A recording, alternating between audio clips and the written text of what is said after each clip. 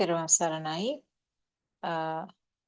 We worship uh, Triple Gem with great respect, and we worship Aryan Maharsi at his feet, who is our noble friend and our teacher, our guide. And may all of you be blessed by Triple Gem, all Dhamma friends who have joined this session, and also our friends who are helping us from the background with the technical work. So, as usual, we will start our question time or discussion time from 3 p.m. to 5 p.m. Sri Lankan time. So, this is an opportunity that all our participants and all our Dhamma friends get each day to discuss whatever the matters which came up as questions or clarifications that are needed, because there is no time allocation during the sermons itself. So this time is reserved for that.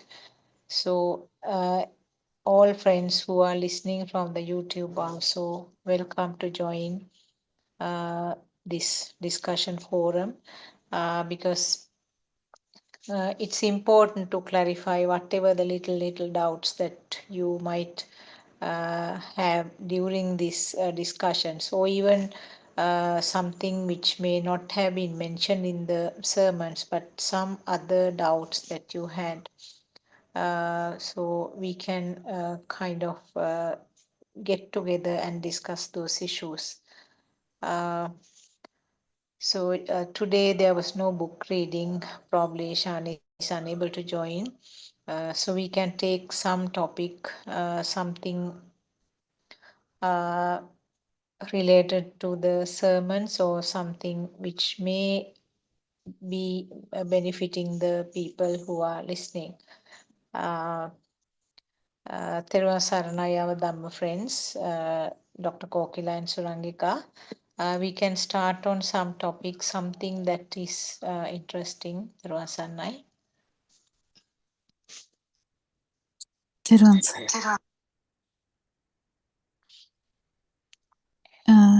we worship Aryan Maharsi for his guidance. So yeah, we can start the discussion. Is there anything specific? I think yeah. Actually, yesterday I had a problem with my signal, so I just wanted to tell something at that time. But of course, Joel has not joined. But I assume that he might be able to listen to this part, because we, as people who had this background right from the beginning, from our school side, there's a bit of history which is linked to the question that he asked. He asked about the personality of the Lord Buddha. What I was intending to tell at that time actually was that uh, it's part of the history, actually, history of Buddhism, that Lord Buddha was born as a prince, as a heir to the throne. So he was a normal human person, normal human being, and he had extremely good qualities as a person. So there, at that level, we can talk about the personality, because he was a normal person. But as we all know, that he left the palace in spite of having all sort of luxuries provided to him, and then as a hermit he went from uh, teacher to teacher, trying to find the truth. And then ultimately, when he understood the truth, and when he came to the complete inner transformation, and then there onwards, you can't talk about a personality, as you and Narayan Vase very clearly mentioned. You can't talk about a personality beyond that level, because as that the Lord Buddha answered that Upakar's question, who are you? Uh, Everything that he asked, Lord Buddha said no. But at the end, Lord Buddha himself explained that I am Buddha. So that means Lord Buddha didn't belong to any of the categories that were uh, uh, mentioned by Upaka. So beyond that, when he became when he reached that status, Arhat state, thereafter you can't talk about a personality because it is completely no self concept, and that is what he reached, and that is what his state was. So nothing to talk about the personality, but I think I can see Joel has joined. Joel, I was just telling the bit of a history which you may not be aware. Lord Buddha was born as a heir to the throne, as a prince, eldest prince of a king, and there was some uh, uh, forecast about him by the astrologers that he will not stay in the palace and he will leave all the comforts looking for truth. So that sort of a prediction was done. But in spite of all the efforts to keep him, he left the palace. So that stage you can talk about a personality. That stage he was a normal person like you and me, of course from a royal family. uh, so he was, as a person, he had a very uh, good qualities, but at the end his father couldn't the king couldn't keep him because he left. He wanted to find the truth himself, more than his comfort and the little baby who was born just on that day. He decided to leave because he was uh, feeling more about the people who were suffering. He wanted to find the truth, and then he left the palace. He went from teacher to teacher who were saying that they have understood the truth, but he was a hermit by that time, and he felt that what he was looking for wasn't there with any of those teachers. And then he left all of them and then decided to find the truth by himself. So during all these times, I mean, he was a normal person, normal, well, human being with good qualities, I would say.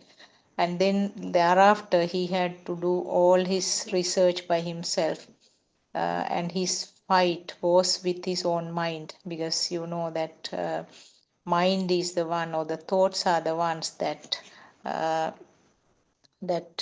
create every parts of the drama, the responsible for this drama, the so-called life drama. So the fight he had was with his own mind.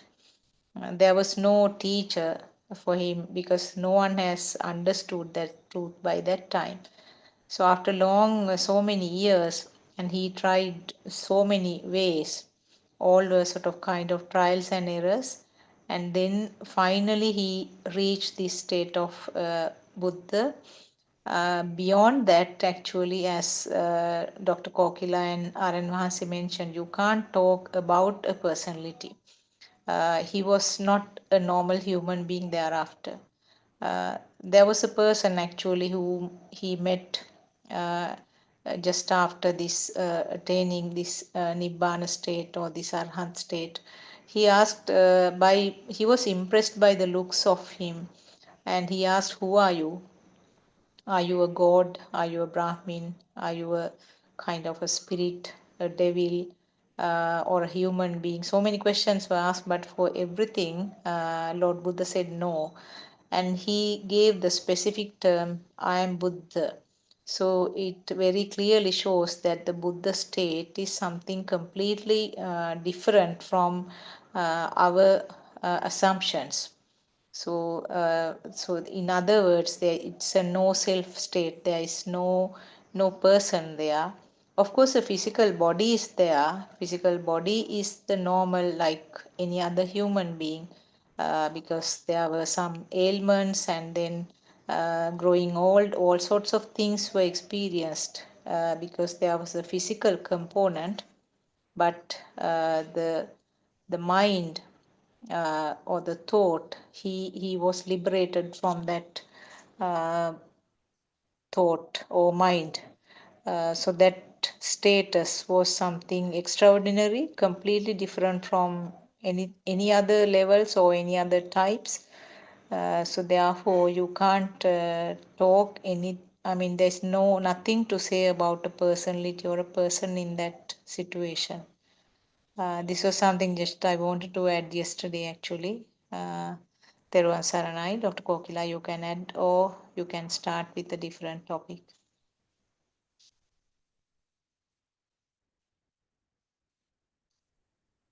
Yeah.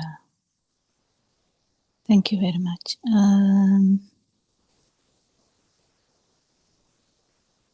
Yeah, we can start a different topic. Is there any specific question? If there's anything coming up to your mind, you can ask.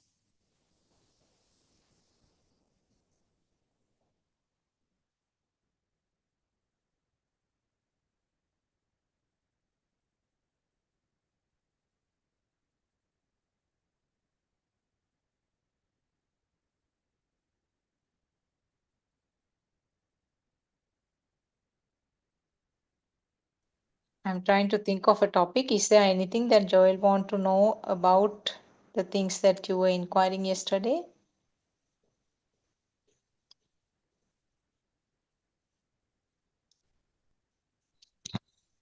No, not much. When the question pops up, I'll ask. Yeah, Okay. it's all good. The most important aspect is how you feel. So if your burning is less, that's most important thing. The things can go wrong in life. Things will not come as, like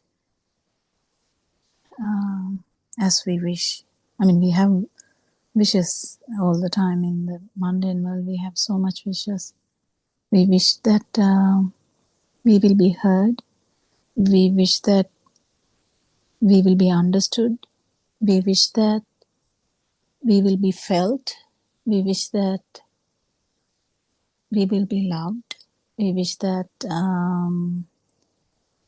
we would be what? We would have a peaceful life, comfortable life. So in that line, we wish we have some money. In that line, we wish that we have a, house without a mortgage. It's funny. The list goes on.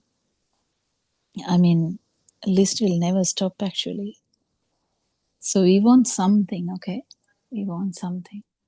It's really interesting to, if you list, you will not even remember what you want. But if something happens slightly different to what you want, you will definitely know that it is not what you want. How about that? I'm trying to open up a discussion here. So we can't even remember what we want. Yeah, we can't remember. We don't know. If I keep telling, you might come up with the things, but otherwise we can't even remember what we want. But then if something happens otherwise, like in a different manner, in a different way, then definitely you know that you don't want that, but you know you want something better than that, even though you are not really sure what you want.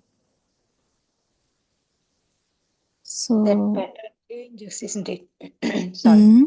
Pattern of wanting, I mean, the things that you want changes non-stop, isn't it?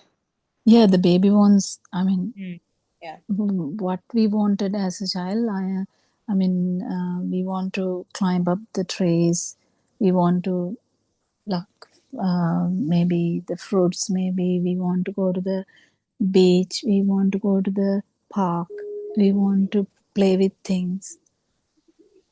Yes, Joel. Just now, when you were talking about this wanting thing, just a question that came up is that you know that I'm 34 and I'm single, so sometimes I want a companion, kind of a partner or a girl. Wanting that, is it wrong? No, no, no, no, no, no, no. No, I'm not telling that child is wrong. Child wanted a, you know, child is so innocent, but child wants a bat. Child wants a bicycle. Child wants a, a doll. Child wants. I can remember when my sister went to a boarding school temporarily. I used to walk along the streets crying. I have only one sister, older sister. So I kept going on the roads, just thinking about sister, just crying. I remember that only few things I remember about the, we don't remember everything. So we are social beings, the social animals, like we like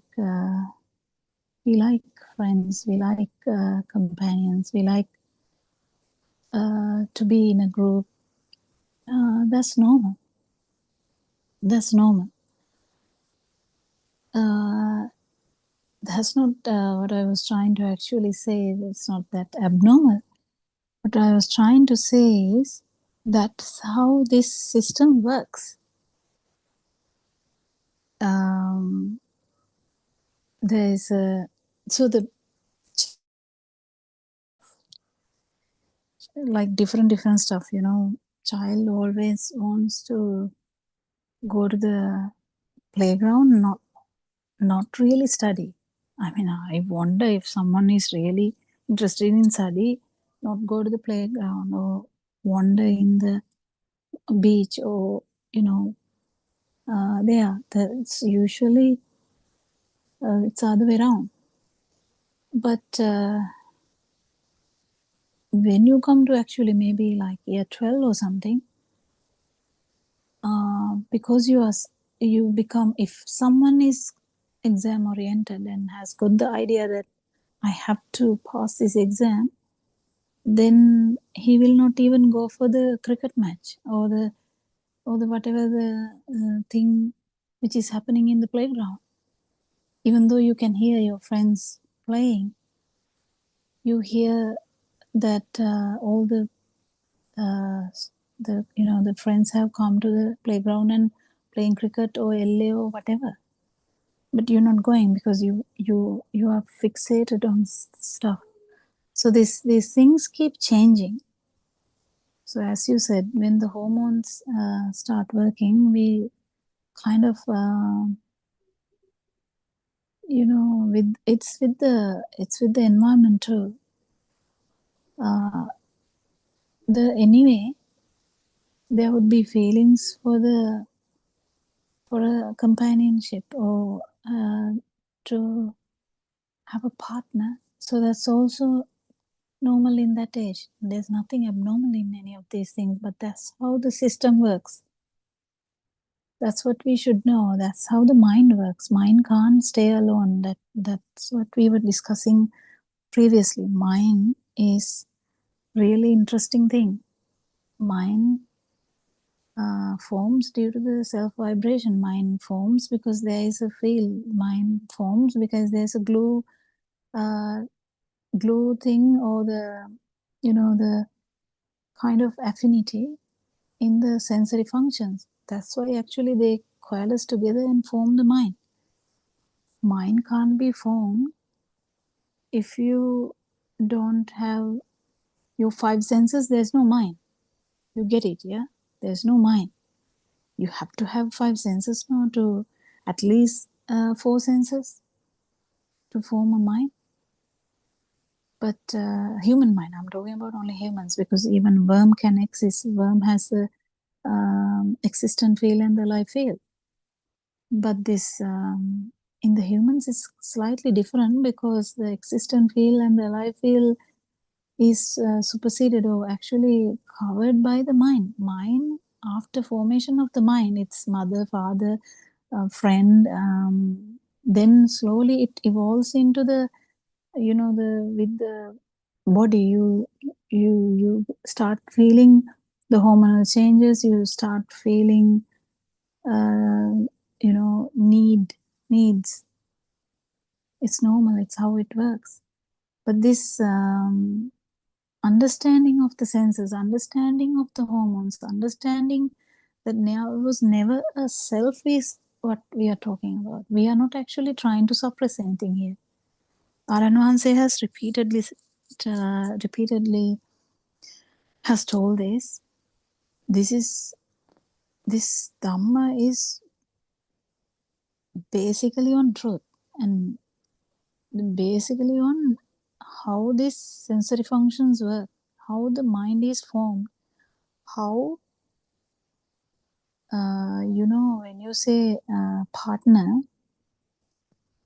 that even that word, or even the actual sense that, you know, when you say a partner, when I say the word, isn't there like a meaning to you? If I say wife, don't you have a meaning for that? You know, wife should be like this. Wife is a female usually, but it Yeah, a can lot of even change imagination. here. A lot of imagination pops up when you say a partner. Yeah, because in these countries, that's what they use.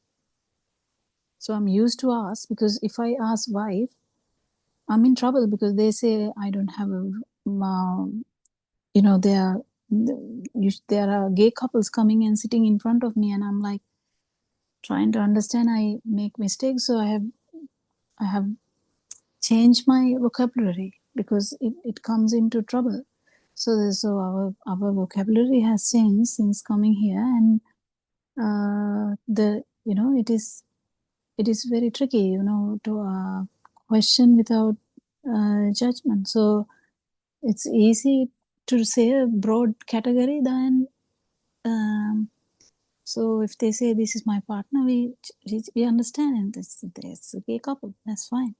So what I'm trying to say is not about these things, these are all mundane world things. But what I'm trying to say is, even the word partner, even the word wife, even the word husband, even the word my son, which is very common, you know, my son, my daughter, because all the other things has so many things attached to that. But when we say son, daughter, it is kind of pure. It appears to pure. Why? Because it appears as love beyond limits. Mother has a love towards the son without limits, you know, kind of like thing. But again, it's with self. It's with the self view that we have all these things. So what we are discussing here is not about suppressing any of these things. Actually, what we are trying to understand is the truth. What is the truth? Truth is, mind is just a creation of the five sensory organs. So the mind can say human rights, mind can say love, mind can say a partner, mind can say um, family, mind can say my country, mind can say this is my job, whatever, doesn't matter. My son, my daughter, my you know, money, everything. Even if the my part is not there, there's so many perceptions we have. All these perceptions, 100%. There's no one exception, even nirvana or whatever, the truth. All the perceptions are mind formed, in the sense formation out of the five sensory organs. This is what we are talking about. We are not trying to limit. We are not trying to suppress, because that doesn't work. That will work for maybe a few minutes, maybe.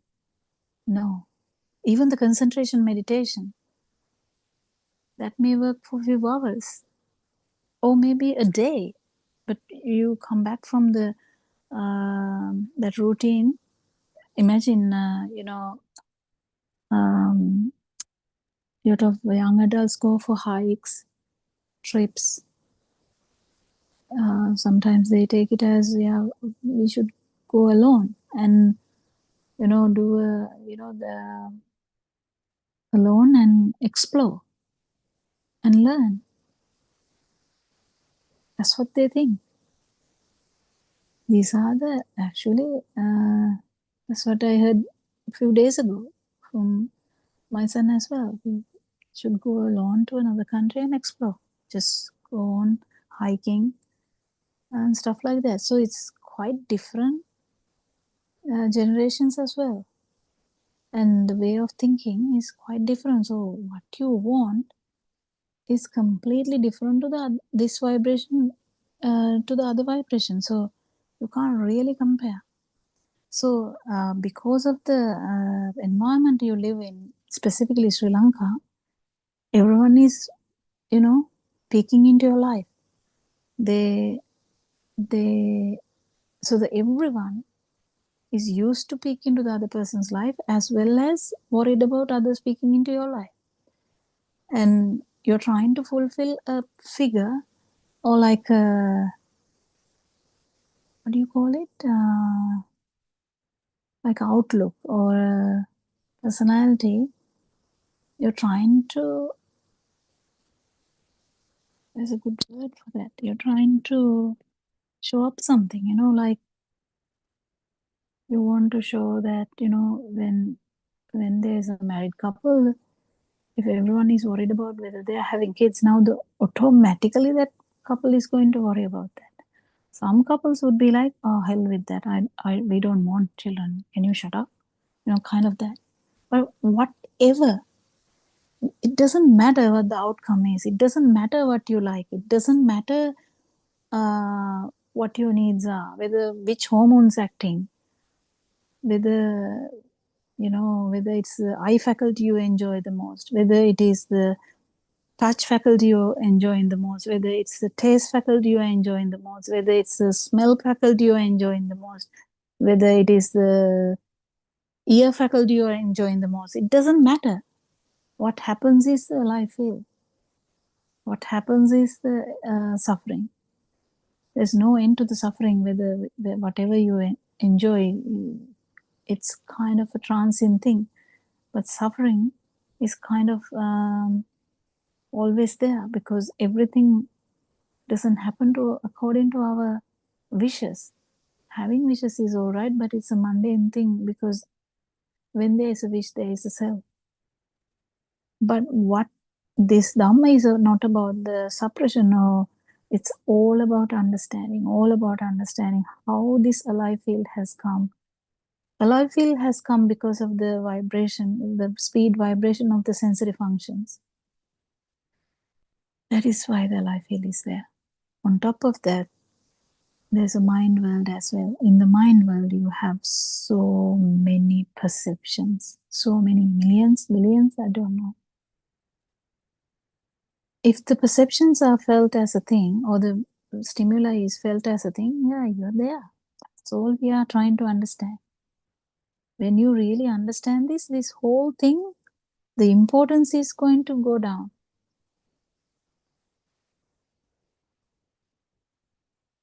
And burning is going to go down. What do you think, Joel?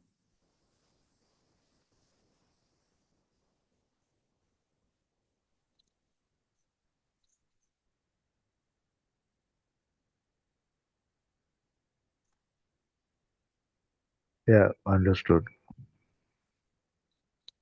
Okay. It's really beautiful, when someone brings up a question, actually, genuinely, it's so beautiful because it's a question out there. Should I like ice cream or should I not like ice cream? This actually, Aranansi, I think, brought it up in a Sinhala Zoom discussion. I don't know. It's all mixed up now with Zoom discussions, but he brought it up. Is it about the eating or the not eating. It's not about the eating or the not eating. It is all about the self-view, self-perception, and self-vibration. This is a complete different path, complete different understanding what you're trying to understand. It's all about the sensory functions, all about this science behind this system. And when you get the science properly, I mean, your cravings, they're not your cravings, they are cravings. And they are going to subside anyway because they are not yours anymore. How beautiful is this? There's aversion. Yeah. Yes. There was anecdote. I just remembered couple of, I think maybe a year or two ago, Dr. Ravi asked Aryan Mahansa on Zoom about the ice cream flavors. Can you remember that? Yeah. Yeah, how he said that, you eat vanilla this week and then next week you can't go for vanilla again, you want to try a chocolate flavor. So how does that happen? He was asking, and whether that was the self. So it's really interesting, isn't it? Because to your point, that is also coming from the system, because the system wants change. The system wants a difference. But if that is there, that's still fine, as long as you said, that self-view and self-vibration is not there. If there is but as a discussion, this matches. But actually, this alive feel in an arahant, alive feel is not there. This entertainment of the sensory organs is also not there, but the things keep happening. So an arahant would be the best taster. So there would be taste, but there is no urge for the taste. That's the thing. It's a very difficult topic when it comes to Dhamma, because you have to differentiate between the actual taste and the taste with burn. So the taste versus taste with burn. Yeah. It's a very intimate discussion, very finer points. And someone has to actually have an experience with burning and without burning. So the most important thing is try and actually do the program that Aranahanse has advised to do. If you go for a walk, try and see what you can feel. Is that real? Let alone thinking. So when yesterday Joel told there's so much thinking happening underneath, the radio works. That's what I usually tell for the internal, we call it in Pali, Vitakka Vichara. It's underlying complete radio going on. It's like, it's non-stop. You are walking, but you can't even remember whether you're walking. Well, I have driven, maybe 20 years ago. No, I can't remember. The years ago, I remember I started from home. I drove to workplace. I couldn't remember any single thing on the way. I was completely in a thought bubble, like thinking just one thing. I was worried about something and I was thinking about the whole thing. I couldn't remember any single traffic light. I couldn't remember what I passed, nothing. And when I parked, I was like, how the hell did I come to the hospital? I didn't know. This is how bad this can be. So the whole system, this underlying radio will never stop. But if you actually start feeling this, how this drama is ongoing, how this drama is being fueled, you will be like, wow, the power reduces automatically. Power, it is happening because of a misunderstanding that it is real. This mind is taken as real. It's taken for granted. It is taken as existing. It is taken as the truth. If my mind says something, it is truth, you know.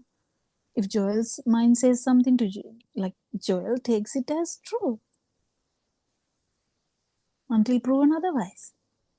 So this mind, if you really feel that the chair is existing, yeah, that is the same feel that you feel as you are existing. But this truth is the most important thing. That is what we are trying to give actually. This is the most beautiful thing to know, the most beautiful science to know. Why should all the human beings deserve to know the truth? They should know how the sensory functions work, how you feel alive, how you have consciousness. People are worried about not having money or not having a house, not having a baby, not having a partner, not having your parents if the parents are dead, early days if your parents are dead.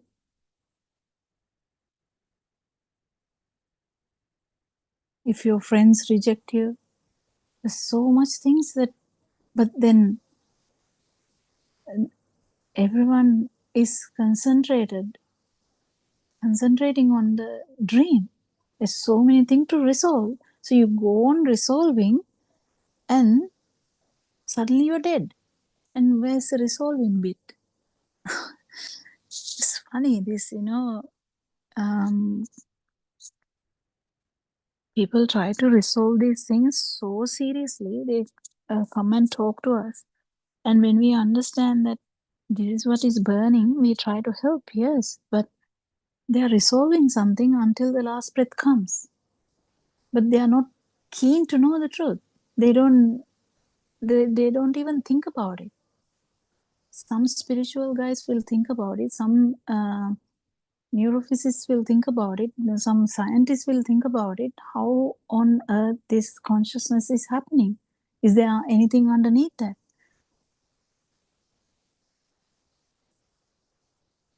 So these are the questions that should amaze you. But it won't amaze you if you are not if you are engulfed in problems. That's what Aranwanse said. If someone is hungry, you can't really go on telling, if the person says I'm hungry, and I keep saying, these thoughts are not real, and that other person might slap me and go, what are you talking about? Can you stop? I'm hungry. So that's the thing, the understanding the problem itself and trying to help that human at that particular point, and slowly letting know that this truth is a different art, and we have to get this art. And Aranwanse has this so beautifully, and we are actually learning from him a lot. Yes, Joel. I don't know whether I asked this question or not, but when you spoke about this consciousness and mind, does these two, mind and consciousness, have a link? Consciousness is the reason for the mind to form. So the eye consciousness, ear consciousness, touch consciousness, and the smell and the taste. When they vibrate together, you get the ice cream. How can you not have you should have 5 sensory organs, at least few sensory functions to form a combination. And when you say ice cream, when I say fruit and nut ice cream, which is not even available in this country, fruit and nut ice cream, you have a picture. You have even the cup might come to your mind. Even the, the big, it's not a pot, what is it? It is like a, oh my God, the word. Big Tub, yeah. The big tub is also there. I think it was green. I don't know. I can't remember. But you know, like the taste, the smell, the sound of course is ice cream, fruit and nut. And so where is this vibration coming from? When I say fruit and nut ice cream, how can Surangika have a kind of a picture coming up from her end, and that won't be similar to what Dr. Sakuntala is having, because Sakuntala may be eating it all the time, or maybe even like, oh, I don't like it, you know. She might say that. So this is the thing. So understanding this, how things work, is the beauty of this truth. How does, you know, one of my patients came and said, oh, I went to see Niagara Falls actually yesterday or day before. And I'm like, wow, that's so good, you know. And you know, when she says that, automatically this the, you know, it matches, the vibrations match. What? The Niagara Falls, that now she has seen it. I have never seen Niagara Falls. I may have seen a photo of it, but I also have a mental picture about that, mental formation. The patient or the person who talked about that actually has gone there to see that, and she has a different kind of a mental picture about that now. But it doesn't matter which mental picture, but it is unique to that person. So that's the thing. So you know, when someone says word like love, that has different impacts on different people. If you tell I love you, Pute, that's a kind of a thing that children will be elated to hear. And but the sensation is different. If a girl in the same grade would tell that to that boy, how can that differ? So there are different perspectives, different perceptions. So we have very minute changes of perception, that, but everything, if it is felt as real, you feel alive. That's the main thing. And the consciousness, basic consciousness, is bringing up the mind consciousness. This is the beauty of Dhamma, beauty of knowing the truth. Mind consciousness, or this very speed occurrence of this mind, is a different consciousness. But the actual consciousness in the without the mind is the feel. We talk about it as a feel because there's no perception. So Aranwansi beautifully told, explain like an example today morning for a person who has listened to Dhamma for a long time but struggling because he's thinking. So he told, while walking, see what you feel. Is that feel true? Is it walking? Is walking related to that feel? No. Walking is a complete mind consciousness. But actual feel, even that is the fast speed of the is the speedy vibration of the skin receptors. There are several types of receptors in the skin. So that's the thing. I don't know. Am I making sense? Because we have I mean, this is an open forum. Does it make any sense? Yes, Joel, because your question was very good. I mean, even in Sinhala medium, they don't much ask these questions. Itta sanya, what is the other one? Itta sanya is the feel of existence kind of thing, and the life feel is the consciousness. You feel as living. It's that power that actually is not getting destroyed even if your respiration stops. That's the feeding for the fuel for the suffering. Yes, sir.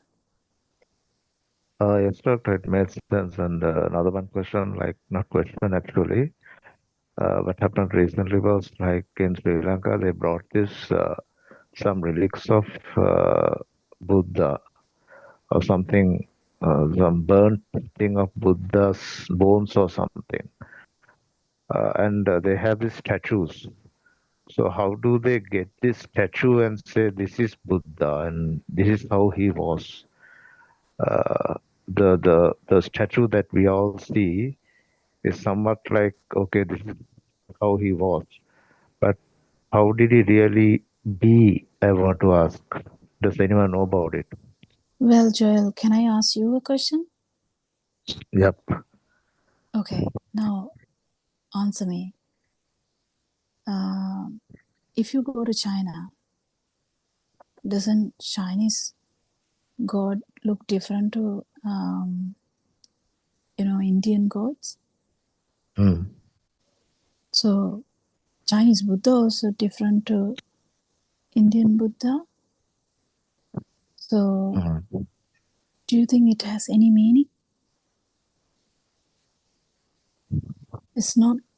We are actually trying to talk about something much deeper than that, isn't it? Yep. Even Jesus or any God, its perspective is in your side. Perspective is here, not out there. My mother, when I say my mother, it's my perspective of that person. You can't really, when I say my mother, can you even feel my mother? No. Even if it is my sister, if I say my mother, what her perspective of my mother is different, even though it is the same mother. It's completely different actually. Because the experiences are different. It's all perception here. Outside, actual outside is a perception, Joel. Chair, if you actually feel that the chair is outside,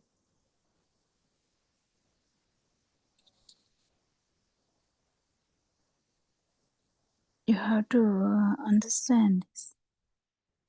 Is chair outside or is the chair a perception? How can you see a dream if it is actually out there? Is the chair inside your dream? But can't you see it is a vibration? That's why you can see.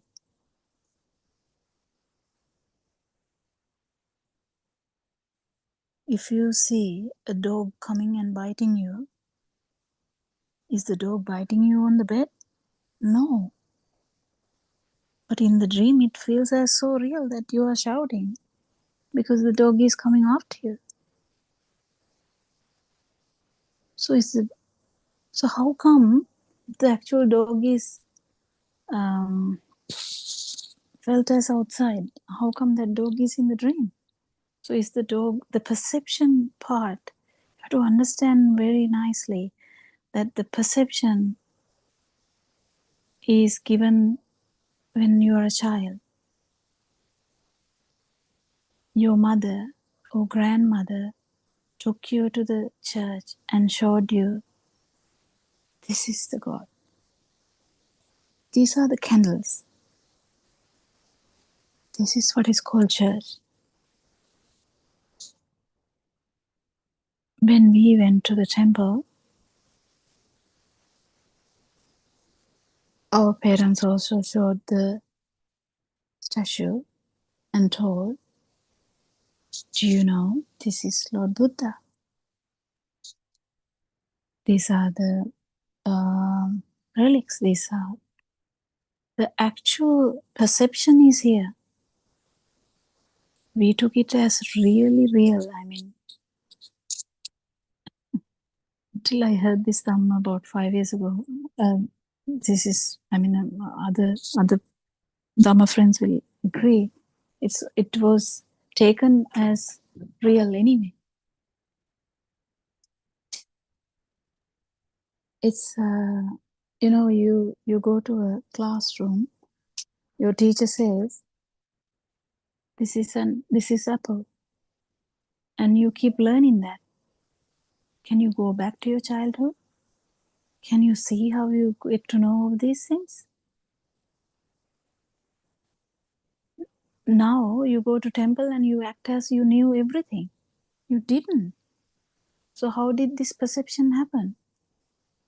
Perception is a combination of your eye faculty, ear faculty, touch faculty if it is something touchable, smell faculty if it is something smelling, taste faculty if it is something tasting. And here you are going to the church or the temple, and you have so much perceptions. This Dhamma is a bit deeper than that.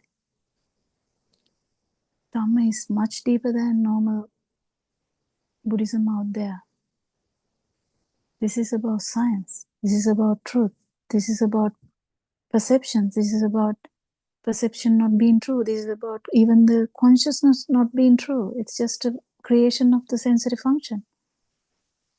You have to experience this though. This can't be just another story, because all the stories are in the mind. Even these words, they are not actually true, they are in the mind. But what you feel is just a speed function of the sensory faculty. Whether it's the ear, whether it's the eye, whether it's the touch, whether it's the smell, whether it's the taste. Are you okay, Joel? Do you understand that? Or do you want me to tell a bit more? Or we can invite others to some... Yes, Joel. Yeah, it was a good explanation, and also I need to ask something else. Like when a person comes to this forum and if he's having a problem kind of overthinking is not just overthinking of certain things, but in everything he's overthinking. Even to get up and go to the washroom, he overthinks. If he wants to go and talk to a person, he will overthink. How can we help him in this matter to reduce overthinking and just do it?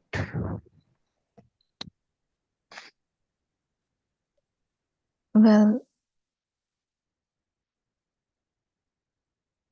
it is a tricky question actually. Who has understood Islam and has felt this truth, and when there is no self-vibration anyway, that is the outcome. It will just happen. The sensory functions will work. It's like a tree. We were talking about the tree yesterday, because tree also has some functions. Tree is moving. Tree is bringing up the fruits. Tree is also, something is happening there, but there is no self there. So likewise, it's a kind of a state of anara, but I have a different answer for a person who is asking without knowing Dhamma. If that person is not aware about Dhamma, I can say several answers as in the mundane world also. Because you can say, take it easy, don't think too much about it. But these are like patchwork things. These are all patchwork. Because if you know how mind works, you're not going to even worry about this mind. And the thinking is not going to get augmented like before. Like it's not going to have that power. So it automatically settles down. So there will be talking without inner thinking. There will be action without inner thinking. In the sense, there is thinking, but without power. That is the difficult part here. There is thinking all the time. You know, until death, until the last respiration, last breathing, there is a thought. So the thought without power, thought with power. Again, it's something you have to feel. So thoughts are there. You can't have without thoughts. Thought will come. Lord Buddha had a thought. I should go and see Buddothpado. And he went. There's no problem in that. But the thing, recurrent thinking or overthinking, is all about this habits. It's actually a habit. It's a habit of self though, but it's a habit. You can do a lot of things, you know, you can actually concentrate on your feel a bit more. But whatever you do, if you don't have this correct view, it will never bring you to the cessation of suffering. You know, Joel, there are so many people sitting down and doing meditation. You must have seen, at least, even if you don't do it, you must have seen people doing it. Even in pictures, in movies, in podcasts, in paper, you will see people sitting down and meditating. What are they trying to do? They are trying to shut down the thoughts. This Dhamma is not like that. This is a difference. This is what never heard Dhamma. Lord Buddha's never heard Dhamma. This is not about controlling the mind. This is not about actually trying to focus on the field. This is all about with right view, whether you are more into the field, then this thinking will definitely go powerless. So powerless thinking is fine. Powerful thinking, I can't go today, it is raining. Why should I go? I wish rain stops. Then the rain stops. You're thinking, oh, it's too late now. If I go now, it is going to, I'm going to meet all these people. It is now office time. It's traffic time. Yeah. And that's how it works. And that's normal because you feel that every thought is real. Once you come to the field, Joel, this is not a problem at all. You will just do what you feel like doing, and that's a different story, not even with the self-will, without self-will. So if you feel like not going, you might not go. If you feel like going, you might go. And you, out of responsibility also, you might do things.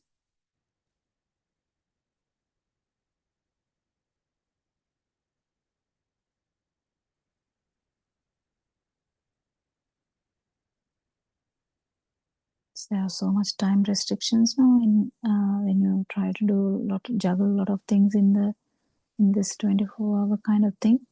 Even that is in the mind, okay? This 24-hour thing is in the mind. The time is actually felt inside the mind. If you are in the field, the time is not felt. Well, you can understand this actually. Even without this right view, you can understand this. If you are engrossed in something and you are in the field side, you might not feel the time even.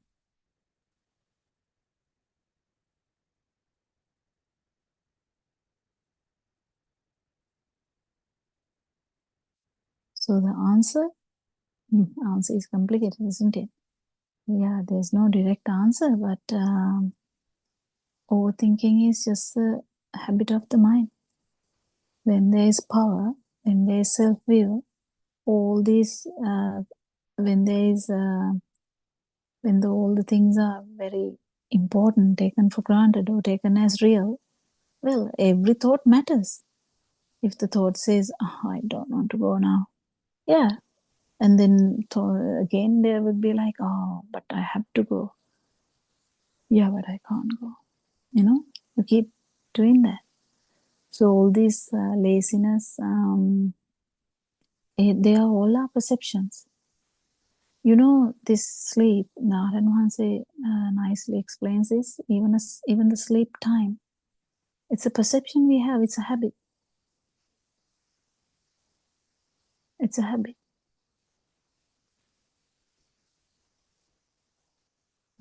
Never a person who gets up early. I can stay till like 2 o'clock in the night. I can't get up in the morning. But now, because there is a Zoom discussion which was in Sinhala medium. Well, I put the alarm and get up now. Kind of, I don't even need the alarm. It's just the habit. That's how this system works. It's more about understand this whole system.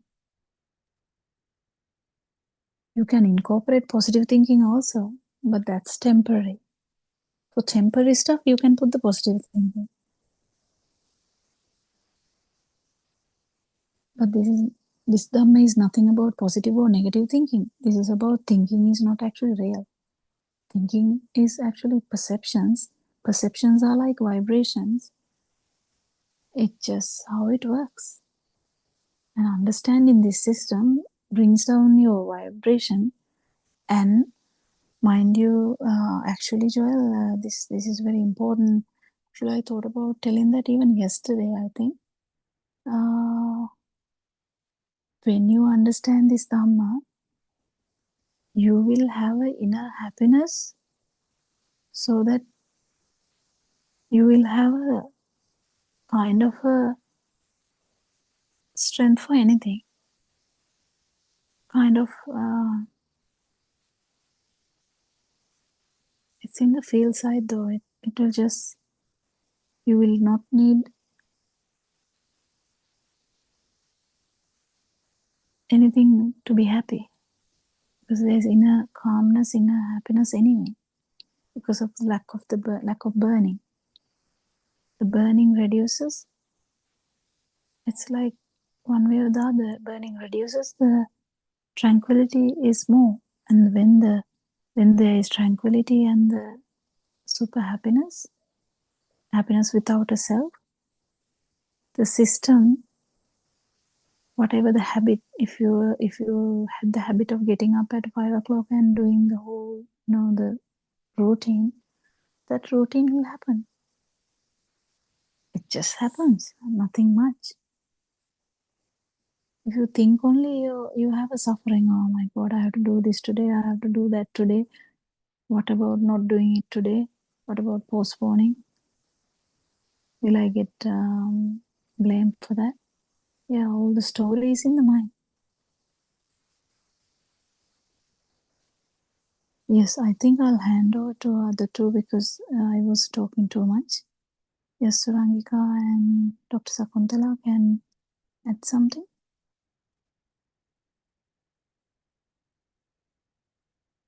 Yeah, as you said, it's a bit difficult thing sometimes to give a direct answer also to his question. And as you very clearly said, that understanding this process is the most important thing, because thought formation is a part of this process. And the sorry, mind faculty is something that is functioning as a sixth sense. Like now, when you are looking at something, when the eyes are functioning and when the eyes are opened, I'm sorry. You cannot stop or change the patterns of shapes appearing or shape or vibration of the eye. So as long as the eye is functioning, there will be a continuous flow of shapes with the process what you call is seeing. So seeing, the process of seeing is not something that is changeable or controllable as long as the eye is functioning, as long as there is some vibration at that point. So all five senses are like that. Even the hearing now, whether you like or not, whether you want or not, as long as the ear is functioning and there is vibration, there will be sounds, or this process of hearing will continue. So the sixth sensor or this mind sensor is also something like that. As long as the system is working and as long as the other five sensors are functioning, there's non-stop mind sense also functioning. And sometimes, as Joel said, sometimes it acts as a separate sensor, but in those also there are always something happened in the past, some event or some spark, a thought, a previous thought is telepathized to this point. But what we have to remember is that each thought is a new one. It's not that same thought recurring. Each thought is coming up as a new one, new thing. When you do not understand this process, actually, you have to sort of analyze it yourself, because just very superficially taking this is not going to help. But when you take it, when you research it deeply and then try to have this deep understanding about how this sense faculty is functioning, then you realize, when the system realizes that this is again something similar to the eye, ear, and the other sense faculties. And as long as this process is not understood, automatically there is a value added to these thoughts, which means they look real. And when they look real, that means it's a kind of adding fuel to the existing fire. And the thoughts become stronger and thought becomes reinforced. Uh, and sometimes some additional thoughts will come. Uh, why is this happening again? It's a trouble again. Why can't it stop? Why can't I stop this one? And this thought is coming up again. Now, this is just pure uh, ignorance, where it's not clear how this is happening. And then the thought has been given life. So, thought is alive. And the alive thoughts, there is a tendency to recur more because there is reinforcement. So simply, what we have to understand that it is no different from the other sense faculties. That is also something non-stop happening. And as long as the same thought is coming up, it's okay. This is the process, and this is something happening as a part of this uh, sequence in the systems. So when that value is not given, the system will realize that the frequency of the thoughts recurring is less. So as long as it's taken as real, as long as it is given some uh, value and sort of kind of more power, then it becomes more and more troublesome. Uh, Please correct me if there are any mistakes in what I explained. What I felt was that more power which is given, more consideration or more reinforcement given to the thought tend to recur more often.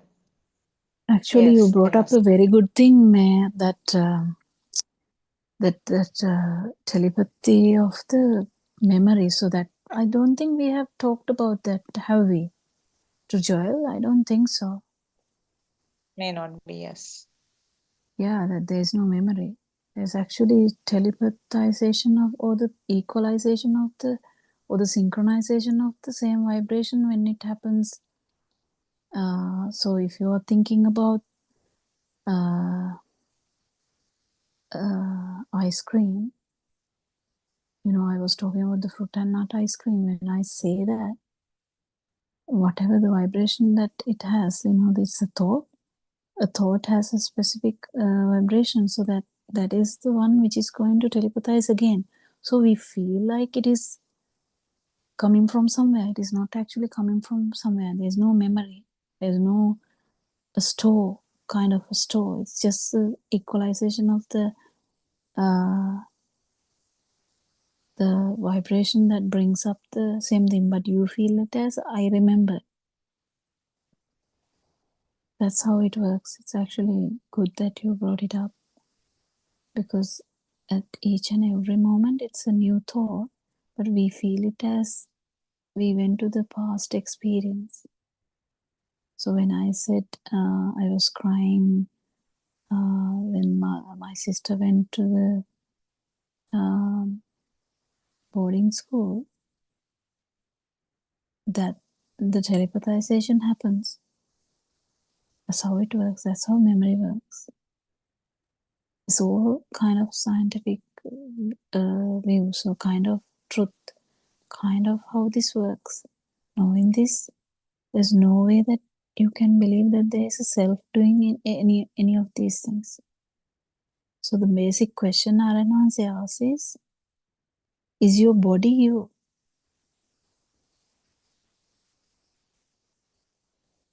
Is your body you? Or is your mind you? If none of these things are you, who are you? That's the basic question.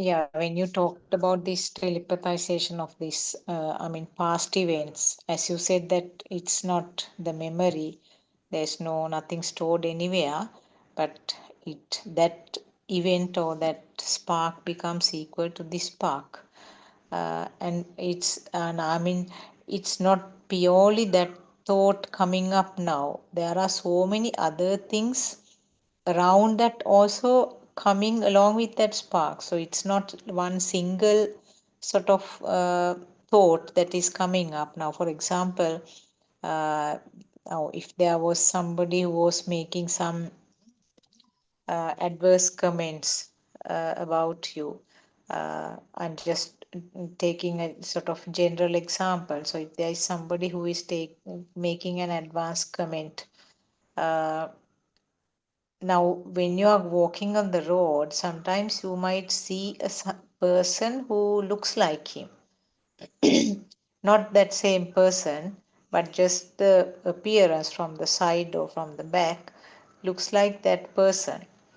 So then you can see how many thoughts around that point. Now, it's not the same person also. So there is some telepathizing of an event, an incident which happened, and then the whole set of perceptions around that incident and around that person will come and spark here as a fresh thought. Ultimately, it's not the same person, also, just it was a vibration of your eye which gave some similarity to the person who made some adverse comments to you. But just that vibration of the eye, every information around that is telepathizing here at this moment.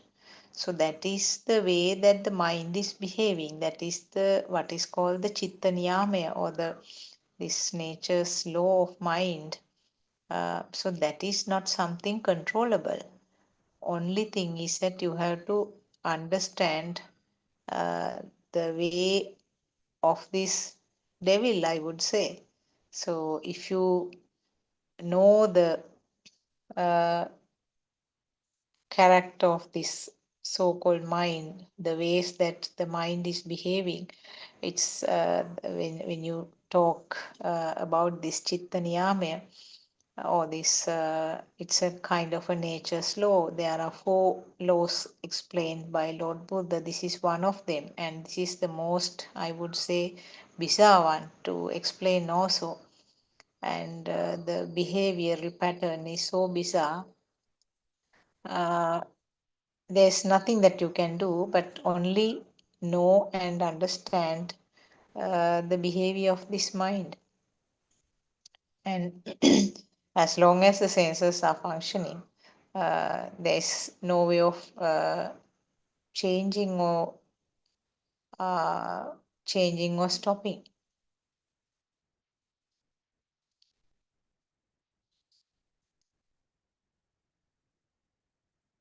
Anything else you want to add? I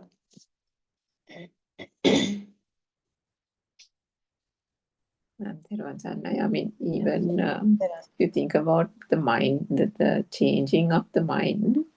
Now, sometimes, we get frustrated if somebody says something to us and promises various things, or to meet us at such a place, or to give us something, or a transaction, or, not a commercial transaction, but even a simple thing. And then if they don't do it on time, or they forget it, or they don't give enough importance to it, you might get annoyed, you might get irritated. But that also, when one understands the mind, is understood that, everything that is happening is just a system. Because whilst we can get irritated that that person changed their mind, does that mean that our mind doesn't change, or this mind doesn't get changed? It is changing. It is changing constantly. The same perception or the same object, the way a thought arises with regard to one object can change from yesterday to today, or like from last year to this year, or last month. Even when this Dhamma is realized, gradually, that is what happens, which Dr. Sakuntala mentioned a little while ago. The thoughts and the value given to various things, objects, people, family members, and all, or even friends, or even the job, or the lack of it, all that, certain things have had such a big value to you. You can't sleep, you can't eat, you are thinking about it night and day. But after some time, no, that doesn't have that much of value, or the thought still arises, but that burning sensation is not there. And talking about that telepathization itself, the more one observes how that happens when you go to different places, how, and particularly if you visit some place that you haven't been there for a long time, immediately just seeing like one object or one sign, or hoarding or something that is there, can trigger all those past perceptions, telepathizing to this very moment, to this single thought.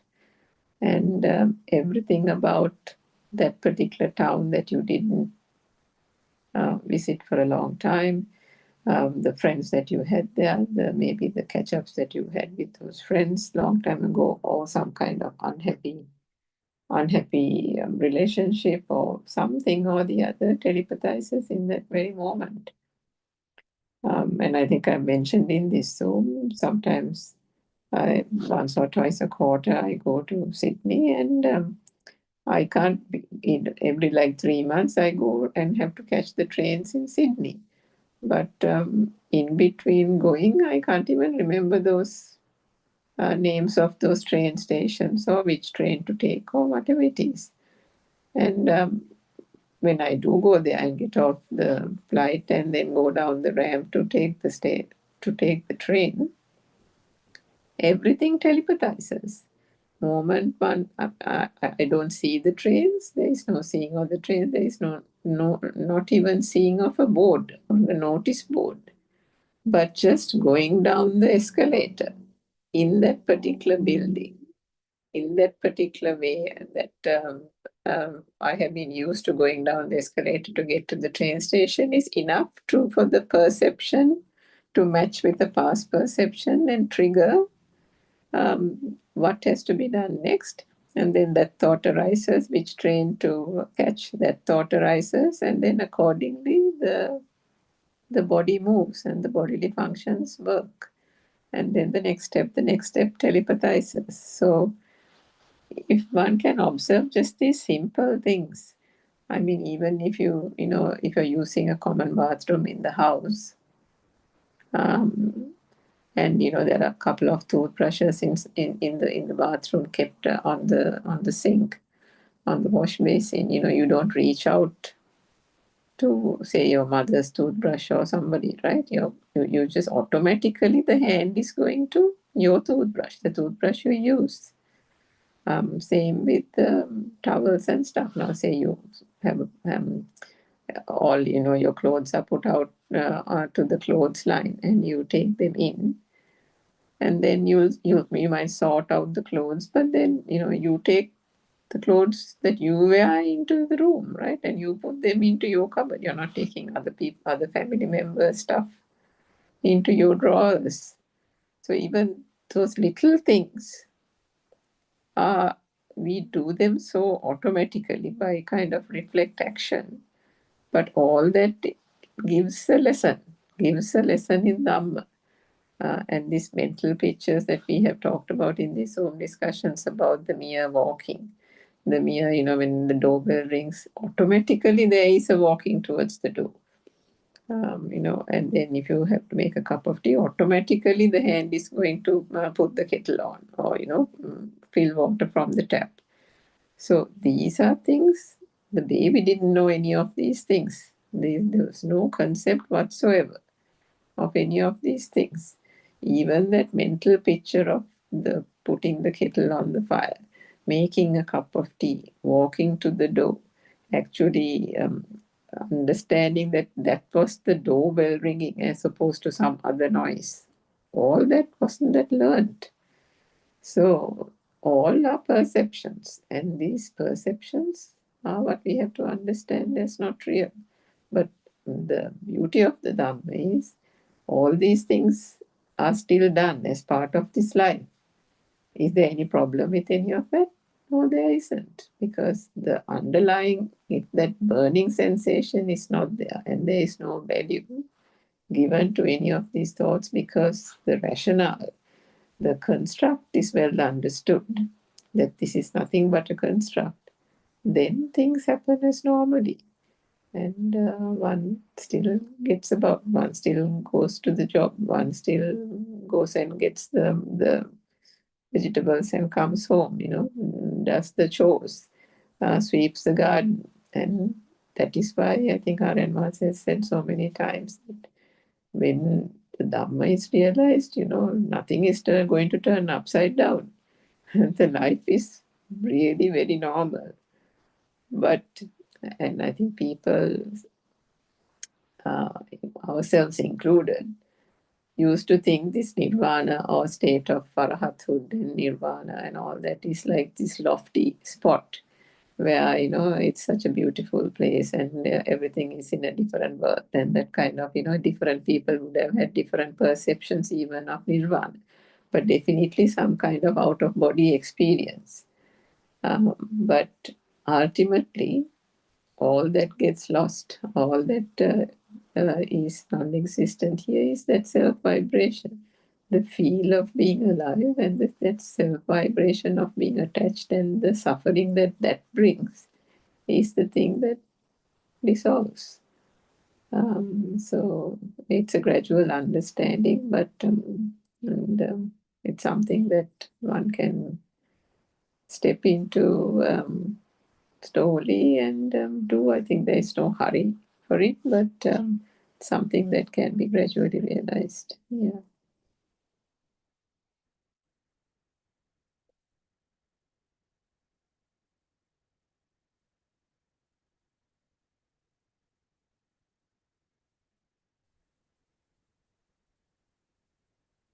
Yeah, any more questions?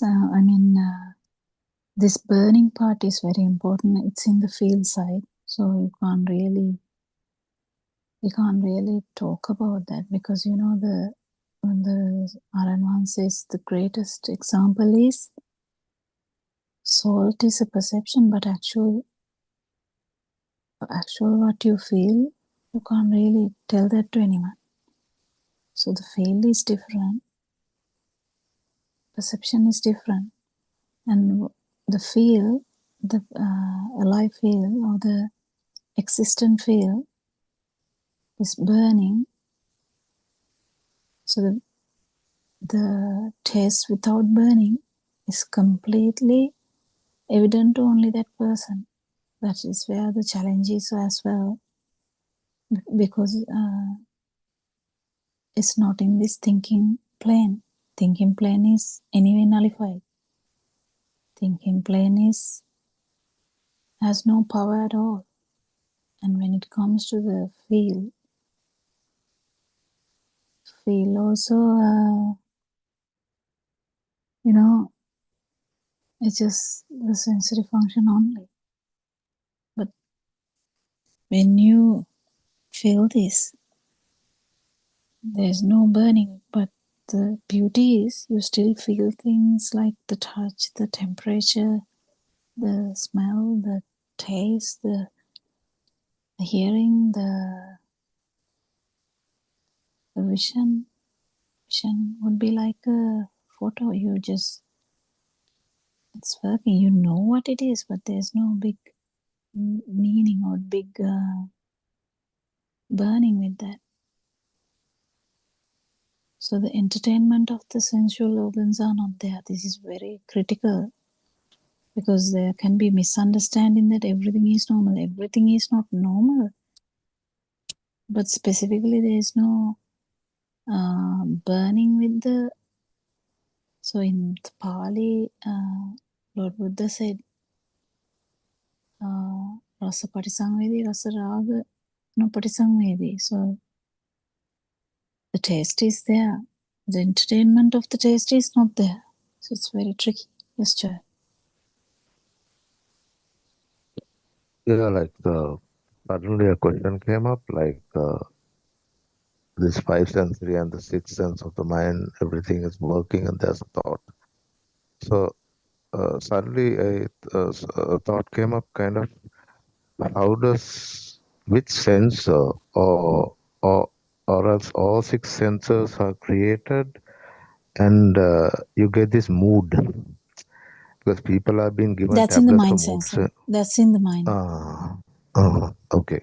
The emotional side of everything is in the mind.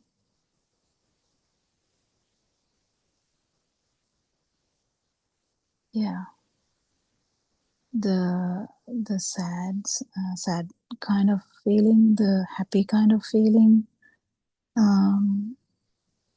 everything is in the mind. But there is a feel side too. That's the thing. It's very tricky. So if you feel that the sadness is actually real, there's a feel side as well. But that is the thing, the whatever the perception, because sadness is also perception finally.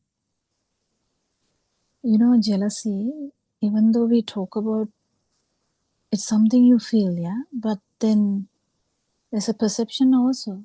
I felt jealous. So it's a perception as well now. And every perception, if it is felt as a thing, or if it felt as real, then there is a feel as well. That is the life feel. That's the thing. It's very interesting and tricky as well to understand this. So anger is something you feel.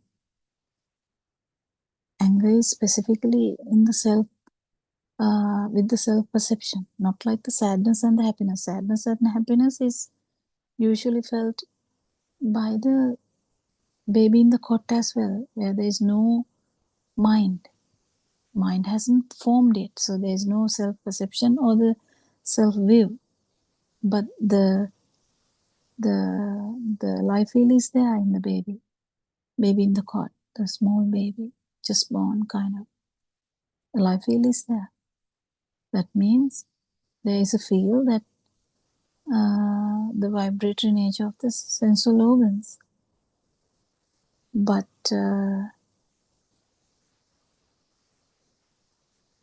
it's the baby also is happy, smiles so beautifully. Rantikrisina Aranans is saying that didn't have the anger, that didn't have anything like that, because there was no self-perception or the self-view. Can you feel it, Joel? Can you feel it? And when with the mind, there's a whole lot of things. It's all with the self-perception. It's all with the self-perception. The mind has all this kind of complications. But the glue, initial glue, the potential is in the actual, even in the baby. The life feel is there in the baby. That's the non-form world, or the arupa. That's the challenge, when you understand this Dhamma, you have to pierce that level too. Like even the feel is not true. In the sense that's a speedy vibration of your sensory function. But when the mind is formed, that baby is now having problems. Baby is angry, baby is taking something as an insult, baby is having jealousy, baby is having a lot of things. It's not the happiness that the baby in the cot had.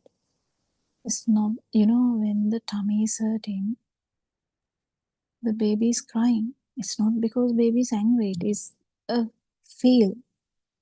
Because the feel is unbearable to that system, the baby is crying. So the baby in the cot didn't have any anger with the tummy. Or didn't think, oh my God, why my tummy is hurting again? Why my head is hurting again? No, there's no mind active yet. But there is a crying there. So can you feel that? Can you become the baby and see, that baby feels the difference in the vibration, and some vibrations are unbearable. Why? If you do a very thundering, like a very big clap, babies are startled. They cry. But if the mother says something smooth, baby is smiling. But there was no self-perception or self-vibration. There was no self-perception or self-will. But as soon as the mind is formed, terrible problem has started. But the root cause was there in the baby. Do you get this, Joel? This is very important.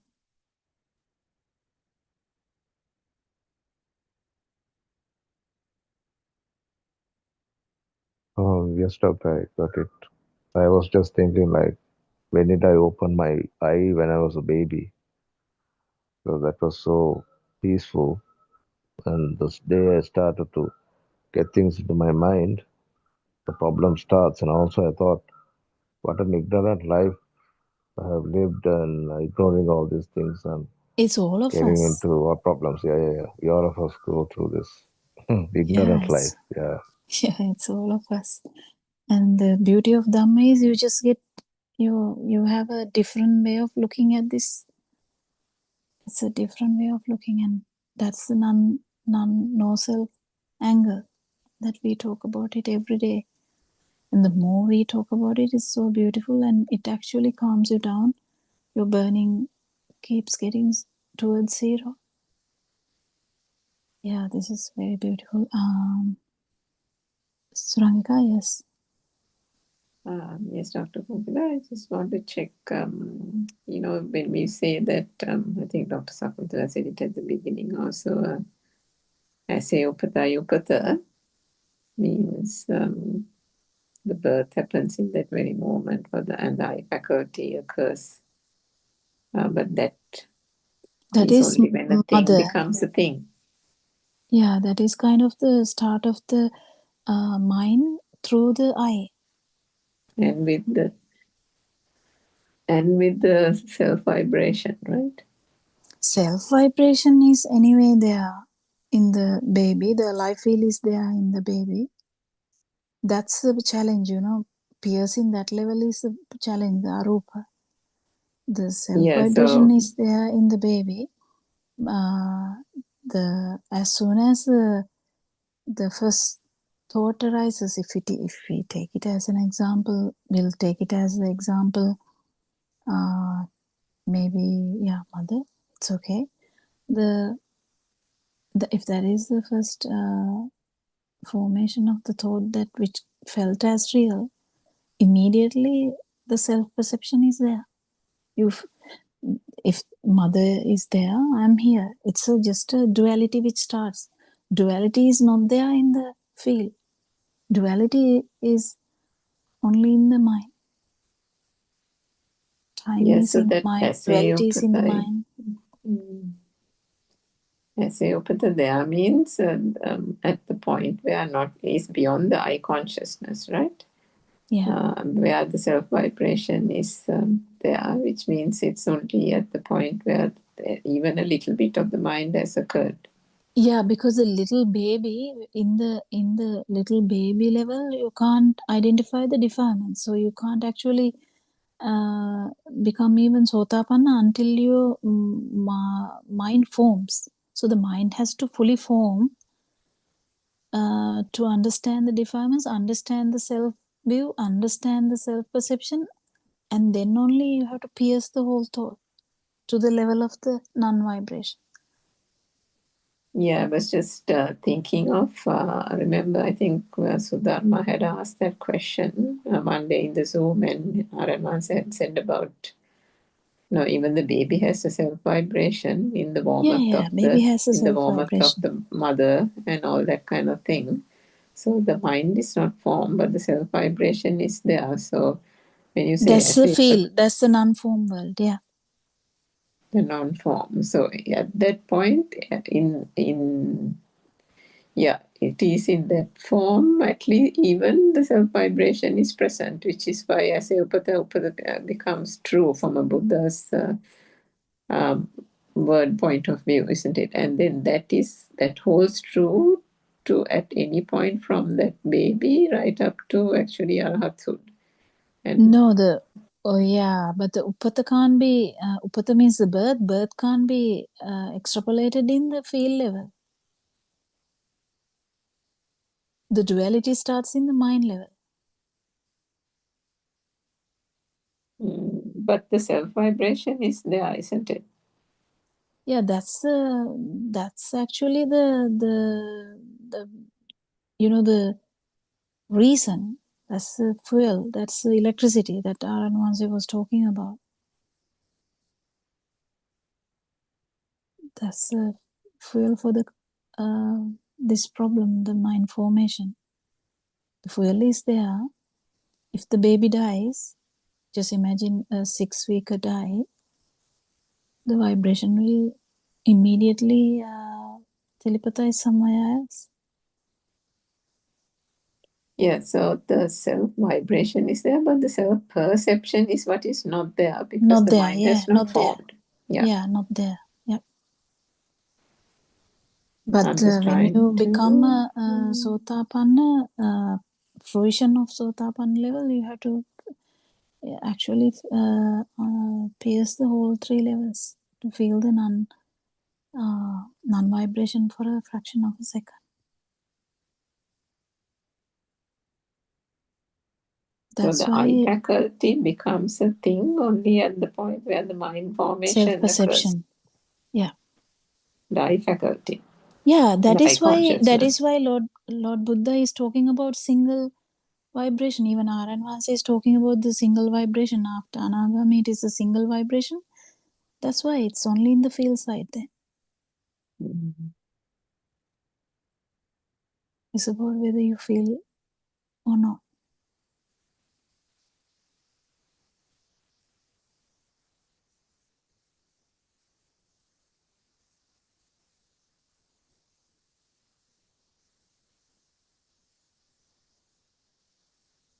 That single vibration is the basic sensors, is it? Speed, yeah. I mean, if you look at from the Lord Buddha's Dhamma way, yes. Otherwise, it is a self vibration. So okay, I'll tell that again. So the feel with the power is a self vibration. Feel without the power is a understanding. The lack of when the avidya is not there, when the ignorance is not there, In the sense, when it is fully realized, that it is only the speed of the sensory function.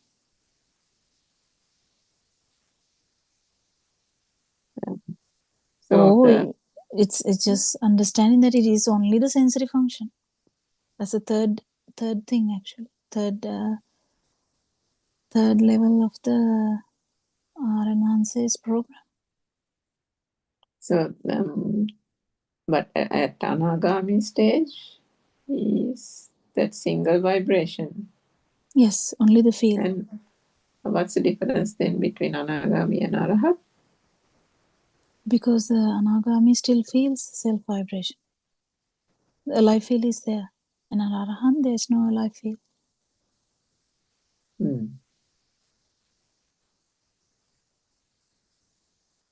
So the not the self-perception, self-vibration is there in the Anagami. Because that single vibration is real even to a fraction of an extent. Actually, no, it is kind of in the Avadhiya kind of thing. So it is very tricky here. But it's not permanent. That's why the Titiya is explained, isn't it? Yeah. So going towards the Yeah. That is true. What you said is true. There's always you start feeling only the feel. There's no perception at all. Worldly perceptions are not a thing at all in that level. So the whole it's about the feel only. Then when it becomes a feel only, it is feel or not feel. So the not feel is going to improve.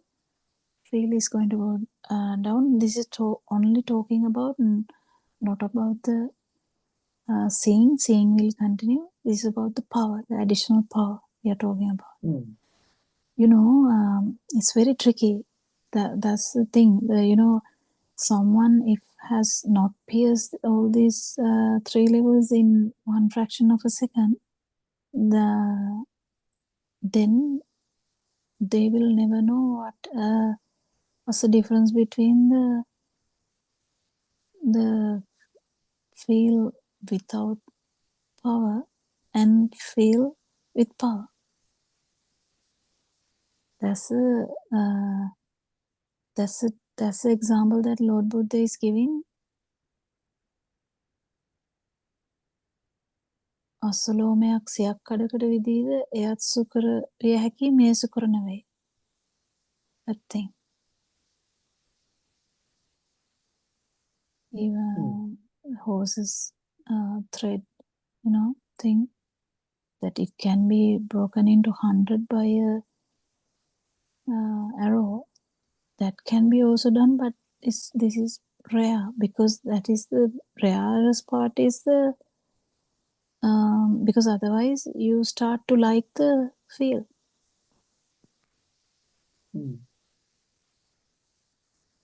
Yeah.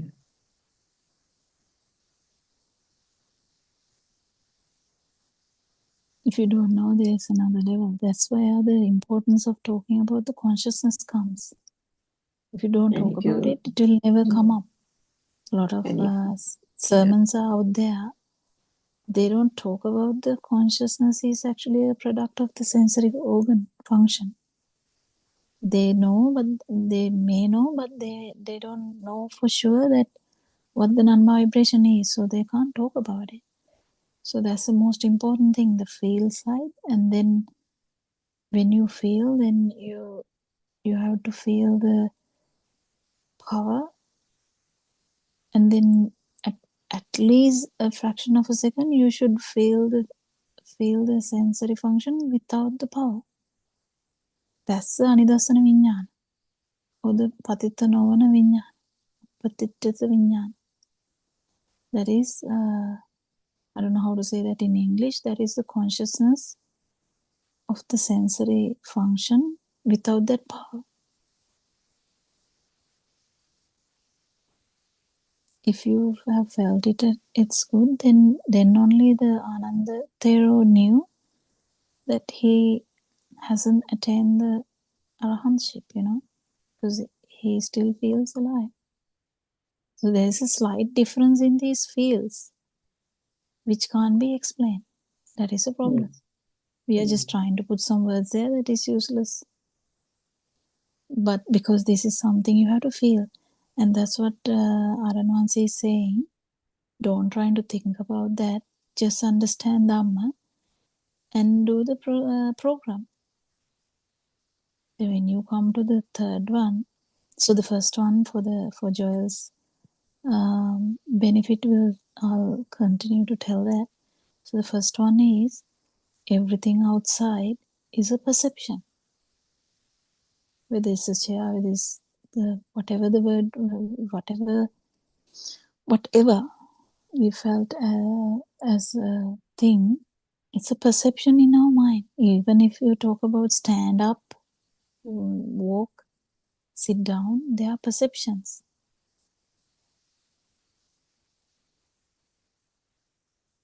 And when you read a book, Kamal Ambagasatanagi, that's Aran Wahanse's example. Kamal is climbing a tree.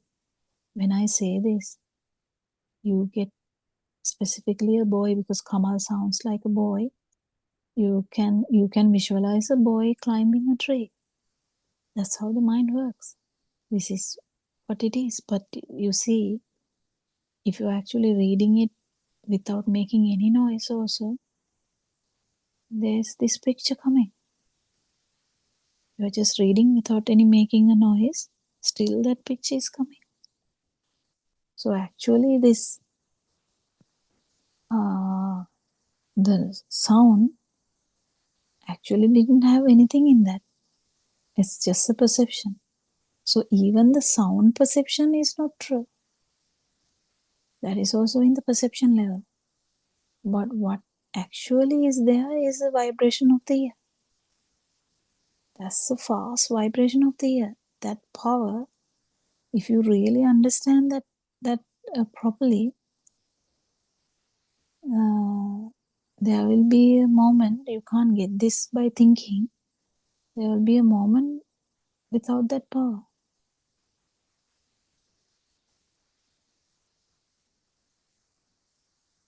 You're still here, but without the alive feel, it's really important. Then only you realize that there was never a self. Because until such time, there's no break in this alive field. Whether you are a Brahma, whether you are a God, whether you are the human, whether you are the animal, whether you are the hell, whatever. We talk about these things, but whatever the mundane world levels, it doesn't matter. The life field was there. The system can change, but the life field didn't change because it keep synchronizing everywhere. That's where, as you said, Dr. Pokila, that the feel and the perception go hand in hand. Because, Joel, I think we gave that example, when you're sleeping, there is nothing, no alive feel, no perception, nothing, isn't it? The moment you wake up and the senses spring into action and the vibrations then start telepathizing, and the mind brings all that back again. And with that comes that self-perception, alive feel. It's a perception working in tandem, isn't it, Dr. Pokila? With the field of it, of things becoming a thing. But the self is not broken without doubts. I mean, the path is not progressing into the next level because this break has to happen. The non-alive field has to surface for a moment. That's where you definitely know that there was never a self, because the alive field was the mistaken thing for the speed vibration of the sensory function is the mistake. The mistakenly taken as me, or my like me, myself, mine, all this thinking is based on that vibration, because you feel alive. You feel something here. That's the reason. It is felt as here.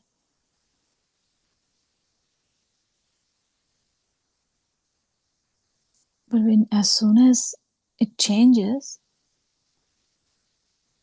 what you telepathize at that moment is the Buddha status, or even if it is for a moment. None alive feels. That is where all the doubts about Dhamma will go away, because even though we talk about this, it is just a knowledge now in the beginning. But you have to feel. You have to feel the non-form level. You have to feel it. Feel the power. Sensory function with the power and sensory function without the power. Sensory function with the self vibration, sensory function without the self vibration. Then definitely there is no doubt that the self vibration was there, because of the there was never a self. How can otherwise that you don't feel it at that moment? You don't feel it at that moment because that stimuli is not felt as a thing. The life feel is not there. That is the basic message. If it is the, when you touch a cup, if it is a touch sensation that brought you the idea of cup, imagine your eyes are covered with a piece of cloth. No one is telling you that it's a cup. Just that you touch the cup accidentally. Just imagine you touch the cup that you drink tea. Instantly,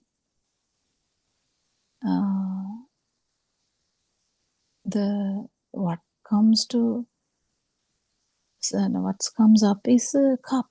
When it comes immediately, the duality is there. I felt the cup is there. Duality is already there. The self-perception is already there. You have to experience this.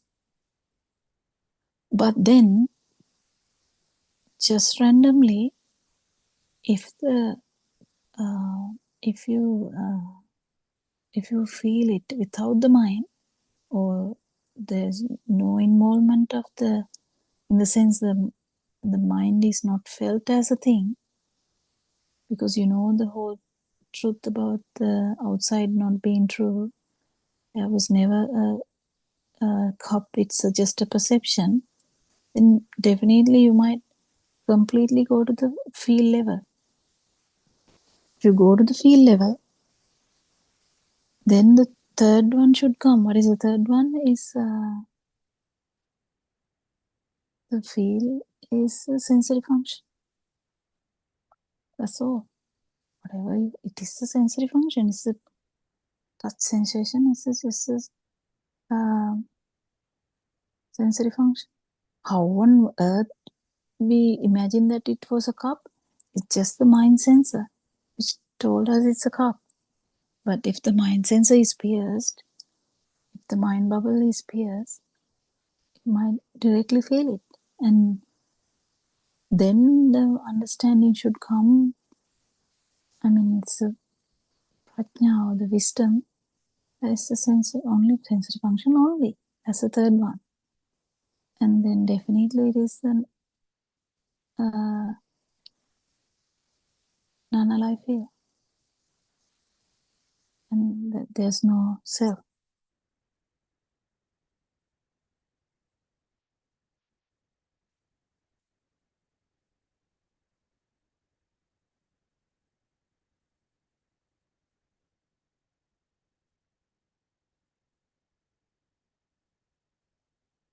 At least if you have felt it, you know that what type of feel is the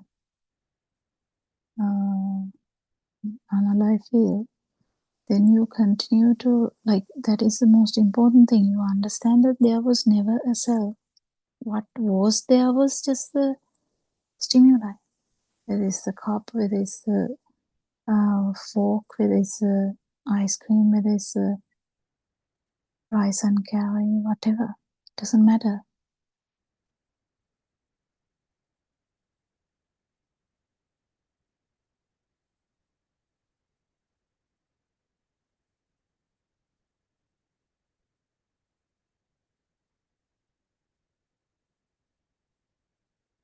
Yeah, in that example, so I mean, when you touch a cup, the cup is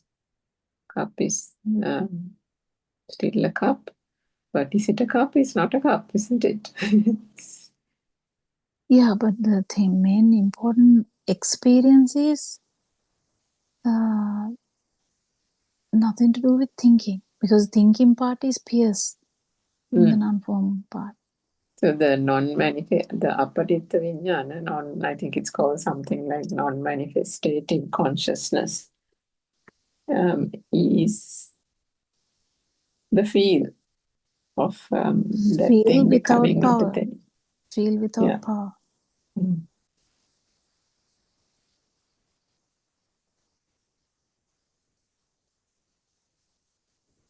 That is a challenge.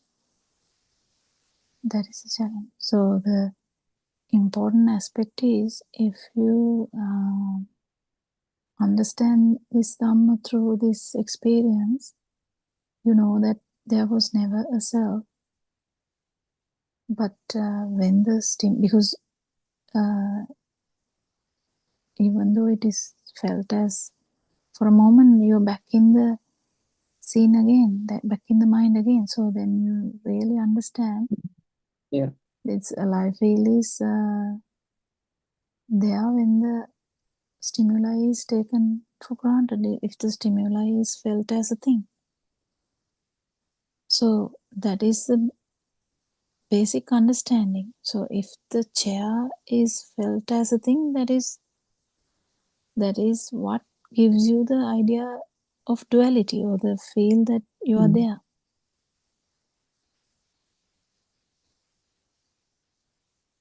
And this is slowly, ever so slowly diminishing, isn't it? It is nothing that can be done except seeing this, how this process works.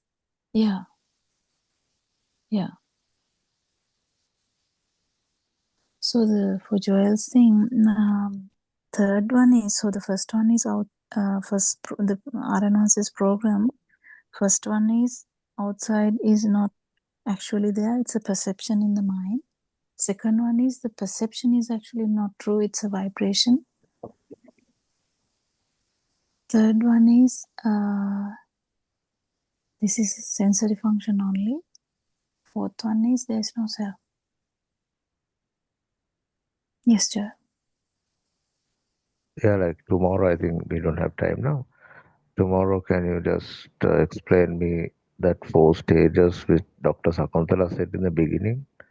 Sanchate or something. I don't get it now. What was it, Surangika? Do you remember? Not really. Do you remember one word from that, Joel? Then I might get it.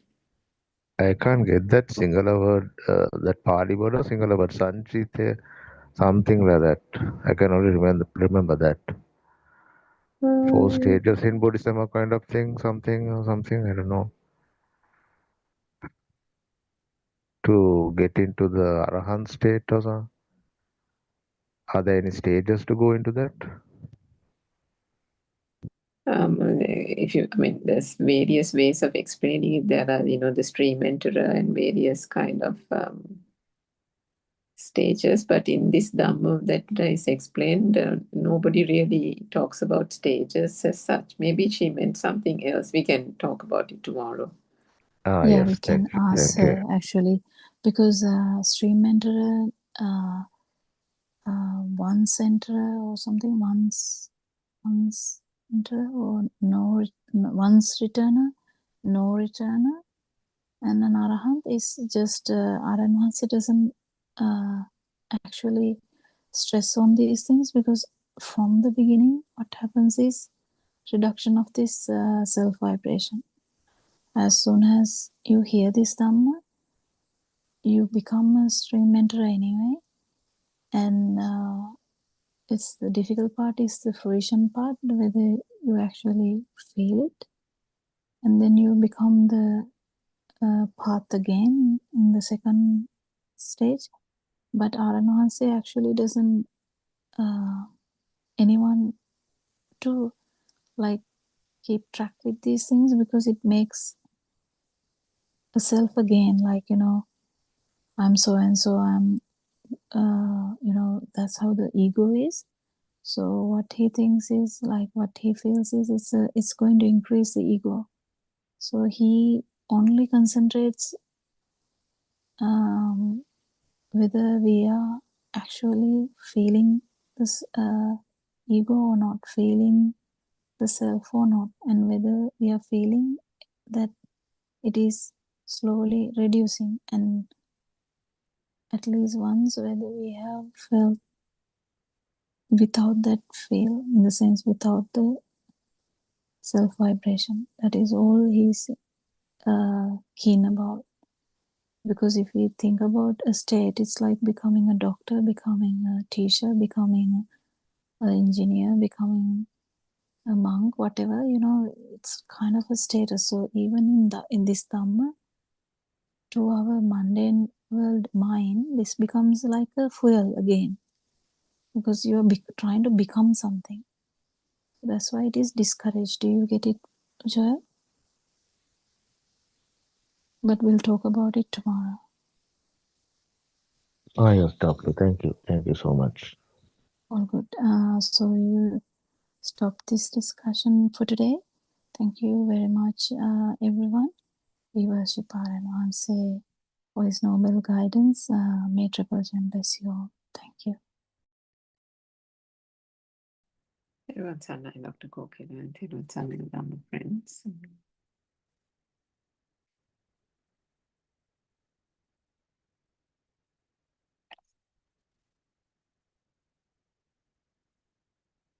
Everyone Sanai, Dhamma friends. So let us continue with this Buddothpada 24-hour English Zoom discussion. Sorry, not English Zoom discussion, but the talks.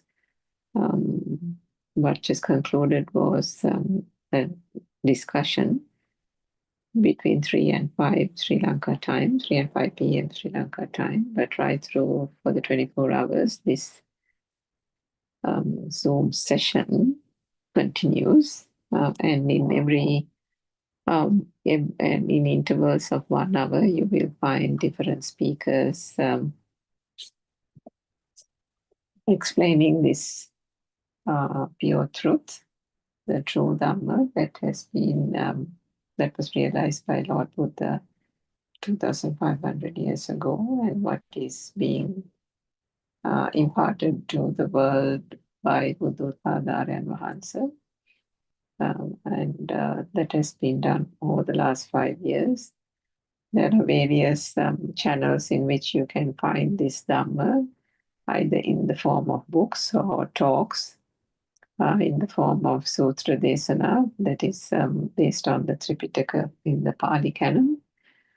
Some of these websites that you can visit in order to gain more in-depth understanding. If you want to listen to full talks of Aryan Mahansa himself, you can visit Buddothpada-dhamma.com, which is one of the main websites. Then there is another website which is called wisdomofasia.com. You can find or search on Facebook as well with the words Buddothpada Aryan Mahansa. So there are, and then of course the YouTube channel, there are multiple YouTube channels which have been dedicated to different types of talks. Some of it which is in the main Buddothpada channel. Then there is a separate one for the Buddothpada practical program, which happens at 5 a.m. Sri Lanka time. There are 2 or 3 other Q&A kind of Zoom sessions, one happening at 9:30 in the morning and another one at 8:30 p.m. in the night. In between, there are so many other Zoom sessions dedicated for dedicated to the explanations and analysis of the Sutra Pitaka, which is mostly dedicated to and is explained by other Mehenin Mahansas and Venerable monks. There's a session at, I think, 5:30 Sri Lanka time for youth and children who are understanding the basics of the Dhamma, and it is very simple and very beautiful.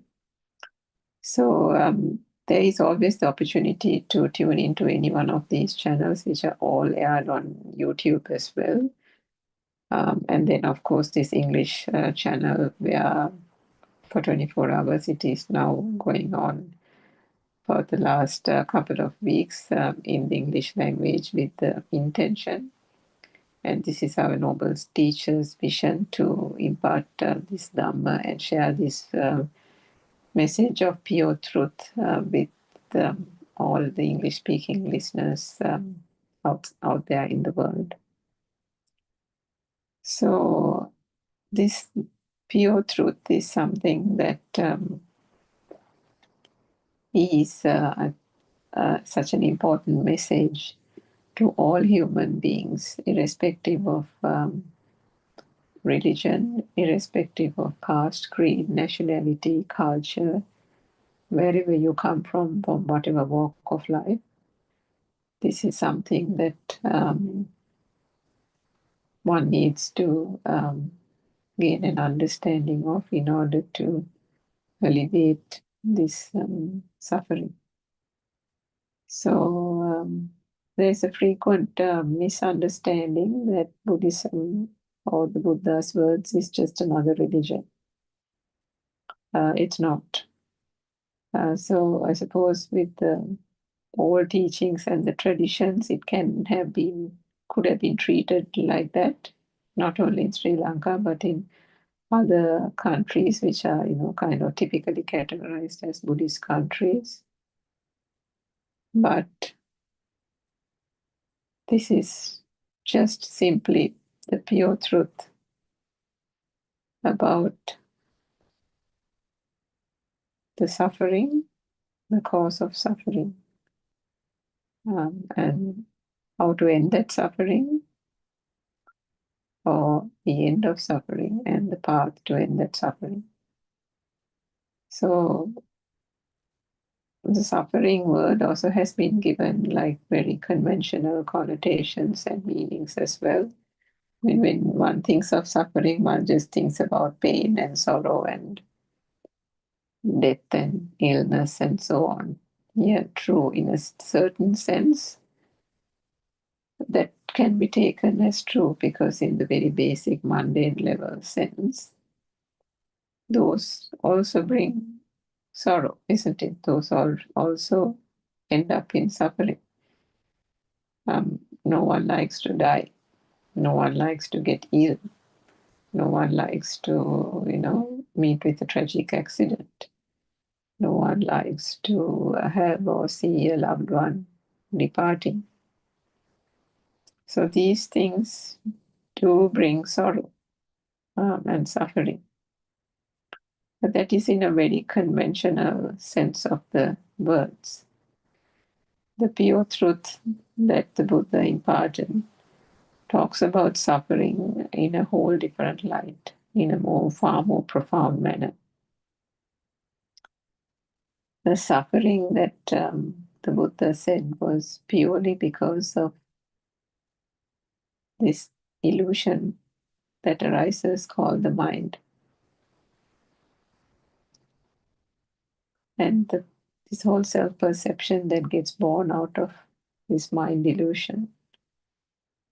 So when the Buddha went in search of the truth and, went from a great ascetic to another ascetic who had practiced concentration meditation, he realized that through those various stages of meditative states that he attained, he still couldn't put an end to this suffering. He still couldn't find a permanent answer to end this suffering.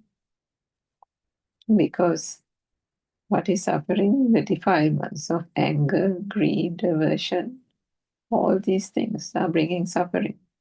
One doesn't get what one wants, if one is thinking of something and then that is causing grief, that is causing sorrow, then where's the peace and the tranquility? Is there peace of mind? No, there is suffering. So has there been an end to the suffering?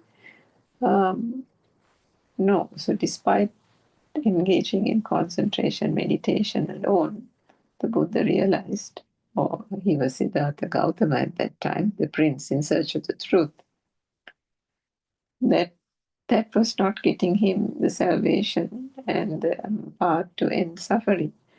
So in the search of the truth, which he embarked on his own, what was realized under the Boga tree was that his suffering and all are stemming from considering the stimuli that is occurring in the mind consciousness as true. And with that comes this whole self-perception, self-view, which is bringing that sense of being alive, and that itself is fueling and constantly fueling the sense of existence, the sense of perception, and this cycle goes on and on. But all these he realized were just perceptions that were occurring because of the speedy vibrations occurring in the sense faculties that human beings possess. The vibration occurring in the eye being light, the vibration occurring in the ear being sound. As long as these sense faculties were there, similarly we can talk about the other senses as well. So the nose gives rise to the sound, gives rise to the smell due to the speedy vibration. Similarly, for the bodily sensor, it gives with the vibration, it gives the sensations, the perception of solidity and temperature, heat or cold. And then with the tongue sensor, the sensation of taste. So for human beings, with these sensor faculties, it is inevitable that the vibration is going to give rise to various sensations. But these sensations don't end there. What happens is they combine to form what is called a mind sensor.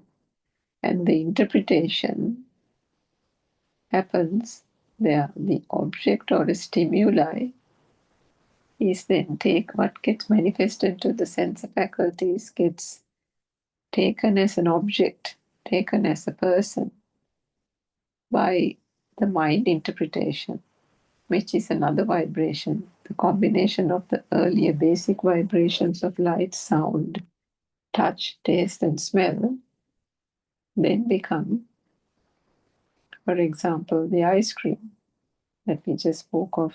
If you were listening to it on YouTube, we were speaking about an example of an ice cream.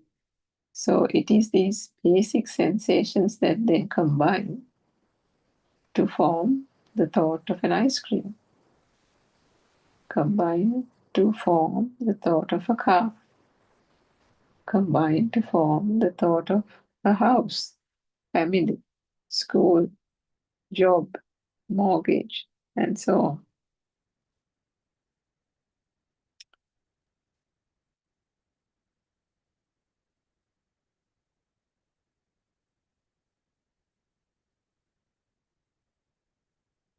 The mind accesses interpretative mechanism, the machinery of forming this so-called world is all just a part of the mind and the mind sensor.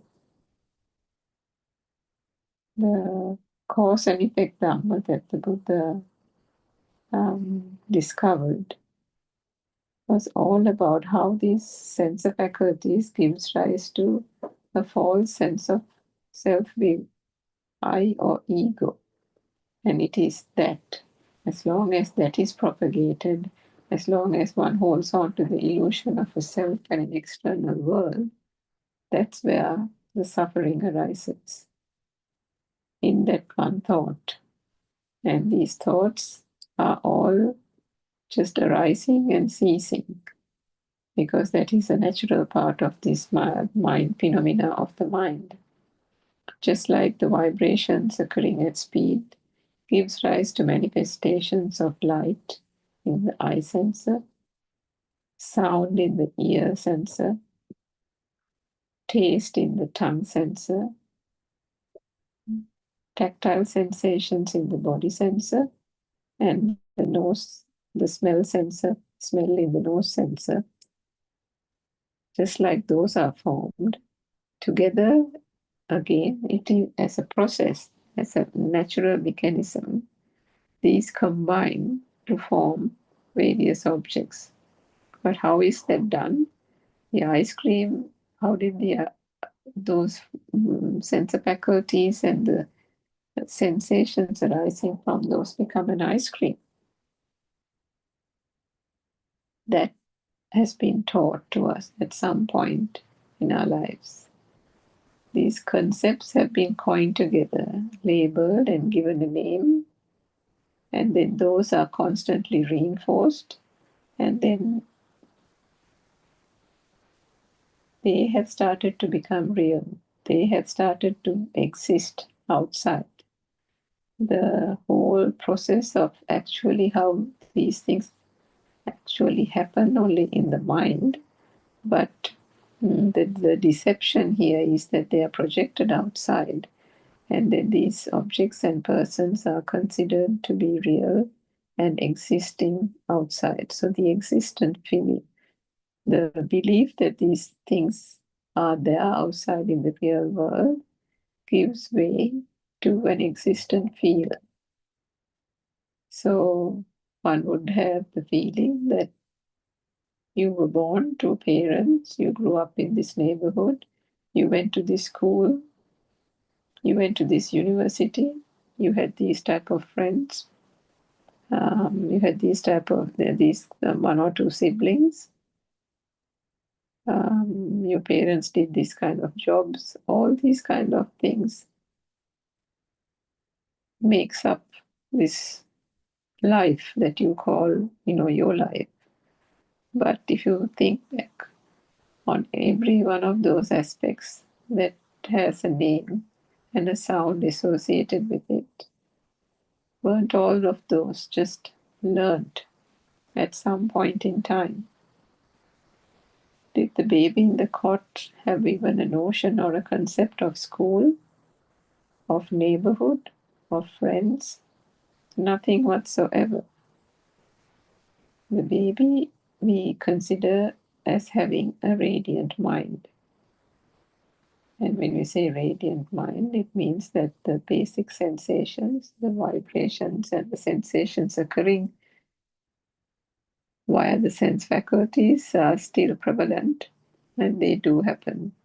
But it exists in the form of the feel, a feel only, without the mind having any place at all. But gradually, with the child's sense faculties developing, there is a teaching, there is a learning of various aspects by being shown a sound and a color or a form, and then various objects are then gradually learned and almost, what shall I say, fed into this system. So it is all in terms of what is being shown, what is being, a sound is shown, a picture is shown and a sound is associated with it. And then the name mother gets continuously reinforced. And then that is a perception that keeps on telepathizing at that moment. And then every time the sound of the mother's laughter is heard, or the mother's voice is heard, the whole thing telepathizes in terms of past perceptions becoming present perceptions. Because after all, there is no way of identifying anything in this external world through these sense faculties. all of the things that are being perceived, we don't even think about them as being perceived. We think that the mother is outside, the parents are outside, the school is outside, all these things in the external world, beautiful or not, ugly or not, sad or not, still exist. Whether you like it or not, it exists. So it's very much part of your world. That's the way you consider them to be. And that you are also existing in this part of the world, that you belong also very much part of this world. But the focus is always outward, because the world is taken for granted. But in this pure truth, what the Buddha is explaining and trying to make people understand is the cause of the suffering is arising only through these perceptions and this mind illusion. Because it is the mind illusion that is coining labels, names, and forms out of basically nothing. As long as these sense faculties are there, and as long as there is breath coming in and out of this body, the vibrations will occur. If the sense faculties are there, the vibrations would occur, and the vibrations would then give rise to manifestations. The eye can only give a manifestation of light. The ear can only give a manifestation of sound. And then all these coming together is given the mind. It's the mind that plays the trick and says, that is an apple. This is the rainbow. That is the sun rising. This is a tree, and so on. All this, if you keep going back and trying to understand, when did I know that a tree was a tree? When did we know that the sun was rising from the east and goes down in the west? When did we know that when drops of water falls from the sky that it is called rain? Didn't somebody teach us these things? Wasn't all these concepts learned at some point in time? So you keep going back and thinking, at what point was this? So generally this is during childhood, during our nursery days, where things have been taught and learned. But the learning process, the perceptions and the interpretations continuously work. But the foundations are put at generally at childhood, where the learning starts to happen. But what is this learning? What is this acquisition of all these type of names and labels? What is it made up of? If the sense faculties can only give rise to manifestations, this is all happening only internally. And the interpretation of those manifestations is only done by the mind, which we call the mind consciousness. The separate vibrations and the perceptions arising out of the sense faculties, the five sensory organs, are the separate feeling that we get that there is light arising from the vibrations happening in the ear, in the eye sensor.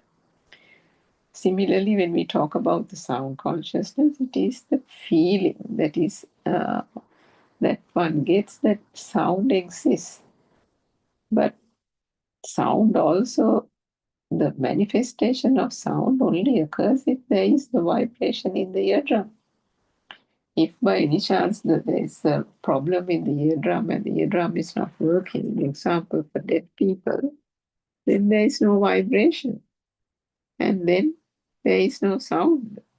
And if there is no sound, manifestation of sound, the speedy occurrence of the vibration then continuously does not give the sensation of sound, and therefore there would be no such thing as the sound consciousness. And this is the same for the tongue, the nose, and the body sensor. There is this vibration, and the vibration gives rise to sensations. The sensations are given a kind of a name, and that is the perception. One gets the feel that there is something, and the continuous occurrence of it then gives rise to the feeling that this sensation exists, that this is different to other sensations, and this sensation exists, that there is such a thing called a taste, that there is such a thing called a smell, and so on. But all these are also perceptions, but at that point what happens, all these are combined to form mother, father, tree, house, mortgage, bank account, and so on. This is what is learned in our childhood. There are different things that become important for us. It is the school bag, the teacher, the classroom friend, the school bus, little things that are important to the child. And then gradually, this world starts expanding, isn't it? The child who was happy with a little bat and ball and a nice little pretty school bag then starts getting more and more things added to that world of his. Then there are school books, there are more friends, there are various, clothes that he would like to wear. And all this becomes real gradually and of value to that child. So gradually what happens? There is a desire for these things. There are cravings that are there for these things. And this starts with, children liking pencils, colored pencils and crayons and things. They develop a liking for those. If they're taken away, they start crying. They get upset if they lose their favorite eraser. So all these things, because it is taught, right? The baby in the cot has no idea of an eraser or a colored pencil or a crayon. Even at that small age, during childhood, those little things that have been taught, this is a pencil, that is a crayon, this is a butterfly, this is your school bag, don't lose it. All these things are taught, reinforced over and over again, and with those sound vibrations occurring with the image and shape that is being shown as an object from outside, the mind automatically, with that gradual reinforcement, takes it and believes it to be existing outside. So gradually this world starts expanding. The things that the child starts craving for or doesn't like starts also expanding as a result. And what's more, so apart from this world and the external world, the world becomes real. And then the person who's perceiving it also becomes real. So the child gains an identity, thinks that he has an identity, that he's called Jack or Anne or Mary or whatever it is, and that certain persona, certain features, and certain characteristics are also learned, saying, I'm a quiet person, Jack is a very friendly person, or Mary likes to have a lot of friends, or Mary is very kind. Even these concepts, kindness, generosity, selfish, even those are learned, isn't it? But where do they all have this place of residence? Isn't that all just one thought after another thought after another thought? There can be only one thought at a time.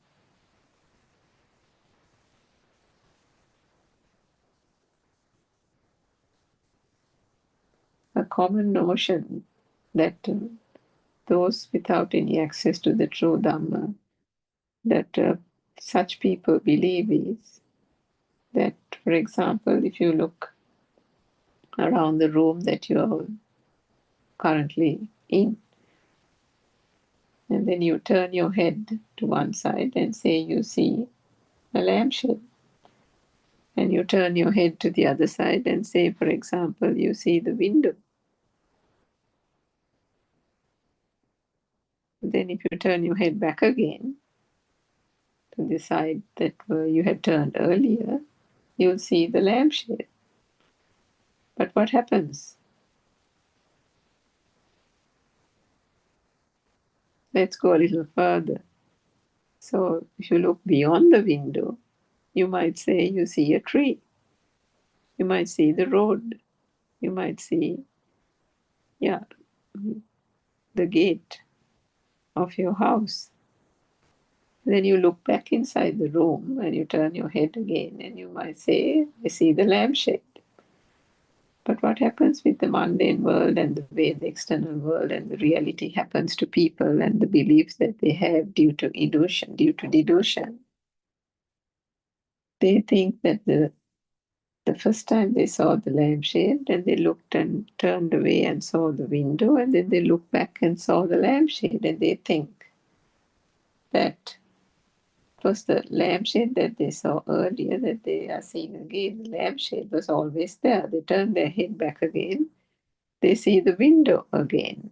And they say, oh, it's that window, the same window. I saw the window exists. I just turned my head. And they look beyond the window and they see the tree and they say, oh yeah, that's the tree. That's the tree that's in front of my house. But when you were thinking about the tree, did the lampshade come to mind? No. When you were thinking about the tree or focusing on the tree, in that same thought, did the window arise? No. The lampshade is one thought. The window is another thought. The tree is another thought. Each time an image is perceived, a sound gets associated with it, and automatically the name lampshade would come to mind. But that is how? That is only because one has learned the name lampshade, associated a sound with a shape at some point, and learned the concept of a lampshade. The concept of a lampshade is only a construct in the mind.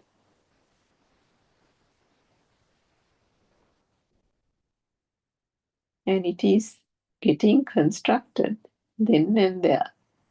When the image and the sound perceptions occur, it telepathizes with the past perception of the point where that was learned at some point, and that past perception telepathizes in that moment to bring the thought to the mind as the lampshade. So the construct happens then and there. And so it is that when you turn your head and look at look the other way, the arising of a square shape, a rectangular shape, and a sound associated with it immediately telepathizes in that moment, and the thought arises, the recognition happens that that is a window. So when the lampshade was seen, there was no construct of a window. When the window was seen, there was no construct of a tree. Every object, everything is occurring only in that moment, arising only in that moment. The thought arises, and in that thought itself, the ceasing happens without leaving any trace. That is how the vibration works. Those initial vibrations that are occurring in the sensors combine to form the thought or a new vibration called the lampshade. It is a perception, nothing else. If you close your eyes, and I say lampshade now, you have closed your eyes. Even if you say, for example, even if you have a lampshade in the room that you're sitting in whilst you're listening to this talk, now because I'm saying let's close our eyes, you're closing your eyes. But I say you're closing your eyes, true, but if I say lampshade, immediately the picture of a lampshade will occur in your mind, isn't it?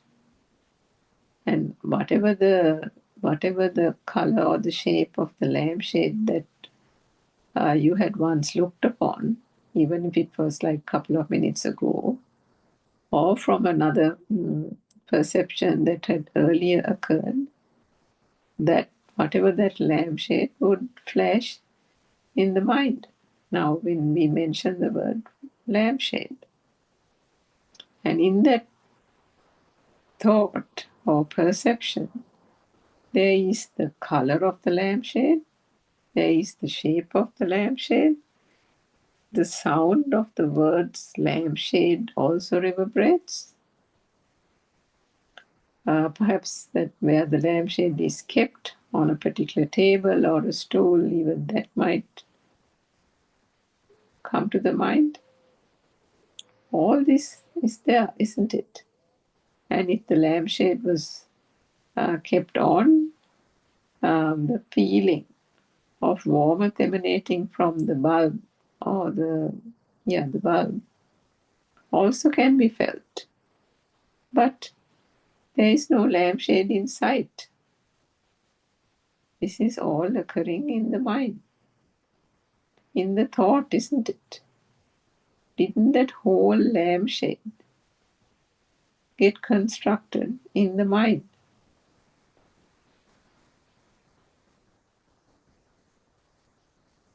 So how did that happen? So can you see that the experience that we have of any object, not just only the lampshade, any object, is only therefore just a perception, nothing else. Because if it was something really tangible out there, could you have pictured that entire thing in the mind? And there was no lampshade in sight, no sense of warmth. There was no lampshade to emanate heat or heat from the bulb. There was no lampshade to show you a color, nothing. We're taking the assumption that you're closing your eyes.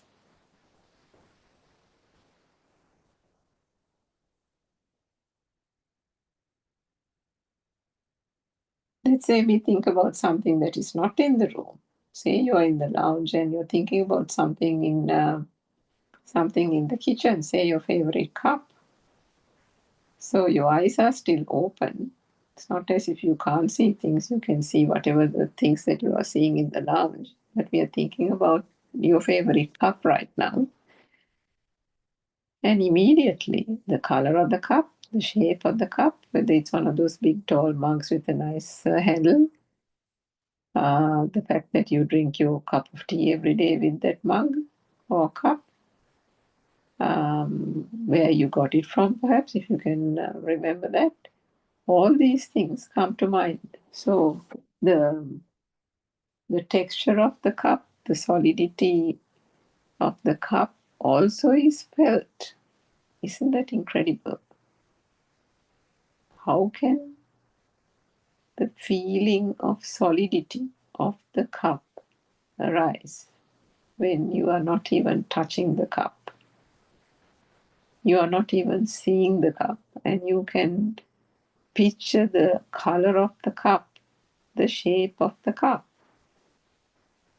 And yet the cup is not to be seen at all from where you are seated. Isn't that incredible? So can you see that all this is just arising as a perception and a perception alone. It is the same thing with every object, not just the cup. It's just that it's the lampshade,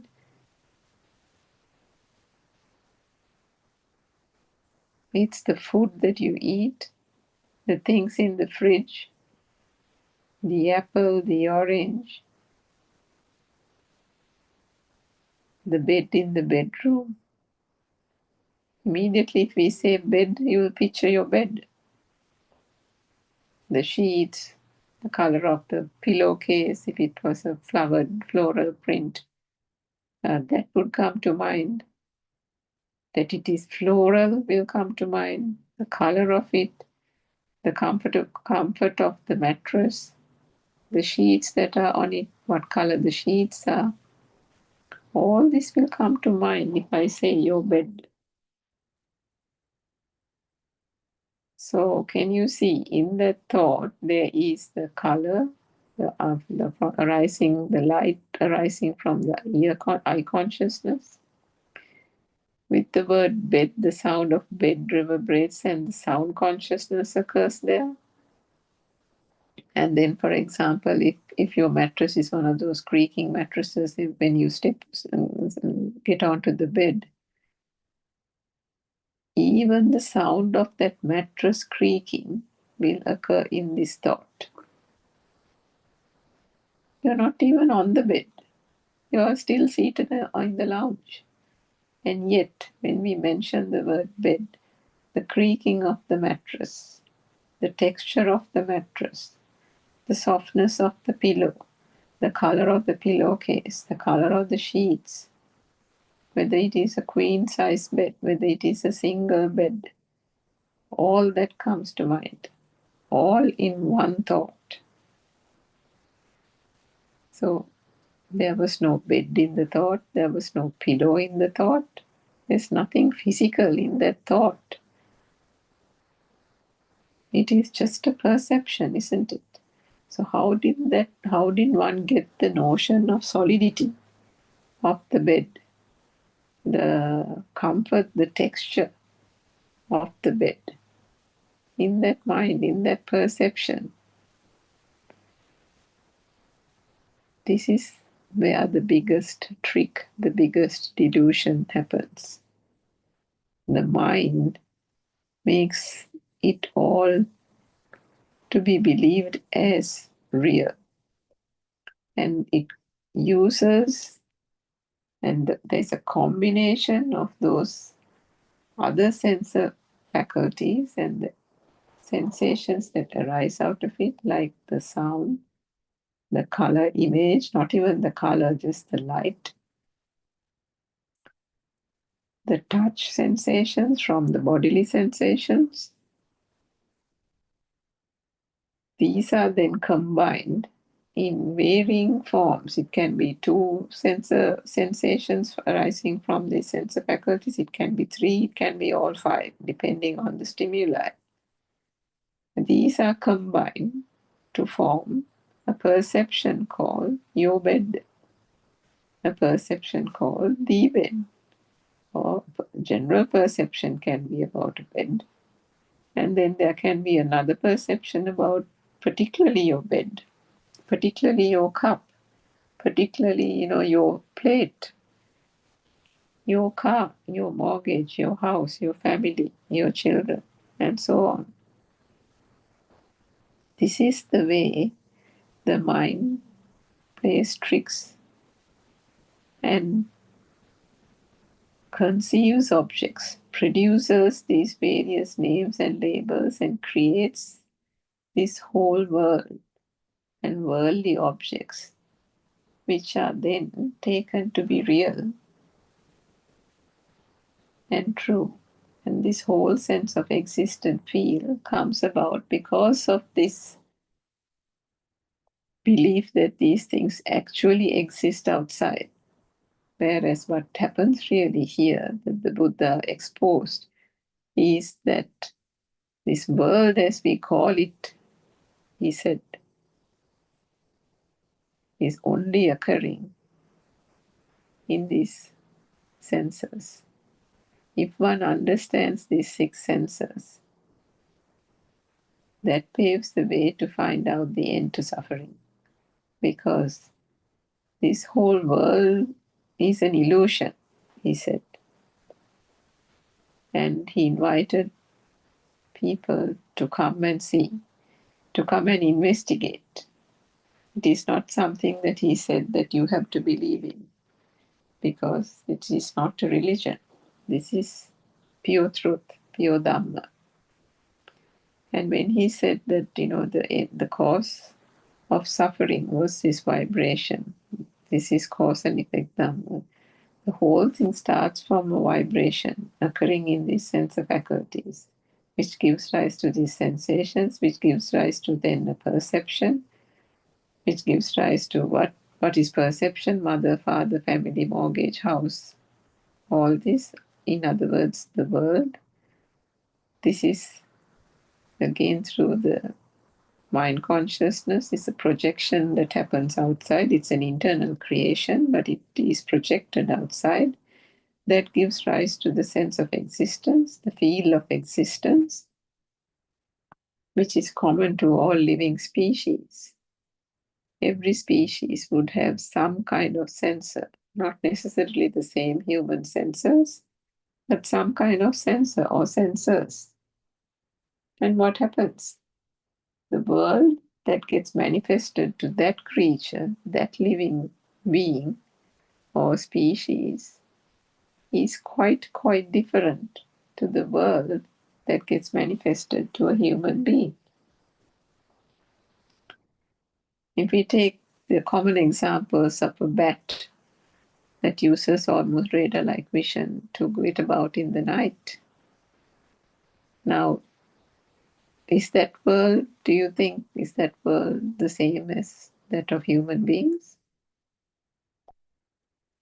Not at all, isn't it? And then what about creatures living in the water? And what about various other nightly creatures? Each of these creatures have different types of senses, and the world that gets manifested to these creatures are quite different. And so they all live in their respective individual worlds because that is all they know to be true. Whatever that gets manifested to their senses is what they feel as existing. Which is why even the worm, with that one body sensor that it has, it doesn't have any other sensor. With that one bodily sensor and that sensation of heat and cold, the worm feels as if it exists. It goes in search of the dampness of the earth, the mud. It thrives in it. It wallows in it. It is its perfect place. And that is because the feel of existence is there. It is that feel that is held on to, that living being thrives on it. The instinct of survival that the animals have is also stemming from that feeling of existence, which no matter what they want to maintain. There is no big mind in animals, but the feel is felt, the feeling of existence is felt, and that is tried to be maintained at all costs. So for human beings, again, this mind construct happens, and this so-called projection of things that are only created in the mind are projected outside and believed to be real. And in that belief that these things are and objects are believed to be real, this sense of this world existing also comes about. And with that feeling of existence, there is a value attached to those. The defilements occur. There's a craving for objects, there's a craving for people, And craving in terms of what? In terms of an I and a self, which has got also created here. A duality where no duality exists gets constructed because of the illusion, nothing else. Everything in this existence is because of these so-called perceptions that get fabricated in the mind. But is there a permanent thing called the mind? No, there isn't.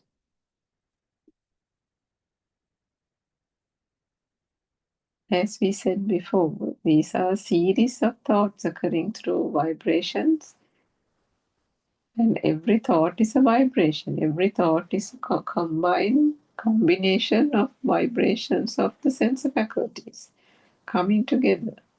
But all this is stemming also from one vibration.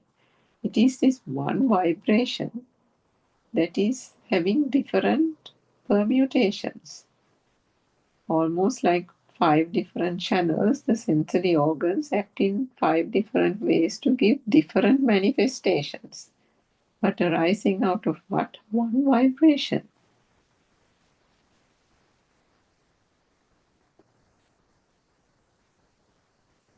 The vibration that is prevalent in the zygote level is the vibration that then expands by way of these sense faculties, and then continues to expand and gets combined to a vibration which we call the thought or the perception.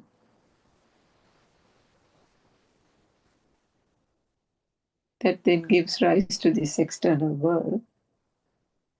And the belief that this external world is true, and that there is an I and a self here experiencing this world, and the I and the self-perception also occurs, also arises. And then the feeling of wanting all this, wanting to keep all this, maintain all this, and this sense of feeling alive also becomes powerful and prevalent. So all this arose out of what? Out of that single vibration. But if one understands this whole process from end to end, and know that all this, the so-called world that we think exists outside is just nothing but a thought, and the thoughts are themselves are made up of vibrations, of color and sound and touch and taste and smell and so on, and that those are also just perceptions, and that there is no substance to it.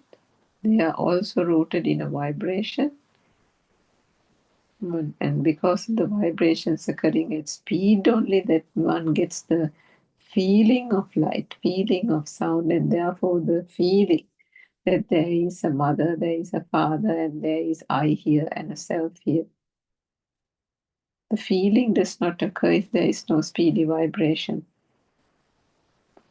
So this is the cause and effect Dhamma that the Buddha propounded. But beautiful thing about this is when one understands this whole process, that it is only a process, that this self and the identity and the ego that we have called myself and created such a magnified persona and an ego throughout this life was actually made up of nothing.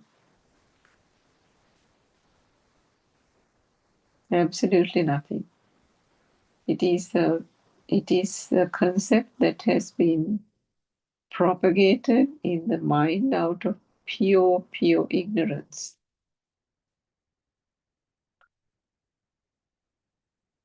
Every perception has given rise to this sense of a self being existing, a self and a person being existent.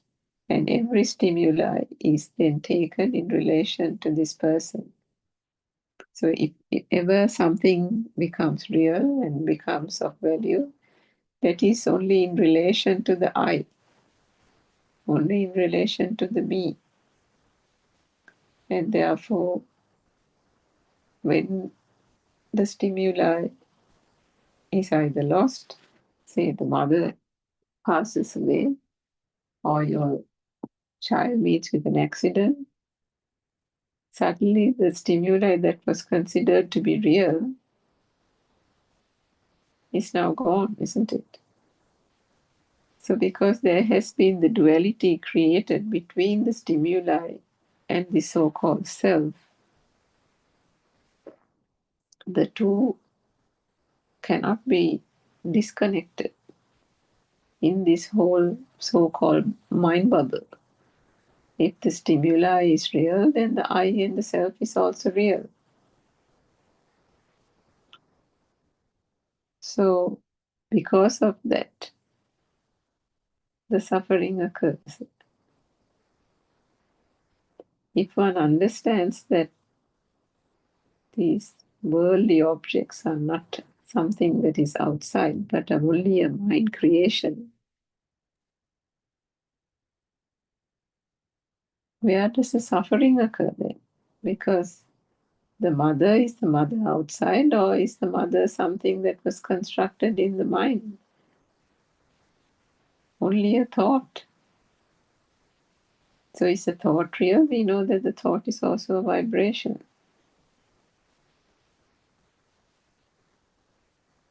And then we also know that the I got created only in relation to an external worldly object. The mother in relation to you, the father in relation to you, the house in relation to you.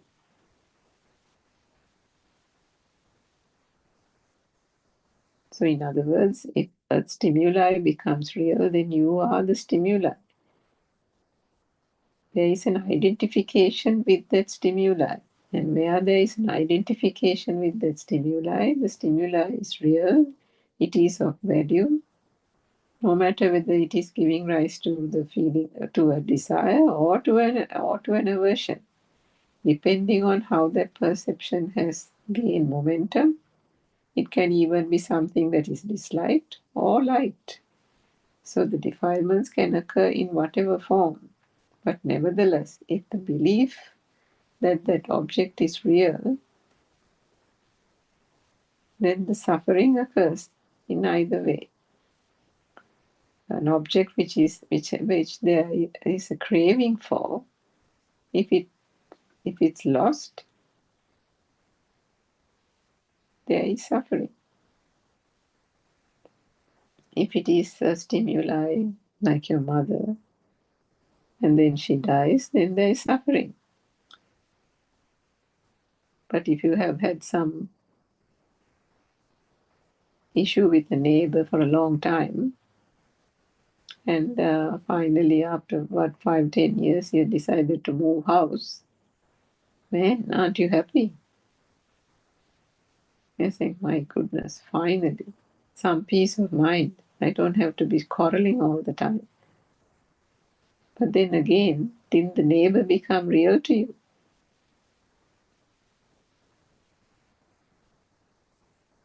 So aversion there, and that's also suffering. As long as something becomes real, there is suffering. So when one continues to just understand the mind in this manner, gradually what happens? What happens is the value that is attached to each and every object, to this world, starts fading away.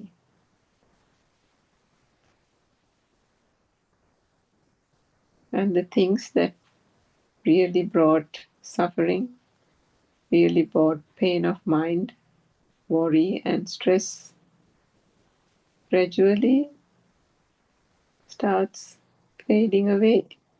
You will notice that as you go about your life, as you go about your daily chores, or even in the workplace, things that were really become things that were problematic for you, things that you had issues with colleagues, issues that you had at the workplace or even at home, these don't happen to have enough any more significance, any more worry, any more stress. Gradually you'll find that the notion of these really being of significance, of being real, is gradually fading. So what actually happens is when one sees the mechanics of the mind and understand that this is all a fallacy, the weightage, the significance, the importance, the value that is given to these objects starts dissolving, because there is an innate understanding that these are just merely constructs of the mind, and that the thought itself that is arising is also just vibrations, and that there is no substance in it whatsoever. So it is a gradual realization. One has to continue to listen to this true Dhamma message, which is explained in various ways, in various perspectives. But ultimately, the essence is that these are just constructs of the mind, and the mind process has to be understood as just a natural phenomena. But because it is a construct, this whole self and self-perception is also a similar construct, and that there was never a self here to begin with. So this so-called ego and identity that has been created and patterned over the years during our entire lifetime starts being questioned, starts being shone a light on. And then we look at that whole concept and think, how did this even happen? If the mind is also not me and the body is not me, then who are you is a very famous question that our noble teacher asks us. Examine yourself. Question yourself. The things that you have taken for granted and accepted all these years, put that all under the microscope. Look at how this whole suffering starts, the cause of suffering. Where does it all start? Where does it all end? How did we get the notion of I and a self-ego here? Continue to search for the truth. Continue to reflect, and gradually there will be a realization of this no self Dhamma, and an inner transformation would occur with the defilements gradually fading day by day. So continue to listen to the Dhamma with an open mind, and do join the English Zoom discussion if you can, if you have questions on particular aspects of whatever that you hear in these various talks throughout the day. We are more than happy to answer these questions and help you understand this pure truth and find a way to end this suffering. Terwan Sarnai.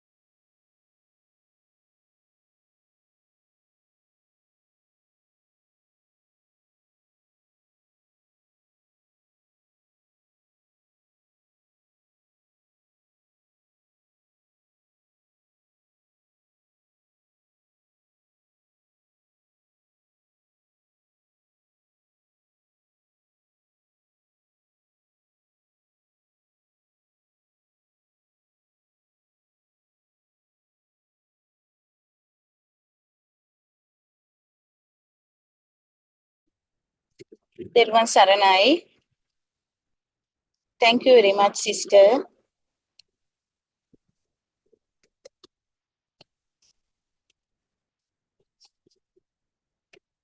Therwan Saranai Dhamma friends.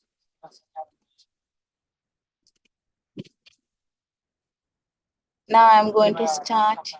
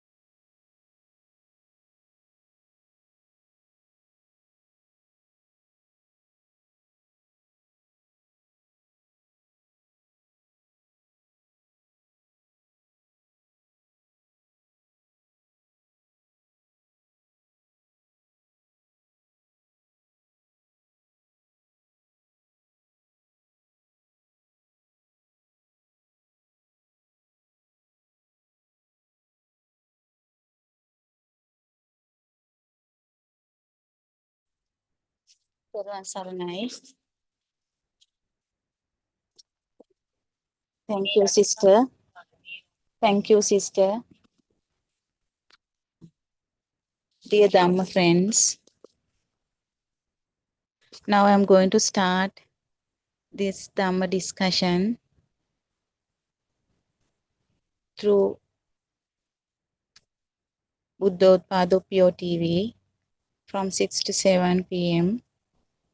First of all, I would like to pay my utmost respect to our Kalyanyan Mitrayanan Wahanse. Pada Namaskara Karami Aryan Wahanse Avasarai.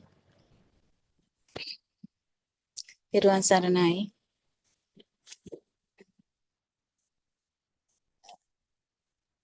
Actually, when we talk about this type of a forum, it helps immensely to all the mankind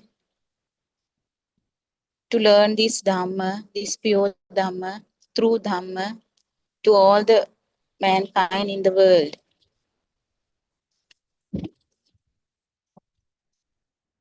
"24 hours, this true Dhamma can be heard everybody around the world.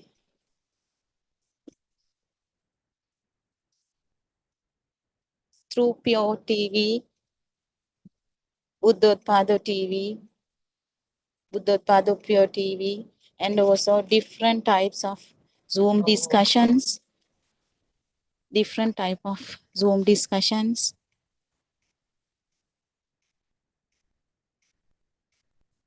practical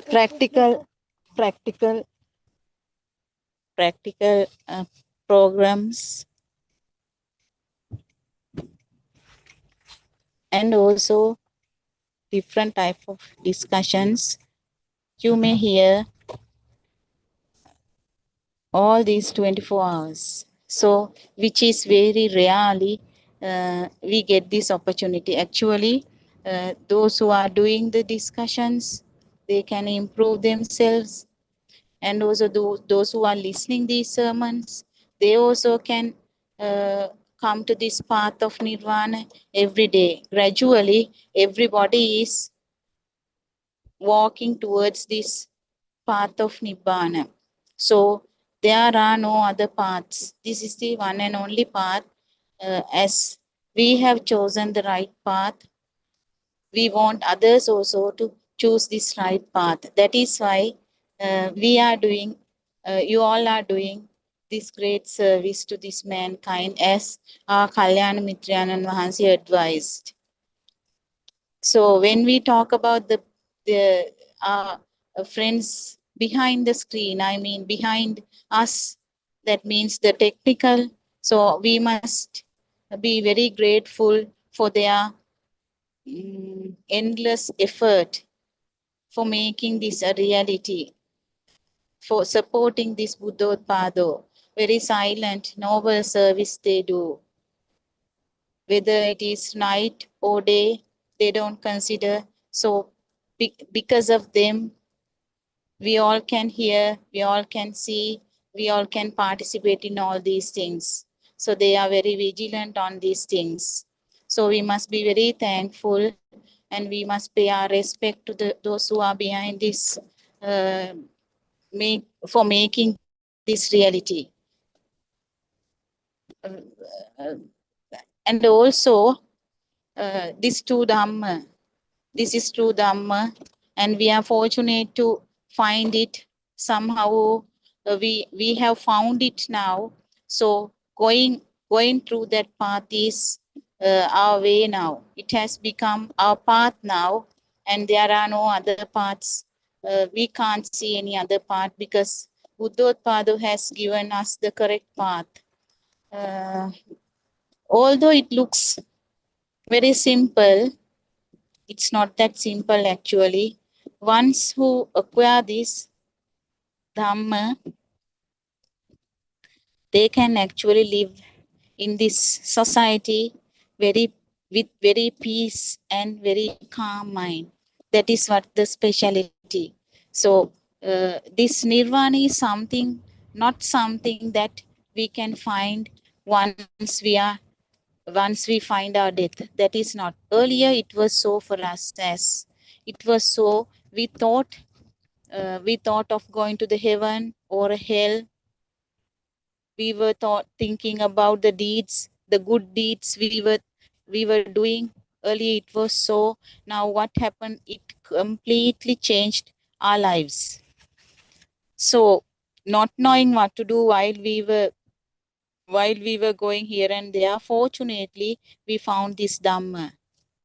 So we didn't know that even that earlier what we thought was that is the correct path where we were. But fortunately, after finding this true noble Dhamma, we got to know that what we did was completely completely different. That means we were in Mithya Dushtiya, and now only we realized, after following these discourses of Buddothpada, we realized that at least now we are in the right path. So most of the people in society, so they are going with they are flowing, actually they are flowing with the river. But those who are in Buddothpada, disciples of Buddothpada, they are swimming against the river.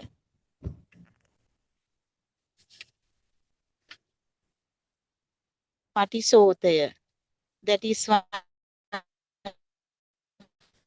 we call Anusotaya, where the world has become true. So most of the people in society, the world has become true for them, and that is what we call Anusotaya. At least now we are Anusotaya and Patisotaya. Earlier it was so we thought we were in that Patisotaya, which was wrong. Now we have realized that we have understood that what Patisotaya and Anusotaya, what Patisotaya is and what Anusotaya is. So completely we were engaged in different programs, different things, thinking that while doing all these things we can go to heaven. It was our last uh, that was the last thing we thought. Going to heaven is going to heaven will be it will be the things that we were doing will be benefited to go to heaven. So that is why we were donating, we were doing lot of things, alms giving and all, and also even meditation. When we talk about this meditation, so we thought while doing this meditation we will be able to find this nirvana. That is completely an illusion. Actually, it was not so. So even Lord Buddha has preached that that was not so. So we didn't know even that thing, because once when we start doing this meditation, so that tranquility, that calmness, calm and quietness, that is what we feel. We were uh, we were uh, actually we thought that is nirvana, but we didn't know that I-ness, self, aliveness, all these things were there. So once we start studying these discourses of Buddothpado, we came across that we got to know that the main thing is the mind, or my mind. So that is how our eyes open to explore this.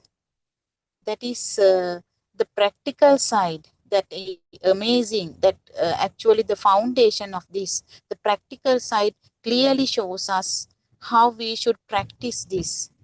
Those days it was not so. Now that is, while comparing these Anusotaya and Patisotaya, it clearly shows in this Buddothpada discourses, it clearly shows that it clearly shows that the mind oh, I, my mind, oh, where am I? Who am I? We have to find it. So they are actually these the practical, even in these Vivekashramas and Mihaniya that practical sessions are successfully practiced with the help of these Mihanin or an experienced teacher. So they give the knowledge first. As a knowledge we can take, so otherwise we didn't know. We got to know because of this Buddothpado discourses that there are something like this, there are something like this. So the practical sessions are really helpful for one's path to go ahead. It clearly shows, uh, they clearly described, as with the guidance of our Kalyana Mitrayanan Mahanse, it clearly shows how to go the correct path, how to choose the correct path, how to go along this correct path. So once who start practicing uh, practice actually, uh, if they are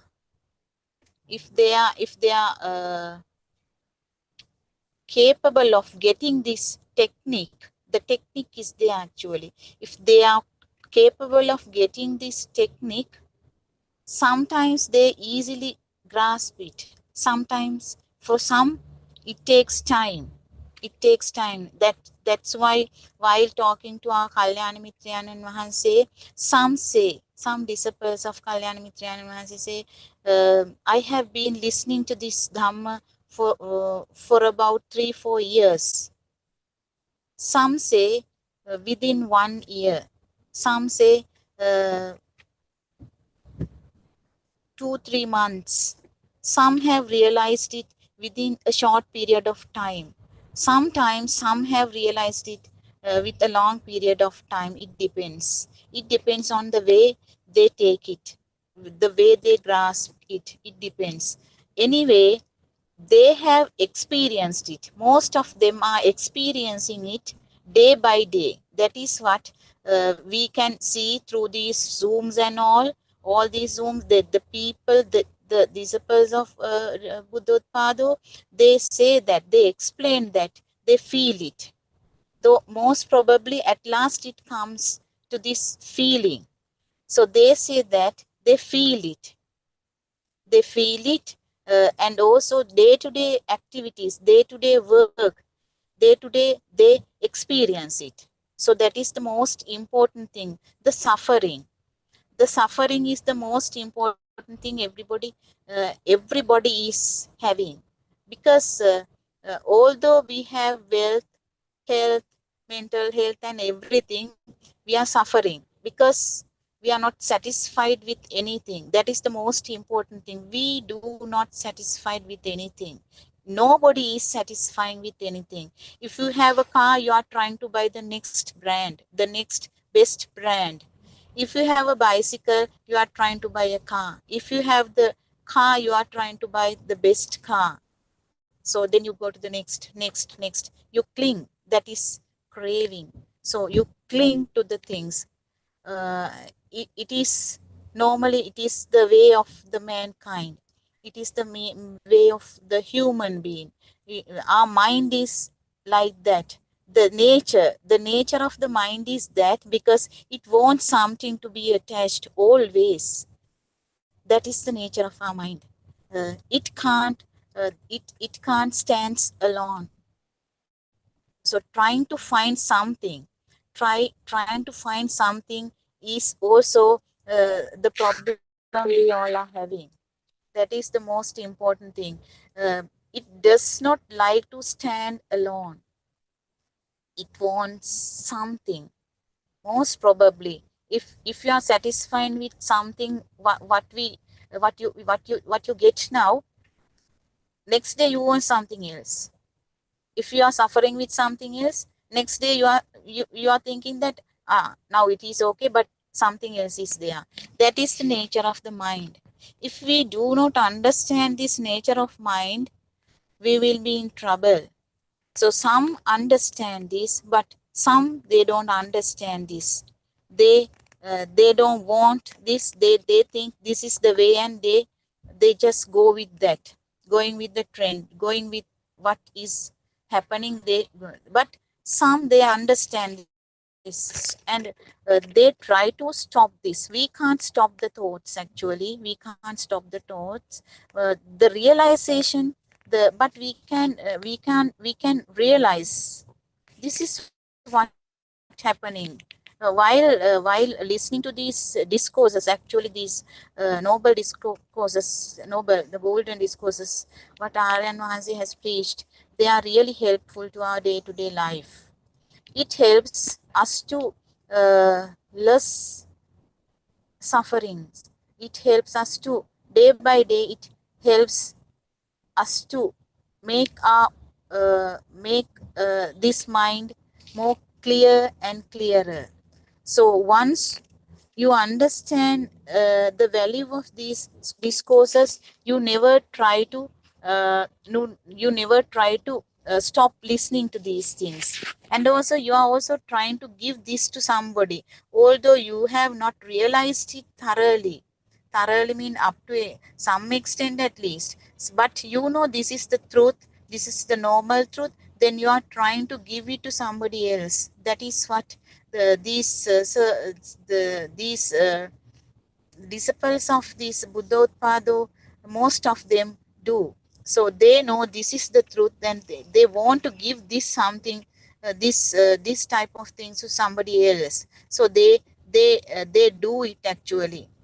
Even even today we witness that most of them trying to give this message, at least vocally they do, and also at least by taking a leaflet, a handbill, a leaflet, a brochure, they try to give it to somebody else. So we saw those who know the value of this, they try to give leaflets around the people in the society.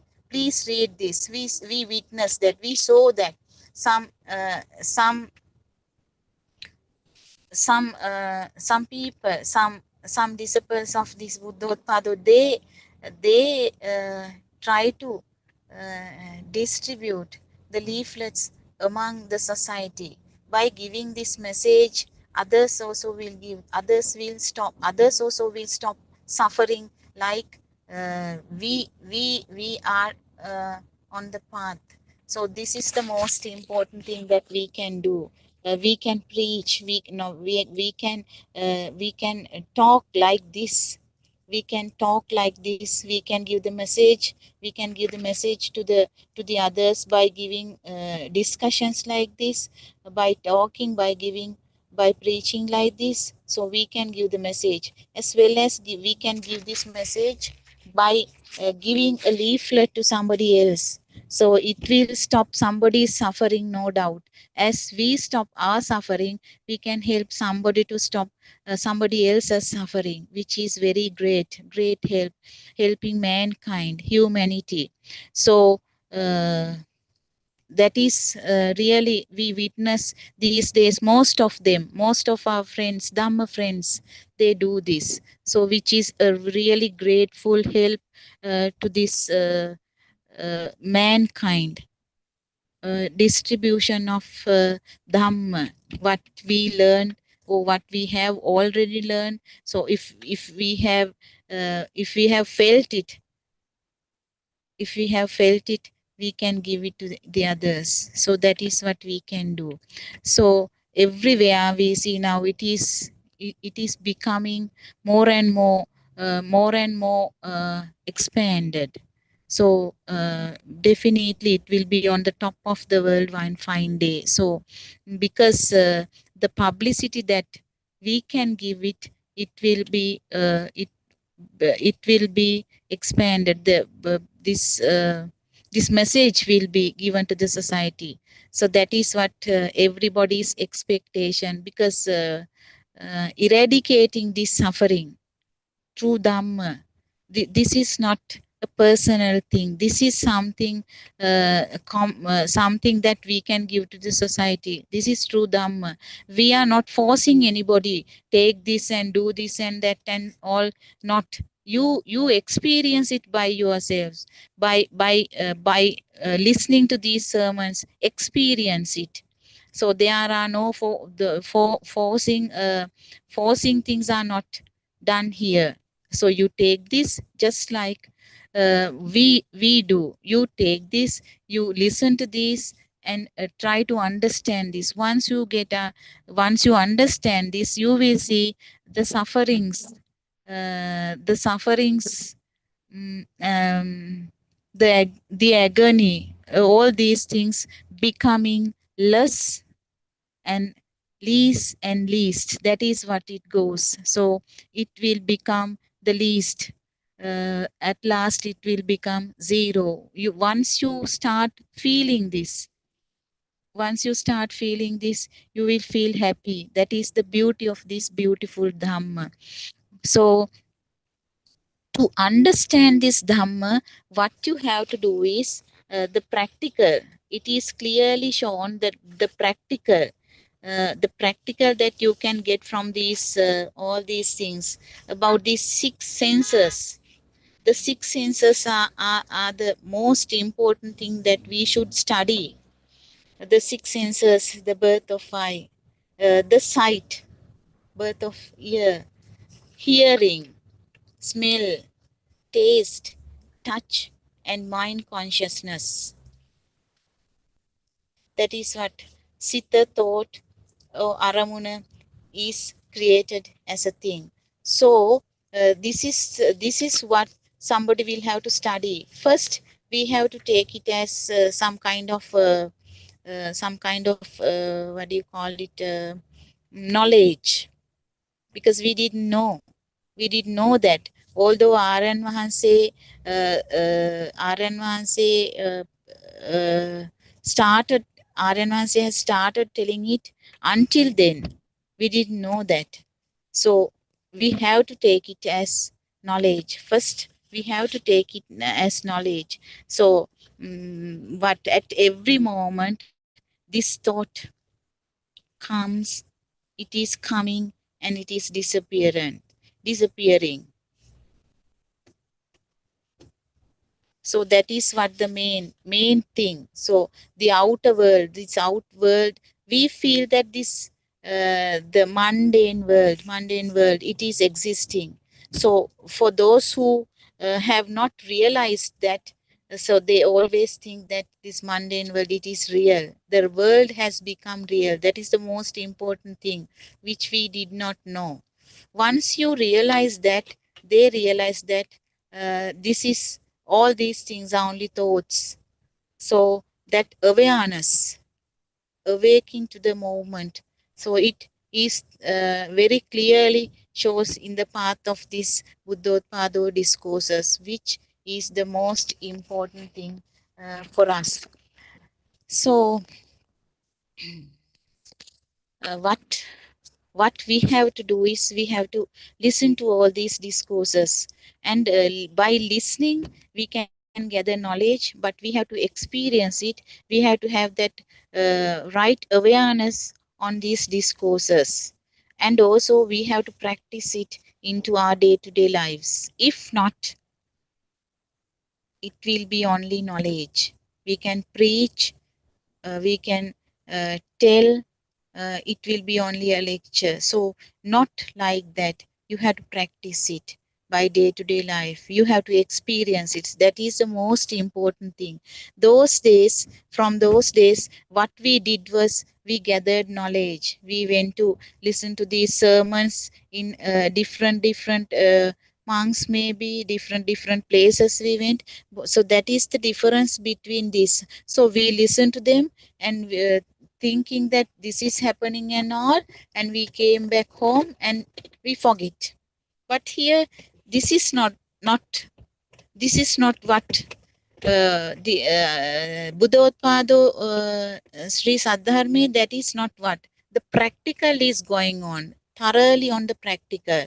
Once you do not go to the, if you think that, if you think that you are unable to attend practical places like this, Mitmal Arano, whatever these places, so you don't want to feel worry about that, because now I think from tomorrow there will be another special Zoom starting for these practical sessions, which is the most valuable thing in this Buddothpado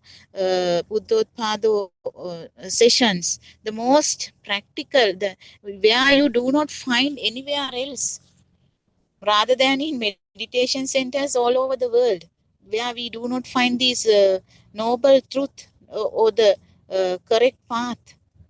So from tomorrow onwards, the practical, that is what we heard, the practical sessions you will be able to hear through another new Zoom, YouTube, which is very, very valuable. So how many avenues we have now? How many avenues we have now to absorb this true Dhamma? So if we can't absorb it, actually, that is our misfortune. So what you have to do is, you must have courage.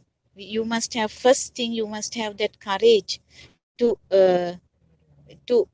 you must have courage to understand this. That is the first thing.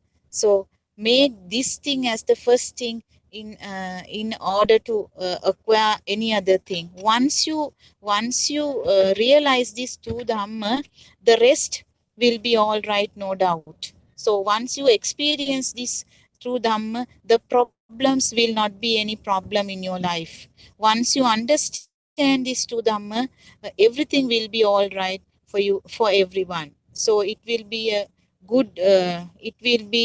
a good example to the society. Even once you understand this, uh, it will be very useful to the man, not only to you, to the mankind. Non-existing feeling, alive, non-alive feeling. That is what it says. So it is not that easy to easy to understand, or not that easy to acquire that, because uh, you have to study the mind. You have to study the mind. So you have to conquer mind. You have to actually, if I say conquering mind, that from the mind you have to conquer the mind. That is what. So it is not that easy task, but once you understand that, it is very easy. Very easy. You may think that once you get this awareness, awaken to the moment. That is what awaken to the moment. Once you feel it, once you stop suffering, when the suffering stops, that is really unbelievable. When you feel it, I have ended, the suffering is zero. So you feel actually nothing, but you get everything. Although there is nothing, you get everything. Just like that fireball. When we talk about the fireball, that the torch of fire, maybe one or two is there in that ring, but uh, when it is going around, uh, you see a circle of fire there. You can't say that only one uh, torch is there. You can't say that, and also you can't say that Fire is everywhere. I mean, the fire is everywhere. The circle is on fire. So likewise, once it stops this suffering, that not emptiness, actually that feeling, there is nothing, but you have everything there. So there are no words to explain. I don't know how this Kalyana Mityananda Mahanse has gathered the not the information, the language he has used. Actually, that is marvelous. The way he explains is really marvelous. That is beautifully he explains. For an example, if you know how this chair is formed, if he says that Kalyana Mityananda Mahanse says that means you find everything there. The power to the chair, the power to the chair. So he explains. Likewise, he explains the tree, 5,000 leaves in a tree. So do you want to find all 5,000 trees to know about the tree? No, that is what he says. He says that if you pick up one leaf and study that leaf, that means you are experiencing all these 5,000 leaves. One leaf will do the rest of the leaves. That is what he says very clearly, really beautifully. So at last, the chair, even very simply he explains everything. Chair, these are the very small points. Once you study the chair, that means you study the whole world around you, the whole objects. So try to find from somewhere else. If you think about something like that, just imagine now, uh, a car, it is a thought. Husband, it is a thought. Your son, it is a thought. So that is what you have to realize here. Very simple, but it is very simple. And also realizing this truth, in the sense, mm, what do you call it? Mm, the apple. These are the examples. And also the examples, just like uh, red, yellow, blue. These are the examples. Says. Uh, and also, what are the other things? Pineapple, the taste of pineapple, and also the burning sensation of this chilies. When you eat chilies, the burning sensation of chilies. What else? These are very, the radiant smile, and also the little baby in the cot, as well as the baby in the cot, and also what else? A preschool child, how the teacher is teaching. So all these things are very beautiful examples, and easily we can understand these examples. It is very simplified things. What we have to do is we have to absorb this Dhamma, this true Dhamma. Dhamma is true. So it is not that easy, actually. It is not that easy. It is really a big task. And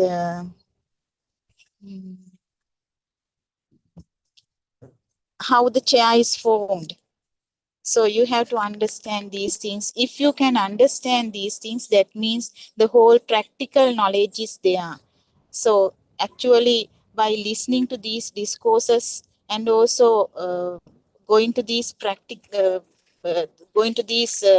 Metmal Arama or anywhere else, Mihini Arama, is also not enough. So you have to have a contact with Aryan Wahanse. You have to have that contact with our Kalyana Mitrayanan Wahanse, because he gives the right Kamatahana at last. You have to talk to him, because you don't know where you are.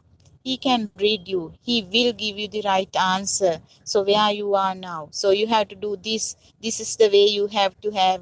So he gives actually the best teacher. He's the greatest teacher. So he gives, he guides you.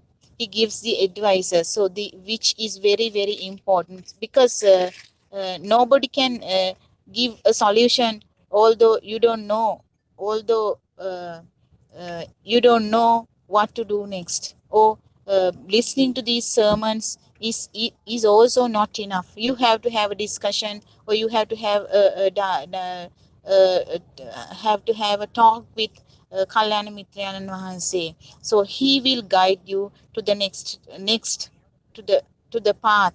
So very very important, I think. So so where you find, if you have any problem, the solution or the answer is there. So you have to listen to these sermons, as well as you have to have the practical, and also most important thing is you have to talk to, you have to have a discussion or what you have experienced, though then he will give you the right solution, what to do and what not to do. So all these things are very important while going on this path to through Dhamma. So sometimes we feel that we are in the correct path, we have absorbed everything, we know everything, and also I can do, nobody wants me to do the rest of the thing. So that is where we go wrong. So that type, we need these advices of our Kalyan Mitrayanan Wahanse. So that is the most important point. So we don't know what to do next at the right time. So at the right time, if we are guided properly, we will be able to stop this suffering. It will become zero. Suffering will become zero, and that noble awareness actually you will acquire there. So that burning will be zero, and you will feel that. You will feel that, and you will be able to work properly more than that, as Kalyana Mitrayanan Wahanse says that ඉස්සෙල්ලටත් වඩා හොඳින් better than earlier you can work. That is true. You can work better than earlier. You never miss anything.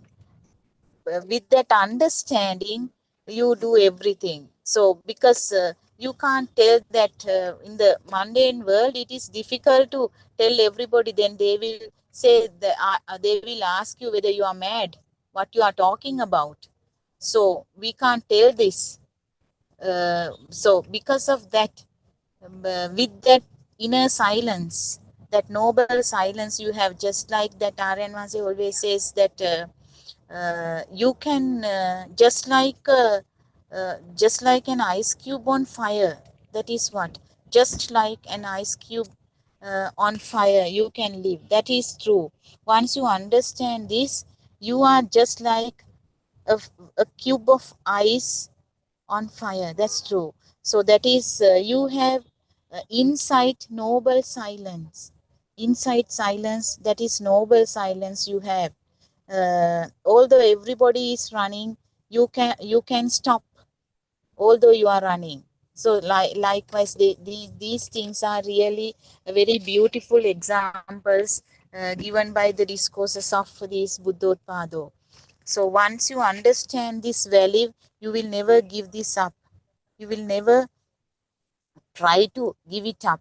Actually, they are very valuable discourses. Each and every day, you are listening to different courses, different courses done by, preached by Kalyana Mitrayanan Wahanse, which is actually very valuable. There are no words to explain these discourses. Very mm, very noble, actually noble discourses, golden. If I say golden, really invaluable. We can't value it. So that much of precious, uh, precious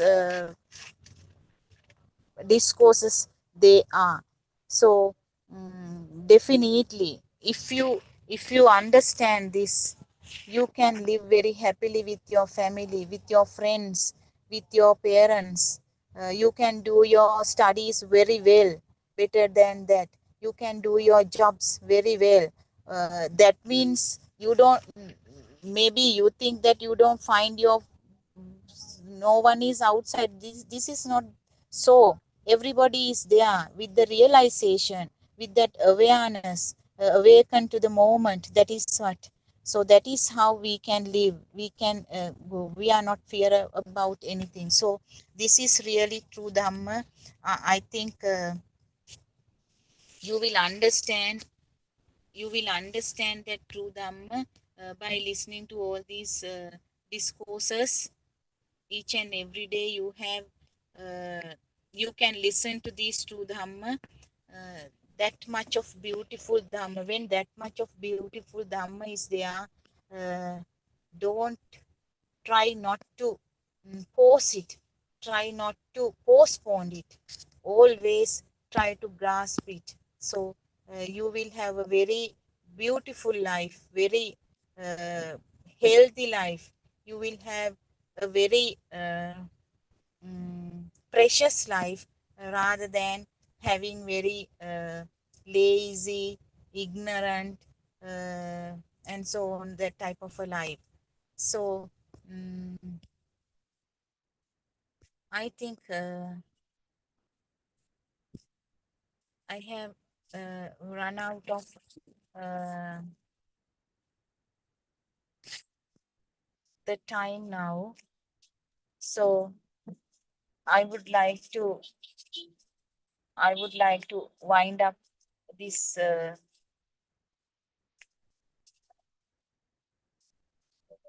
sermon.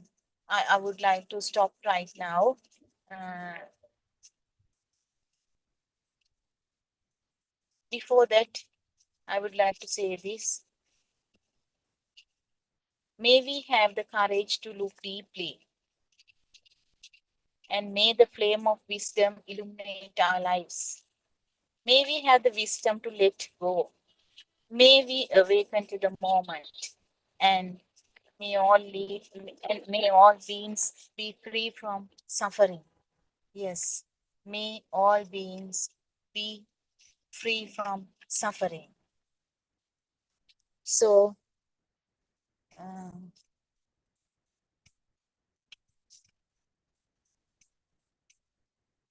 I would like to worship our Kalyana Mitrayan Mahanse. Pada Namaskar Karami Aryan Mahanse, Thiruvan Saranai. May the Triple Gem bless all our Dharma friends. Thank you very much. Thiruvan Saranai.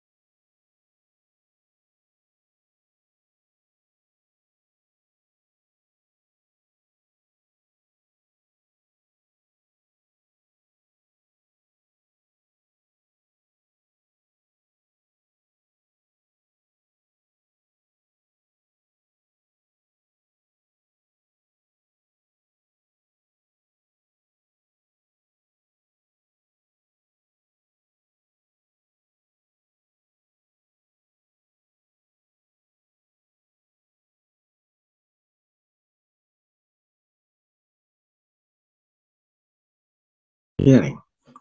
Today also you hearing. It's okay. So everything is happening. Only incident. Nothing happen to anybody. That is the very worth, I think. So this right vision is the main part of this uh, uh, uh, Noble Eight Fourth Path is dependent origination. But the special part is the first one is a cause and effect.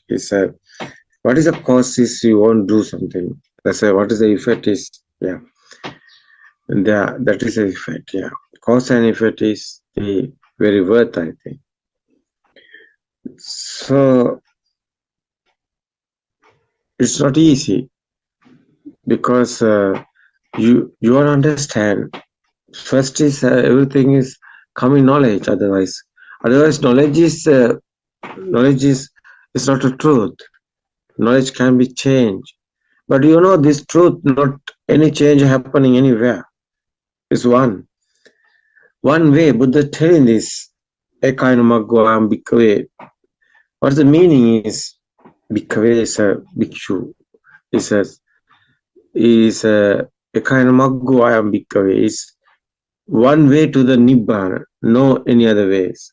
That is why ekainamaggo. So it feel that wisdom guys. What is the wisdom guys? Is someone know this our thoughts are not real. It's an illusion. We are living in our mind. We are thinking everything. So this want to be verified, very clear. What's not clear? Somebody is going speedily, others other points studying. But it's not bad. We are not talking about anything. But it's not real. It's not original. So what is the real? What is the original? You see, you. Who are you? You sometimes how you understood. So most of people have ego. That's ego is given pictures. There's a given there's ideas, pictures. So someone is believe in these thoughts, mind. That is the sadness thing, because something can be happen. But someone understood this first. So example, someone is understand they know, he know how dangerous for this. So understanding is good, no bad. But what is they are doing? They are doing wrong thing. No? Because everybody would understand first is mind. So Sri Lanka here, our monks today have this problem. Somebody, so we can hear this YouTube. So others Dhamma discourses. So no more guys telling the non-soul Dhamma. Otherwise, no, I feel is here. So normally feeling is censoring feeling. It's not anybody. It's not. Yeah, it's a very worth, I think. So you know that normally that's how your lifestyle is going. How's your what do you think about that? That's your this Nibbana way, Nibbana path. So first is the knowledge is a Satya Jnana. Everybody know now this. This is Kruta Jnana is the second one. This is Kruta Jnana is the third one. So Satya Jnana is there's a Buddhist philosophy. What is Buddha explain this word? What is the truth is here? That one is a Satya Jnana. What is a Kruta Jnana? It's a Kruta Jnana is a practically experience. You can get it. It's no doubt about it after that. That is why it is a Kruta Jnana. So many people is a Kruta Jnana try to doing. Yeah, it's okay. That's you can try it because you stimulus are coming, thoughts are coming. You can realize this one real or no. So someone understood is not real. It's illusion. It's our mind. So it's a sound and forms and other five senses of feeling is there. No any other. These are together coming. That's the thought. So we explain this. Every thoughts have value inside, like a magnetic power, like electric power. So this type of this rhythm of going everybody, that's lifestyle. People talking about the is the they have birth, they have death, they have that's a death. They are thinking everything. They have birth, they have death, they have alive somebody. That's the existence feel is given this. So existence feel, otherwise the existence is chair, table, kindergarten time, that's a little baby. So he know that's now after chair, table, mother, father, everything is like a data. It's okay. But it's interesting. Interesting is a is a is a uh, it's interesting one is it's not real. It's illusion. It's someone realizing how it's happening. He can find it. Buddha's word. Uh, so, uh, so normally you are living. So your mind is coming many things. So you would understand what happened here. So it's very worth. So that is why we want clear this Dharma, no doubt, because you know this doubt is not good. You know there's a Sakkaya Ditthi, Vicikiccha, Silabhata, Paramasa, Tum Sanyojana. It's a Buddha's word. Is three. There's a combining points your circle of birth. How is creating this your circle of birth? How is this is continually happening? That one is the Sankara, especially. So you can see, you can realize today how is our school teachers and Sunday school teachers, how is teaching? So everybody is teaching Buddha's subject. How is everybody is teaching this? So they don't know otherwise truth. How they are given perfect real. So how they explain others. How this kindergarten that's the age that as a Sunday school teacher or your school teacher, how is explain this Dhamma? Someone asking how is became a Buddhist, how is happening that? So how many people can given this answer, this question? I know these monks also struggling. They are struggling because that's a karma bhumi. They are teaching others karma bhumi. They are not talking about the mind creation. How is our mind is coming? So it's I think it's a huge misunderstanding. But whole this world, our world, I think most of people like this believing after they are thinking they are going heaven or death. That is why they are making everything, their house and their everything is doing because they won't know the truth. Otherwise, they want life. They want this life keep because you won't understand this Dhamma. You won't end in this circle of birth. How is you are doing this? You won't know the truth first. That's not only the Dhamma, not only the word, not only the any other type of subject. It's a real. It's your story. Every story is there. You can understand. It's very worth, yeah. So you have you have encourage, you want to encourage, you, you want to, that's a Buddha's word is the virya. Sada virya, sati samadhi prajna, panch indriya dharma. It's a Buddha's word is 5. This panch indriya dharma is Sada is satya, is a truth. Sada is a truth. Someone understood this dharma. He know the truth. He have that. That's a peaceful mind. That is the how is this coming? Does he have anything? Because he understand everything is sound and firm.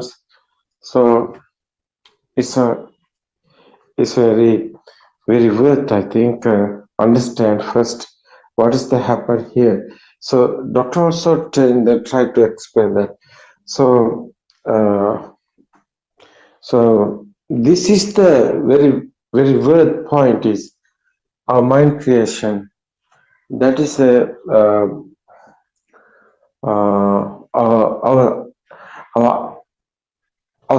these senses, eye, ear, nose, mouth, skin type, these senses working.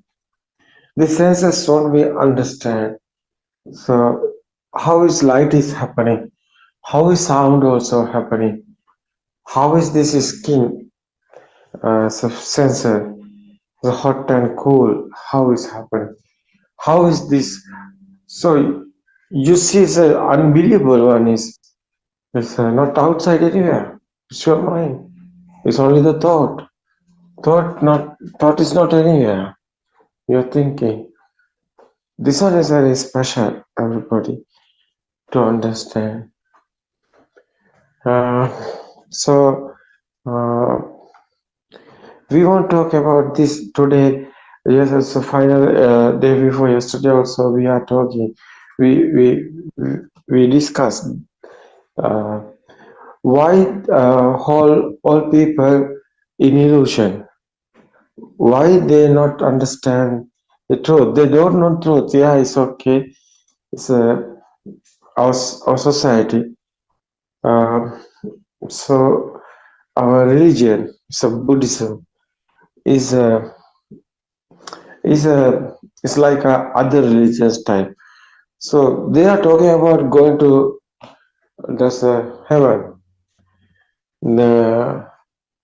They are thinking that they are someone doing the bad things. They are going evil. So this is happening because there's a generating the power. So someone don't know this dharma. You know any other idea? He thinking is good. Good work is good. Yeah. Bad work is bad. Yeah. Good guys. The good work. The good guy is going heaven. Bad guy going heaven. But it's not really happening. So someone try to end in the suffering. He won't end the is bad experience. So people talking about pim power, it's a peanut and power, but they are trying to go in that way. They are trying to doing good things, and they are thinking about going after the good place. But you cannot realize this. It's not Buddha's way. Buddha left it because how do you know how much you have defilements? You don't know. That is how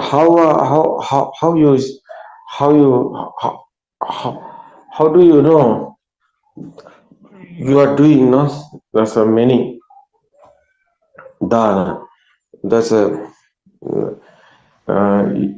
so try to try to stop this suffering, sadness. That is the point of Buddha also given this point, ending the suffering. So Suffering is there. Something is here. Something is not in here. Nobody is here. So that's the type of ending the suffering. So suffering is happening somewhere. So they want somebody. Suffering is it won't be experienced. So you understand this Dharma. You are not in here. It's a process. It's a system. Every time is creating the one thought is the happening. It's not here. So this is understandable. So someone understood this Dhamma is okay. Karma boom is over. Action and effect Dhamma is on. So real is the coming in front, the cause and effect Dhamma. Because that illusion is over. So that one is the avidya, is a illusion. So it's very worth, I think, understand our sense of creations. Sense of creations is given this different ones in this world and everything. It's your inside is a senses are creating, your inside is power is generating, otherwise automatically is happening. So this power is going, this first is your vision, want to be right, bad ideas, guys. So more today also, like a Buddha's time. So not easy to explain the truth because how much you get in this, because you have experienced bad experience, the wrong experience, wrong vision you have. So, but you don't know it is wrong. You're thinking it is good, but it is not. Because that way, someone is doing something to find the Nibbana, but he's going wrong way. How is happening? It's not happening. That is why we want to talk about it. It's a very worth our story. It's not a syllabus. We want to verify. We want to clear this. So you can read that Tripitaka, the Buddha Jain Tripitaka. So there's a sutra, there's a Pali, but single meaning sometimes you realize be careful, because so sometimes you can't see that, but you know this Dhamma, you understand. So someone understood this Dhamma. So that is a special, because without understanding this Dhamma, nothing to do anything. Everything is normally happening. Everything is normally happening. He thinking he is alive. He's doing everything. That is why he has sadness and suffering. So this is the point of understanding. It's want to be verified, very clean. So someone, this point is understand. So everything is sound and firm. So is after that. It's okay. Some period you are realizing.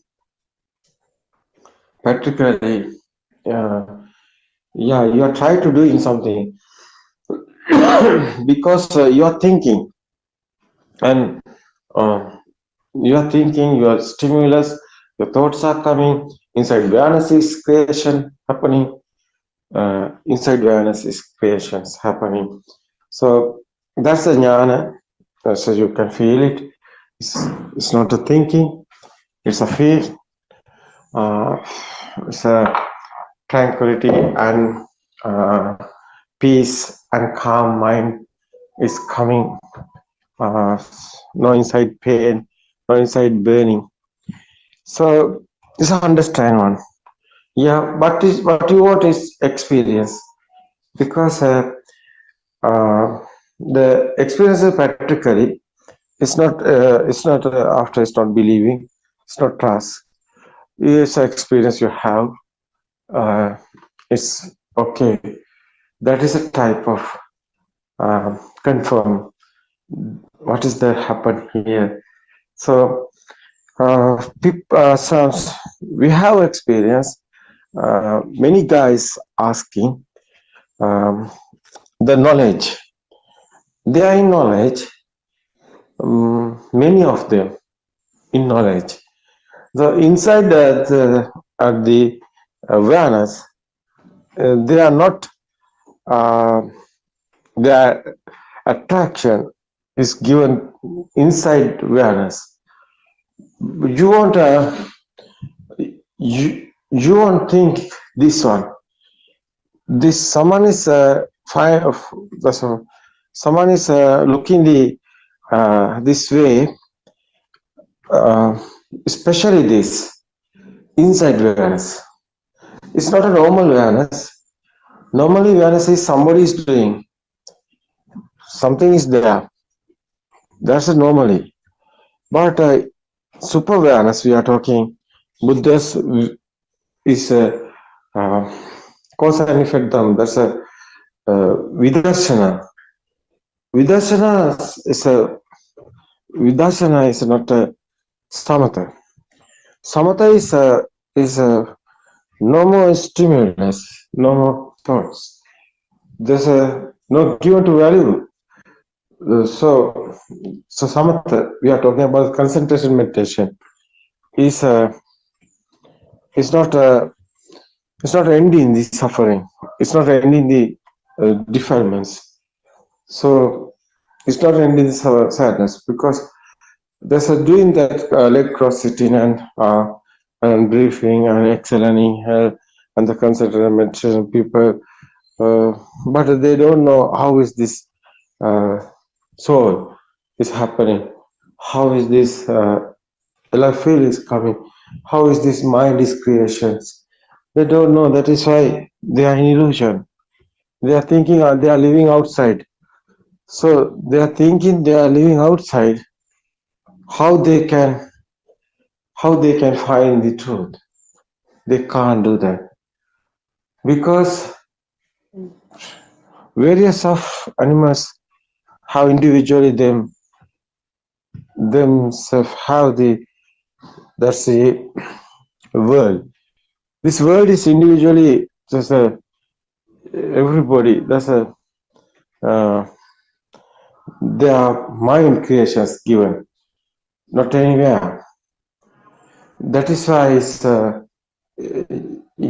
not happening to outside. Someone thinking outside is not this Dhamma. It's your mind creations. So that especially is the your life feel, your soul. That creation is effort is that one.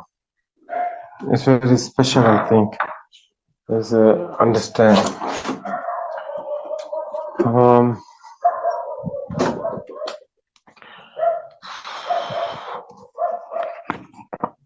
The true Dhamma. The true Dhamma is talking about the truth. Dhamma is Buddhist philosophy. Most of them talking about Buddhist philosophy. But what's the truth? What's the real truth? What's really is happening? It's very worth everybody. So this I won't tell in this inside awareness. That's a super awareness. It's very worth. Because it's a jnana. Otherwise, Buddha's telling it's the jnana. How is jnana is not a thinking. Jnana is not a thoughts. Jnana is your inside is. We are not talking about the normal awareness, because normal awareness is somebody won't thinking. Somebody think something. This chair or table, or someone is thinking that chair is a chair. There's inside is awareness is coming. Yeah, there is not chair. It's a sound and films. Normally is people. Normally everything is normally is happening. But inside meditation is normally is everything is happening, but you're inside. is uh, uh, that's no any value is is coming every these thoughts, no values. That's understand finally is coming this. What is the truth is somebody won't understood. So it's very worth. This is the point of I won't explain this. That's a super awareness. That's a that's the Adhigata Samadhi, Buddha's word. How is coming? That's a super awareness is a normally is everything is here. Nothing happen anything. That is why. So that's a Buddha's word is Nisato Nijo Sunyo. It's a Buddha's word is no being, no living being, nothing existent. There's a these thoughts are normally here. Otherwise, you can see, you can hear. Mind sense also working. So everything is normal, but there's the inside. Not anybody is here. That's only the actions, creations. No one is doing otherwise. Nobody is here otherwise. It's a system is working. Mind creation is the working. That's the that's everything is normally you are doing. You are cooking or something. You are at home. Day-to-day activities is going, or someone is doing the job, or something doing. That's everything is you can do. There's no problem anything. Yeah, nothing happen. Nothing change anything. But your inside is not value is coming. That's the ending suffering. It's very worth. That one is how is coming. That's understand one. First, you want to know the truth. This is special. So, I like someone have question or something. So this non-soul Dhamma and the cause and effect Dhamma.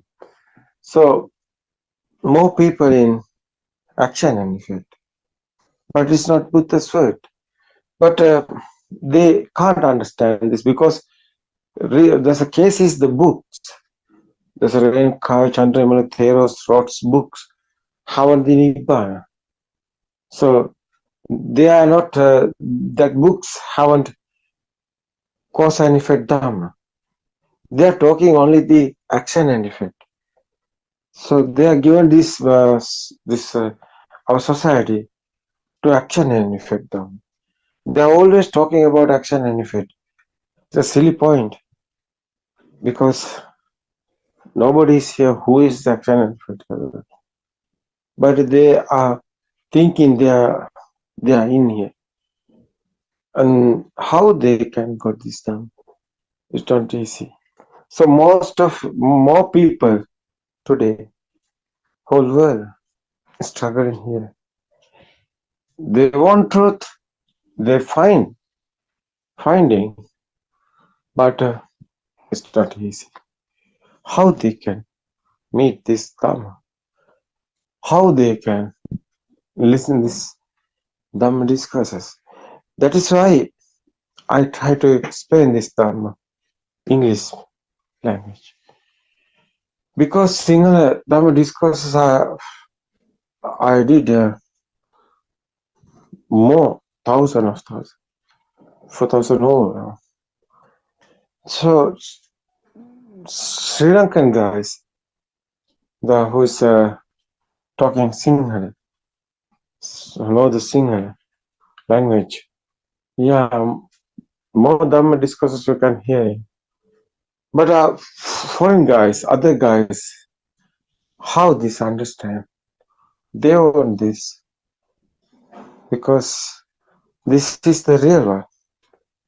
How they understand? That is why they want English. I have to say, I want to do this. Actually, it's my duty. I will do this English language. Yeah, it's coming day by day. Mm, yeah, so I'm trying to explain is my side. So your side you have, you want, you want to, you want to encourage, you want this your side have. So especially is the Sandhitika Dham. Is no one can given easy. Because your inside is crowd becoming the truth. It's a experience. You want experience otherwise. So someone can join with me and discussion what is how is the cause and effect and how is the action and effect done. Why people in action and effect yeah, it's okay. Why Sri Lanka here, you know, over there 90% over there in misconception. So they are thinking they are in Buddhist guy. I'm talking about the Buddhist people. Only the Buddhist people. So, Buddhist guys, I think, yeah, it's 90,000, 90 second. So 90 plus, I think. That's in misconception. They are in action and effect. Most of them. So same Buddhist time, Buddha's time. Buddha's time they are in action and effect otherwise. Buddha said Jatila Niganta Brahman. Today not Jatila Niganta Brahman. Today they are thinking they are Buddhist. That is why we are talking about as a Niganta Bhikshu. A Niganta is a Buddhist. Why? They are in action and effect. They don't know cause and effect. They are thinking action and effect, cause and effect. They are thinking everything is same, but it's not same. Action is effect. You are going, you want something outside. Action is effect, someone going outside is permanent because outside is real. That is why they are going that way. But inside meditation is a cause and effect. It's very rare. It's not common. It's not easily coming to you. You won't find it. That is right. It's okay. Somebody can join with me and your words given us.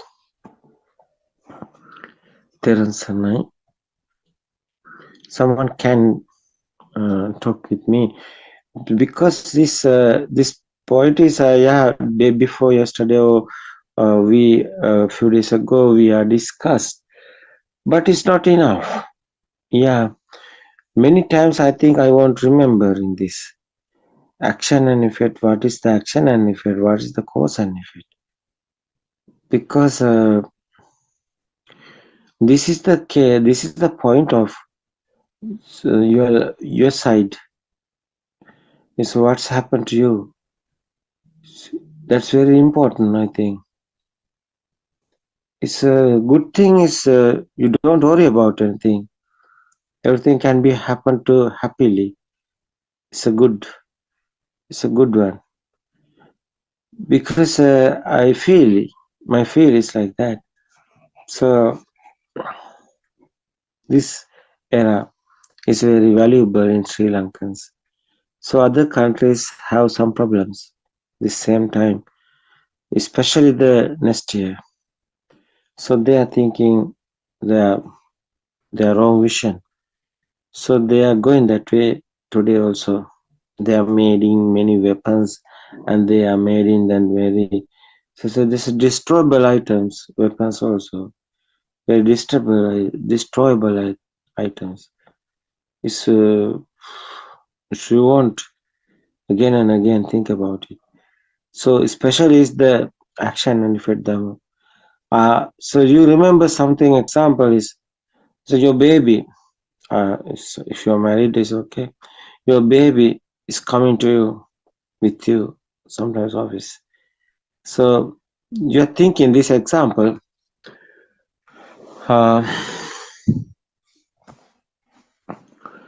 this example is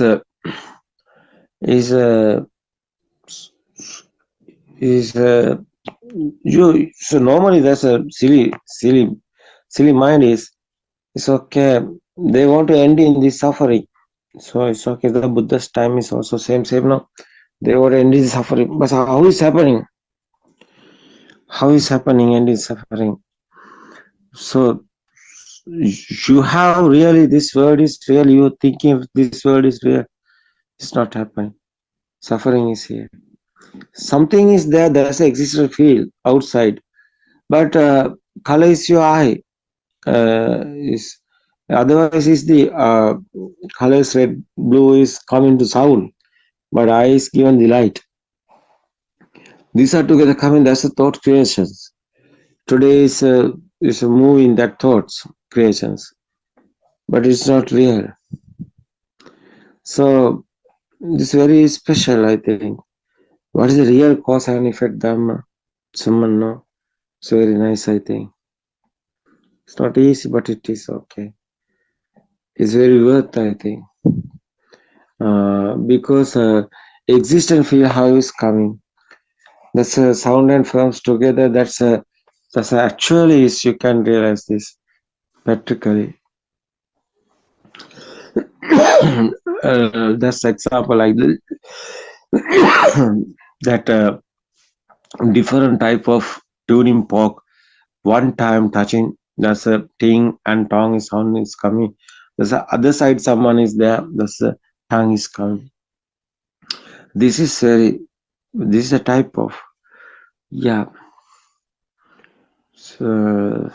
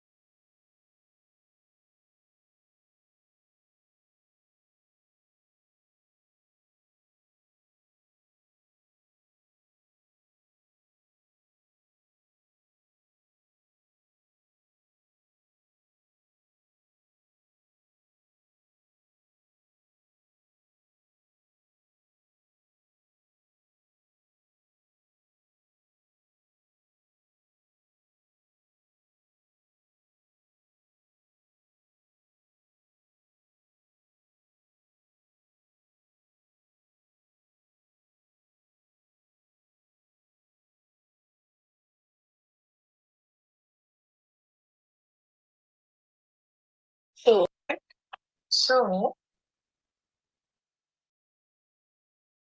you see a tree, but we say there is a tree outside. There's a tree outside because we can see a tree. We don't say, we can't say there's nothing outside.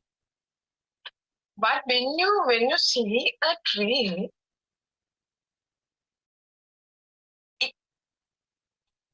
inside there is a person. See the tree. That is you. I see the tree. You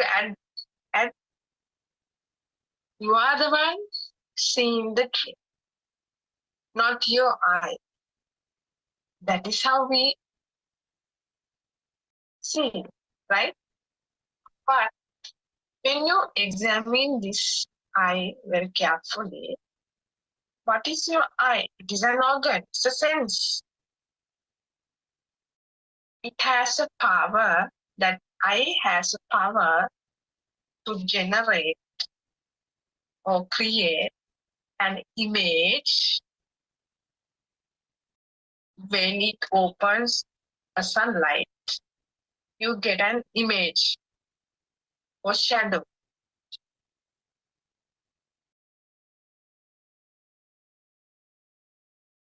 Into your eye. When light comes into your eye, you can see a shadow. So when you think of it, how can we see the shadow or image from outside? According to Buddha says, the shadow comes to your eye because of the current or spark generates in your eye. It has a power to create an image. No one can control it. You are not responsible for it. Because when our body organs has created like that, there's no control over that matter, right? So that the main idea in what I want to say is the current, the power or spark, whatever the word I use, you have to understand that power comes automatically. Our eyes working very hard. It has a very high speed. Cannot even imagine, cannot even say that power, the spark generates or can create an image.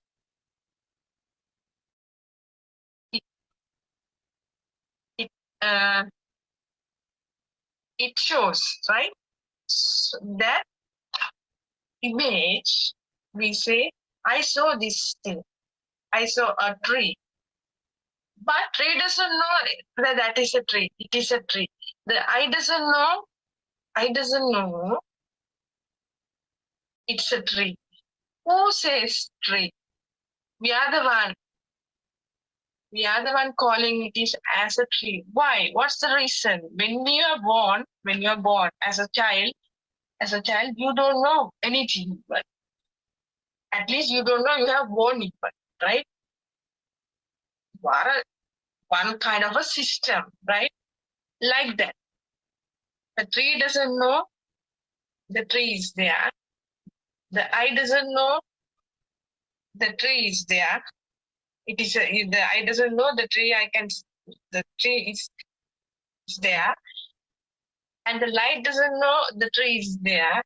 The power doesn't know the tree is there. No one is responsible for tree because of the word we heard before. It is a tree. We continuously saying it is a tree. But truth is not there. Only your eye has a power to generate an image. It comes automatically. No one can control it, right? So, this power always be combined with I am the one looking at, I can see, I am there. My eye, I can see the tree outside. That is the thing. It has that our ignorance. We don't know it is because earlier I was thought there's a tree outside. We can see anything. But there's it has two extremes. When you see a tree, there's a tree outside and there's a person inside. You can see two extremes are there. So when you have two extremes, you won't be able to see the correct way of Dhamma, Anatma doctrine, Anatma Sanya. When you see how it has formed, the tree has formed,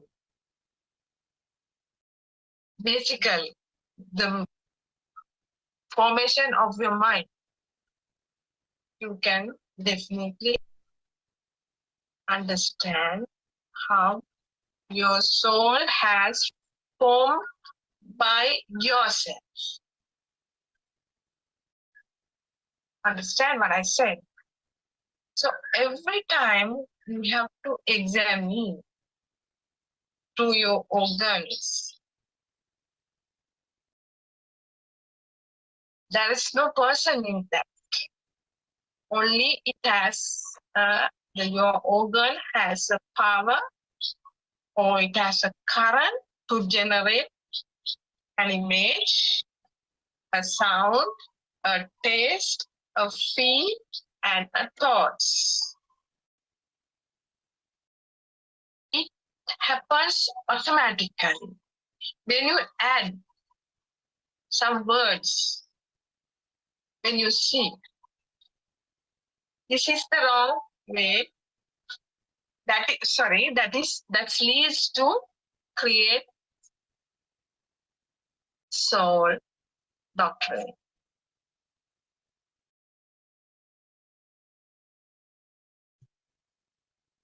I hope that you have an idea, at least small idea, how you can understand the formation of your mind.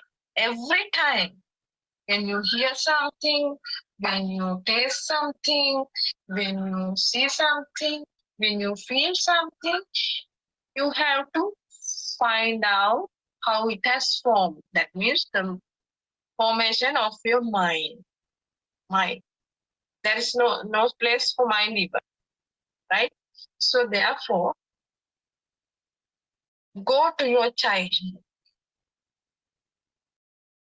and see how many words or collection of data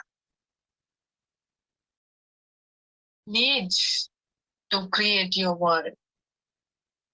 Just imagine from our childhood up to now, so many things you have in your mind. Because of when you think your mind is, you have a mind, you must struggle or you have to always struggle with your thoughts because you feel it is true. My mind says like that. My mind see like that. I feel it. That is the ignorance we have in our lives. So don't hesitate to understand this concept and don't rush to understand this concept. One day, when you examine this theory very carefully by listening Dhamma Samar, you will be able to understand this is true.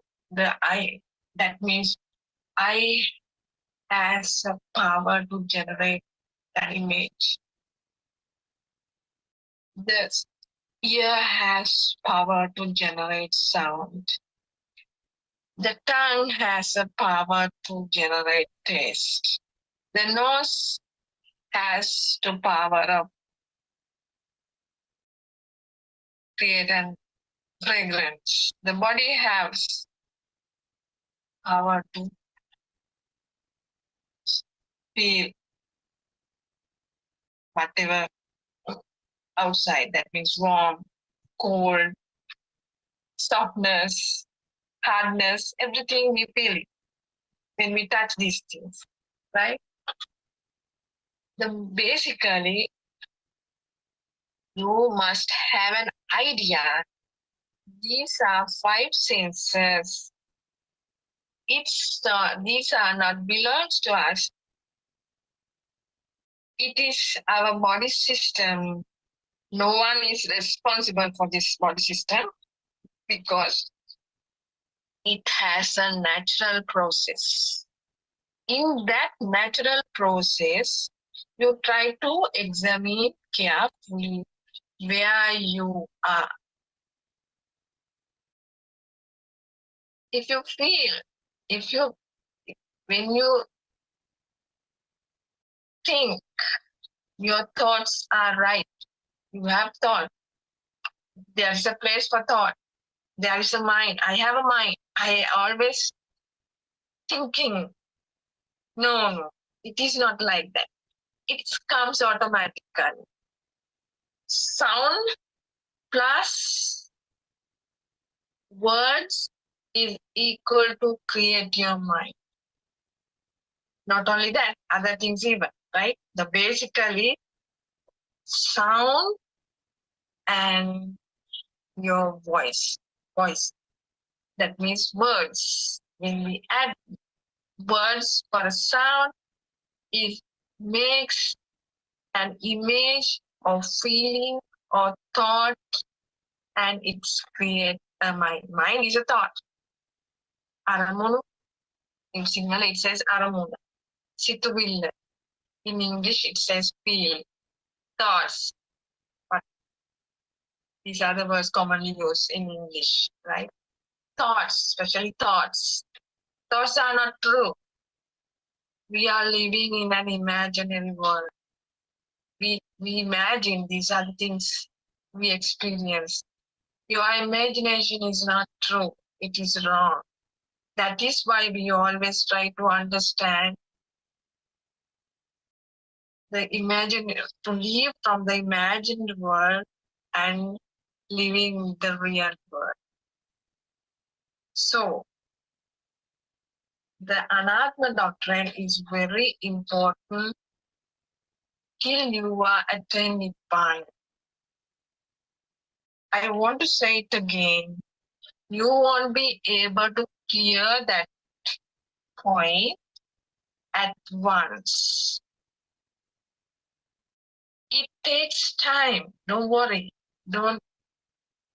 It takes time according to your capacity, according to your knowledge in that is Satyaඥana. It will help you to understand this concept.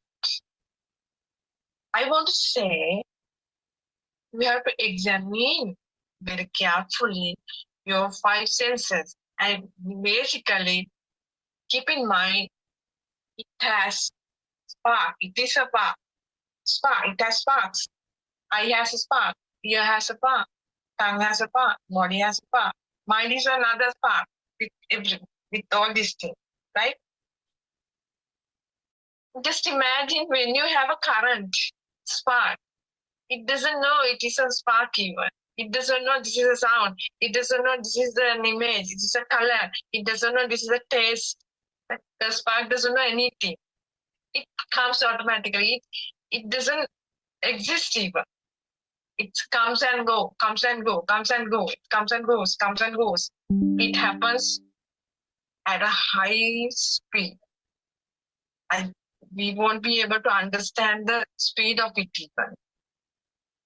When it happens over and over and over again, these sparks, it has a main power to generate these things are existing every time. That is another main thing in that concept. When it happens over and over again, we think it is there. Tree is there. Book is there. Cold is here. Softness is, I feel softness. Hardness I feel. Why? Because of the speed. At a fraction of a second, your mind works, right? I don't know. I can just even imagine the speed of our mind, right? It is a system. It's like a machine, right? So try to understand this speed of the power every time give us an false idea that everything is there. Everything is alive, not alive. It is a creation in every single moment. It is not a permanent thing even. It is not a permanent thing because creation, creating every second, is there a permanent thing? Can we say like that? No, we can't say. There's not a permanence in there. No non-permanence. So try to understand this concept carefully. It takes time. Don't worry. No hurry. No hurry. You have to examine. When you taste something, you know it is sweet, it is bitter, it has sour. But sour doesn't know it is sour. Your tongue doesn't know it is sour. The object we eat doesn't know it as sour. How? Who says sour? Your mind. Because you have previous experiences in your mind. You have a lot of collection of data. When something touch in your tongue, you know this is sour, this is sweet, this is and not sweet, and taste, not taste even. Your mind says because of the data you have in your mind. The data is not complete to give a true idea of your mind. The word you have put for that spark, giving you a false idea. That is the hidden thing inside this concept.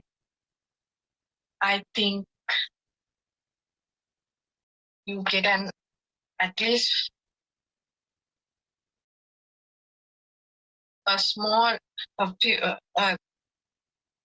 least a small idea what is anatma sanya, anatma doctrine. Try to understand this. Try to understand this noble truth.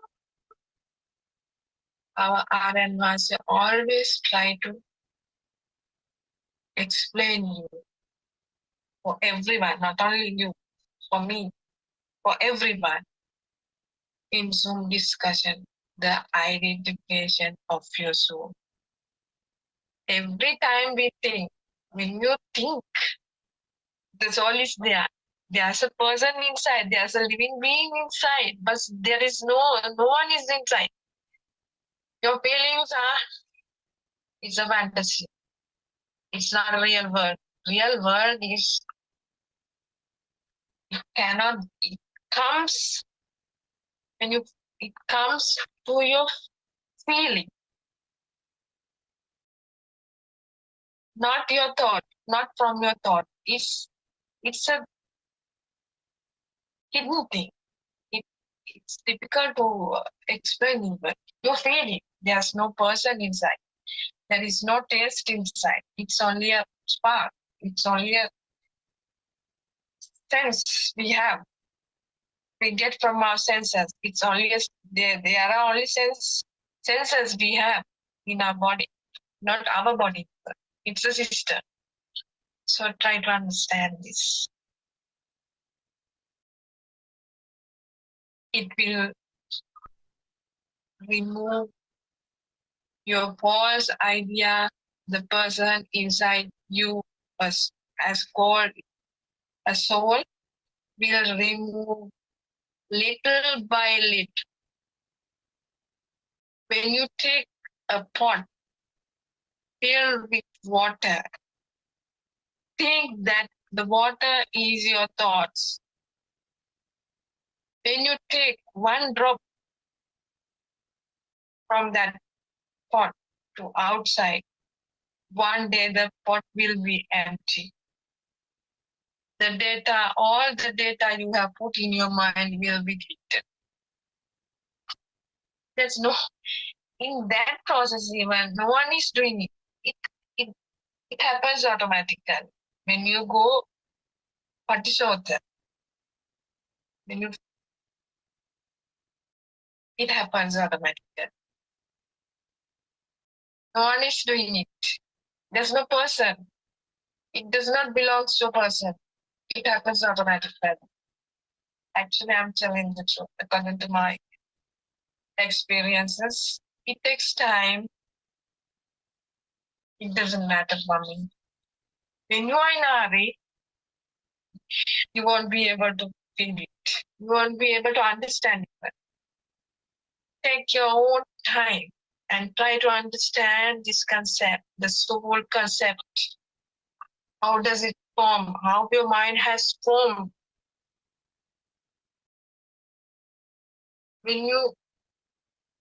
I think it will help you to remove your idea of a person that you have inside in every thoughts.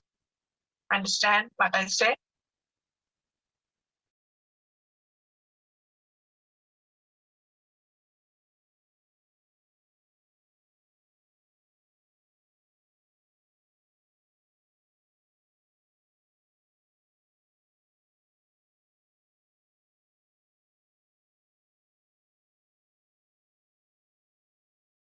So when you think of your eye, that is the main organ we have now.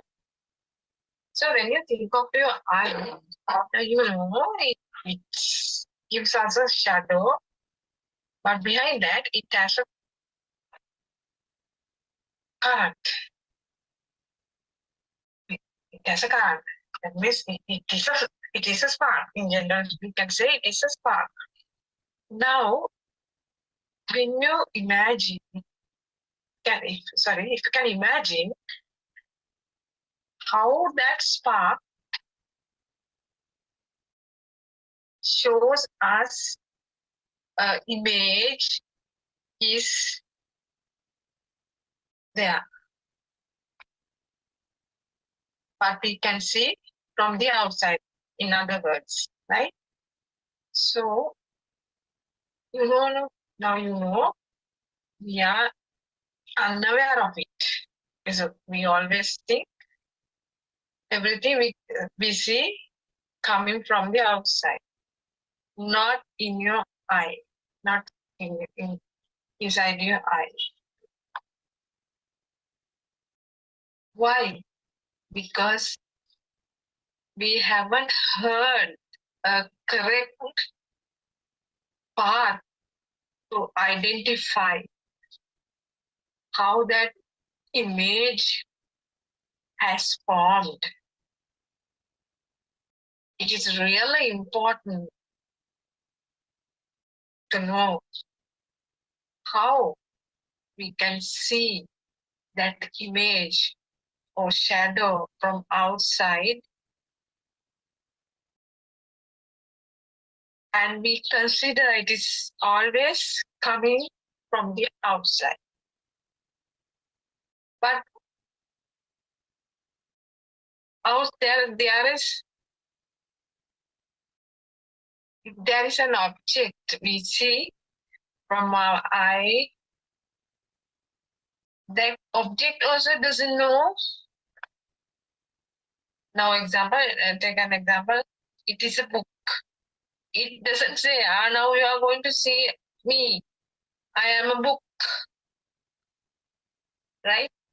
Your lens in your eye doesn't say, doesn't indicate, I am the one doing this part. Because of me, you can see the book. It doesn't say, right? And the power that generates inside the eye doesn't say, no, you two are wrong. I am the one generating this image. You have only one duty. I am the one making it as an image. Who says like that? No one. Any of your part in your eye doesn't say anything. Doesn't say anything. It is a mechanical system. It's a mechanical system. So, in that mechanical system, no one knows what is their part. No one knows their part. It's happening eventually. That means it's occurring all the time. But we are unaware of it. We don't know it is happening all the time. But we are living with the thoughts. These are true. These are the things we can see outside. Is there always with us. When it's very hard to live from these things because we were attached so much in different ways. It's the sad part. I mean, when you are attached so much to somebody else or to someone, maybe your family, maybe your friends, maybe some objects in your house, valuable things. If you have a car, you love it, right? You love to drive your car. You love to have your car. And when you take a person, for an example, we love our mother, father. If you have children, you love your children. You can't leave them, right? Because you are always thinking these people are always with us, right? These people are always with us. This is the real world we live in. It is not like that. That is what it is, an imaginary world.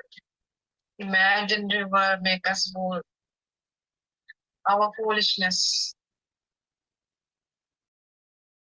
That foolishness can be eradicated little by little, step by step, by understanding the way of creating an image inside your eye.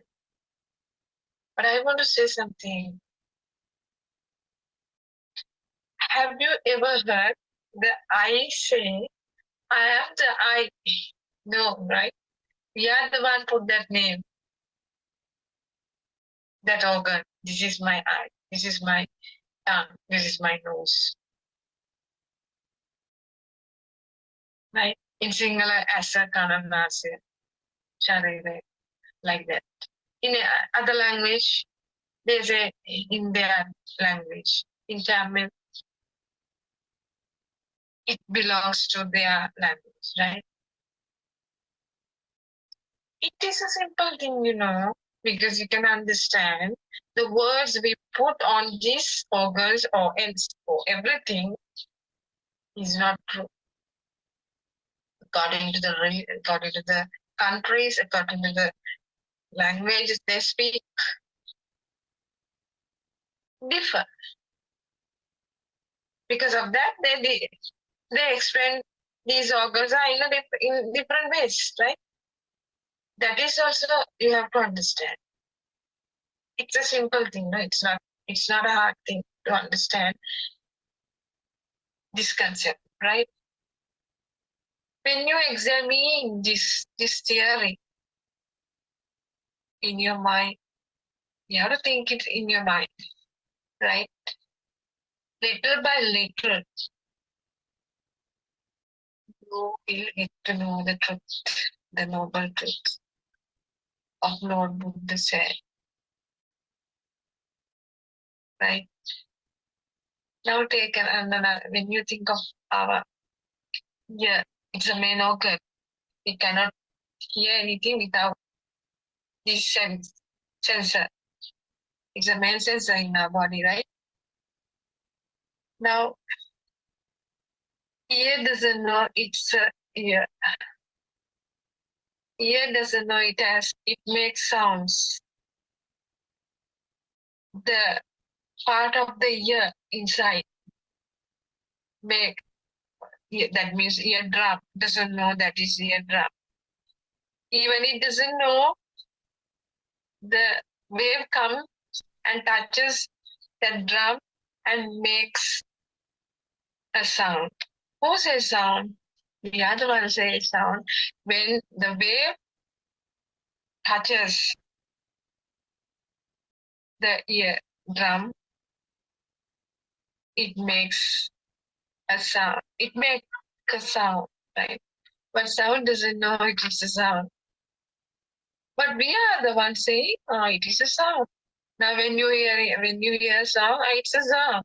When you are talking with someone else, so you can hear the voice of that person, right? Now when you go on the road, you can hear different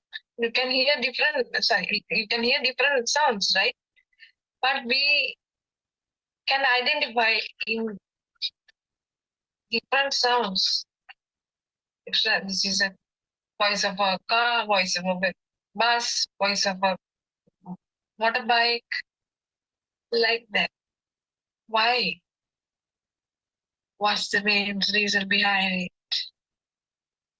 Because you have so many data in your mind.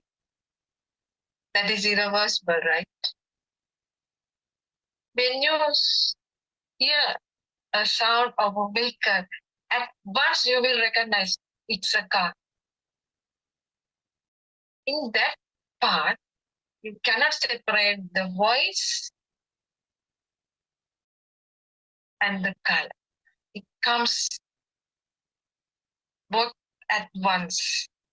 No separation. Cannot separate even. Never ever. You cannot separate the voice, that means sound, and the color. It's really hard. But the mechanism is there. That's why RNS always says sound plus color is equal to your soul or thought. Sound plus color means it comes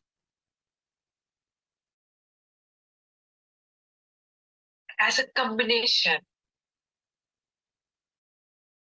The effect of this combination make a thought. No one can separate it. It's always together.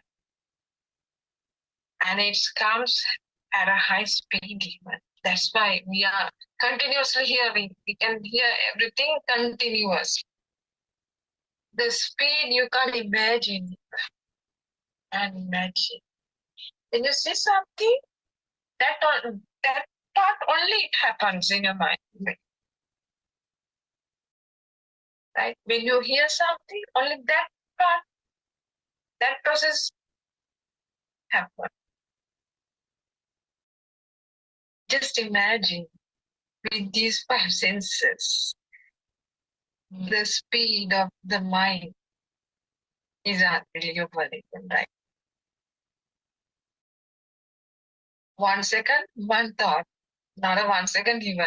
It is hard to explain, right? Only one thought.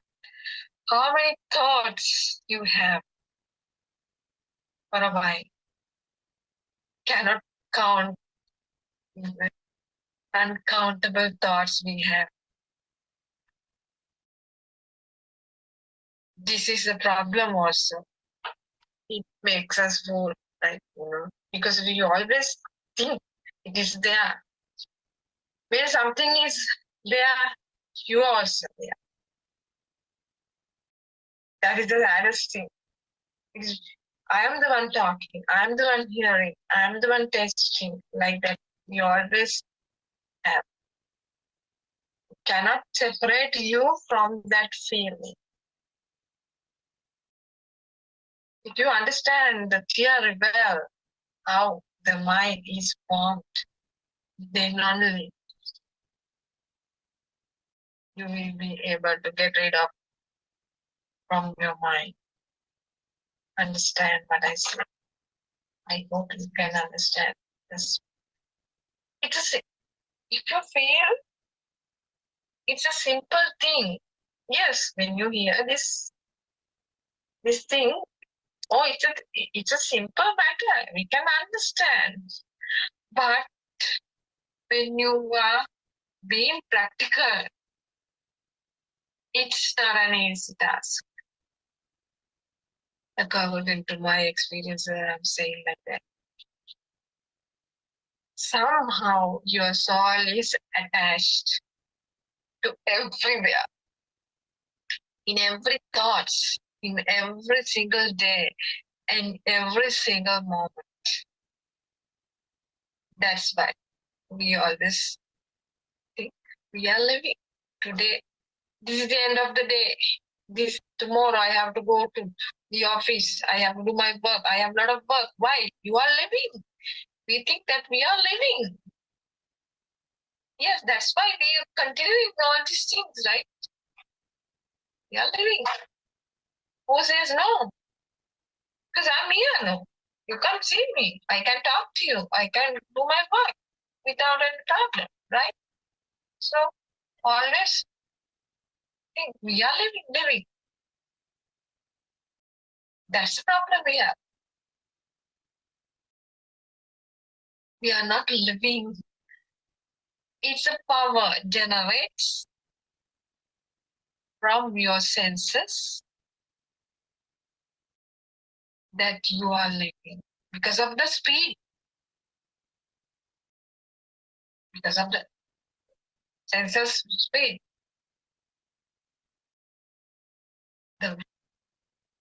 It happens.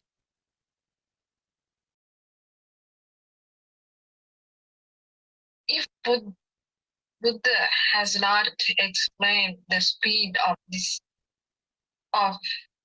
these five organs, we won't be able to understand a single thing. I'm so gratitude to Buddothpada and Master explaining this theory in each and every moment and each and every Dhammasana. So try to understand this.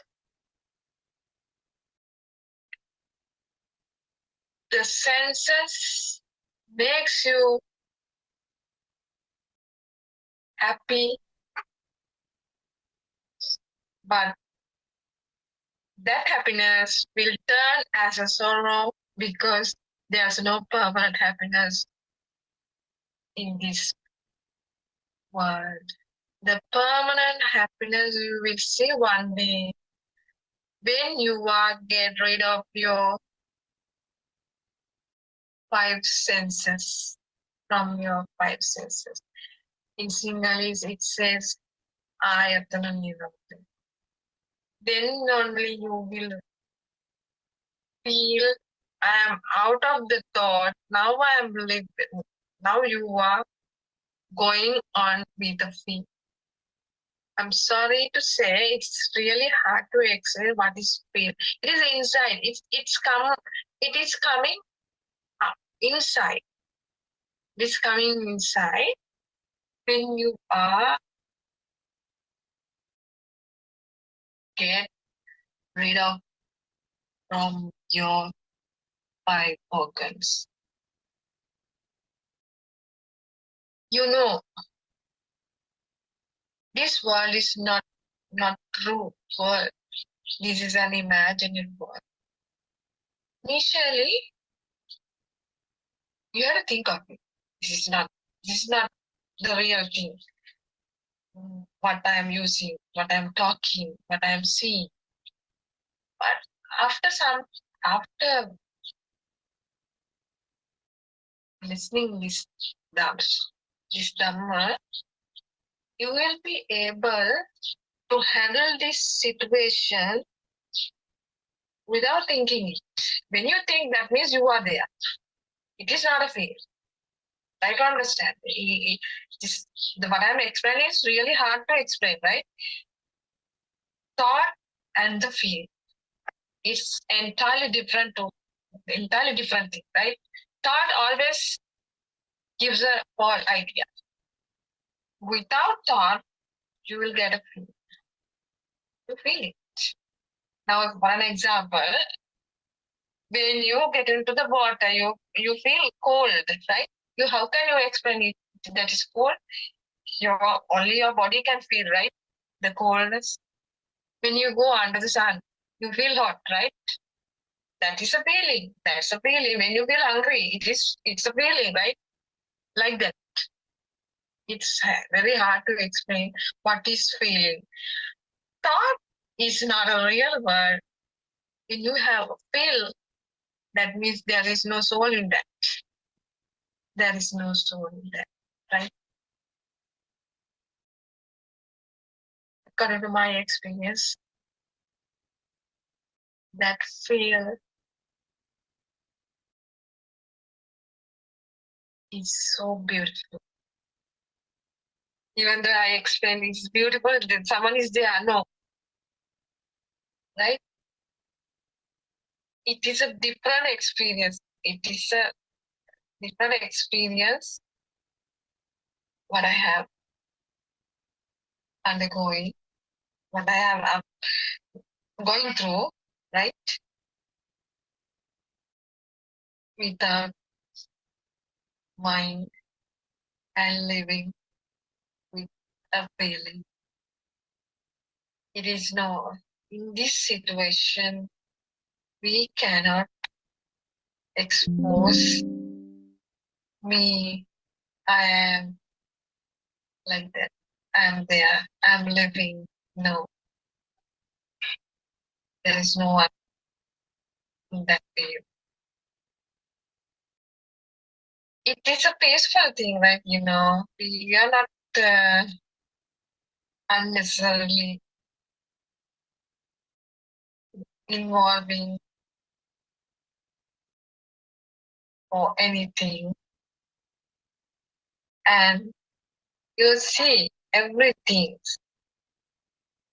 occurrence, the things happening, things are happening. I'm doing it. Not like that. Things are happening. You do only your responsibility. Without you, and that means you are get rid of your mind. Mind is off there, right? Simple thing I'm saying. Your mind is off in that situation. Mind is not working actually. You are living with the feel. Not you actually. There's no person in that. It comes automatically. The system generates that, right? That system generates that the feeling. It is also when the power of your thought is reducing, that feeling comes. No one is doing it. That is also happening automatically. That is an automatic system. Understand what I say? I think some people can understand for certain limit. it has a limitations because according to your knowledge, Satඥāna, and when you compare this Dhamma with your uh, experiences, that feeling, that understanding of what is feel, what is thought, will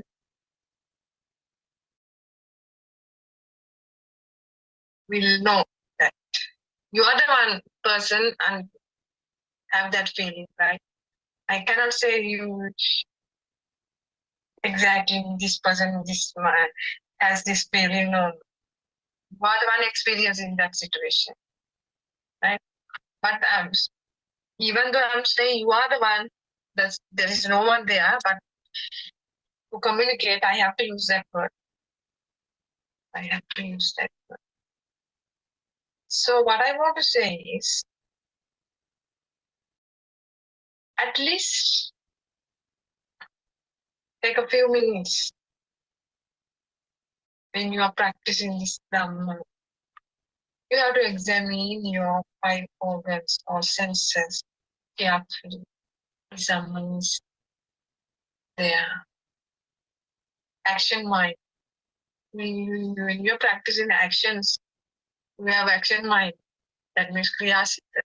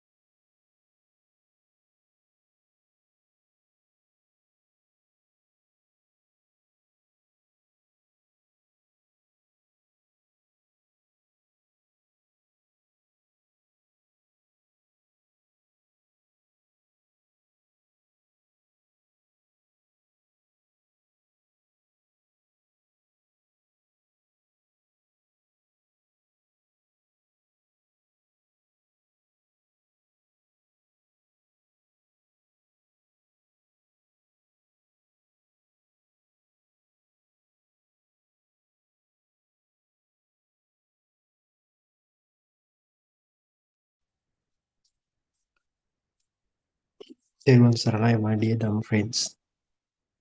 Once again, I'd like to welcome you to the Buddothpada Dhammas forum.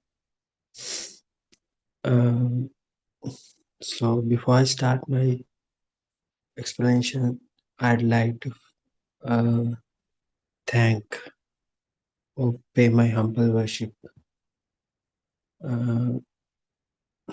to our noble friend Buddothpada and Mahansi for giving this opportunity to speak up. And also Thiruvan Saranai to all my listeners. So yesterday and day before yesterday, we talked about how our mind get, the way our mind get created. So why we always talk about this mind? Because by now you must be knowing these things, but it is worth to remind it again and again, because we tend to think the mind represents ourselves. So my mind is unique from others, and I know what I'm thinking. I know what sort of a mind I have. So all the things are there in my mind. Likewise, people tend to think that their mind is that their mind is they are in their brains, are situated in their brains, and they are living in this kind of a material world. But according to the Lord Buddha's message, it says, your mind is your world. So it is so unique to you. And my mind is my world. And it is valid, that concept is valid to the other animals as well. So the animals, the entire kingdom of animals, including ourselves,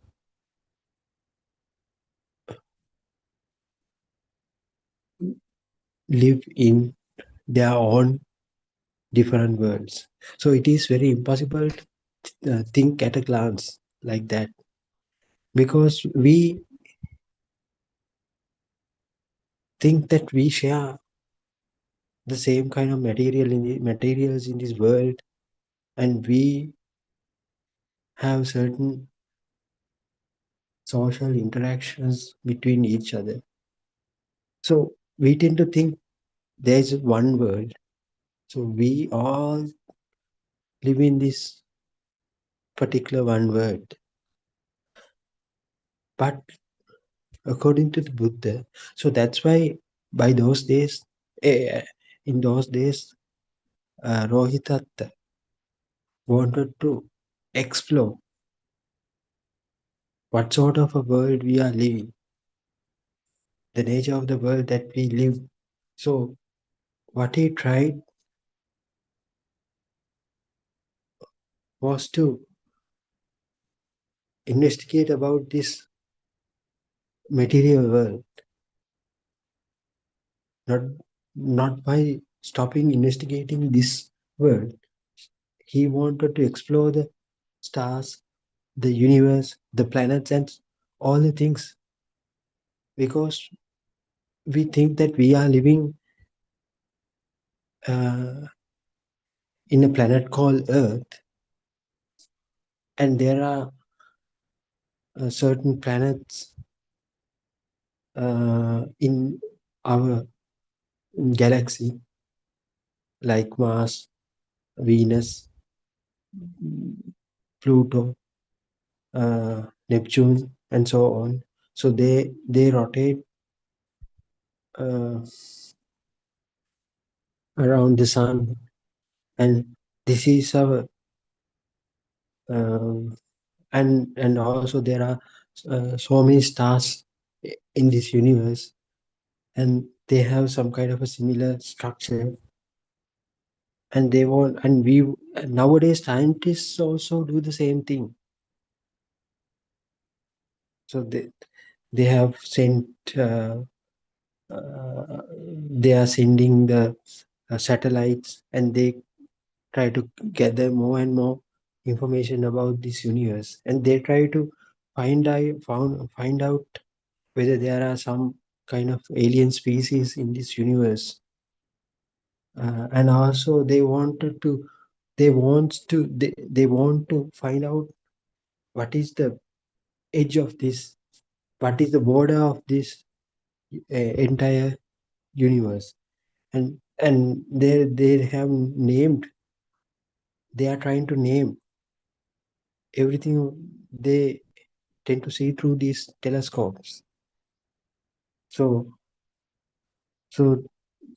they want to find out what sort of a place that we live. Same thing was done by Rohitatta on those days as well. So then Lord Buddha went to Rohitatta and said, Rohitatta, there's no point of searching about the universe externally, because you can't find kind of an end of this universe. But if you are able to see this universe through your mind only, mind, you will be able to find the edge of this, the border of this entire universe. So unless you see you will be not be able to find this border from the outside, but unless you find the border from the border of this universe from through your mind, you won't be able to attain the Nibbana as well. So if you only see the edge of the universe through your mind, that day you will attain the Nibbana. So it is a very, very nice advice. So that makes you to think this material world is not the world that actually we live in. But we used to think that we are living in such a material world, all the animals and trees and river, everything, rivers, sun, moon, everything they are in this material world. So we think like that. And also we think people or animals tend to born in this real world and they live for certain time and they die. So so we used to think this is the nature. So same thing happens to the trees as well. They grow from starting from a seed, then they grow over the years. After they producing new seeds for a certain period, then they die. So we think this is the nature and this is the world, the material thing as the world. But according to Lord Buddha's advice, that is wrong. Your world, what Lord Buddha said is, your world is the world that is created only for you. You live in that particular world that is created by your mind. So accordingly, you have each and every animal has their own world. So they live in their own worlds because they have different minds. Oh,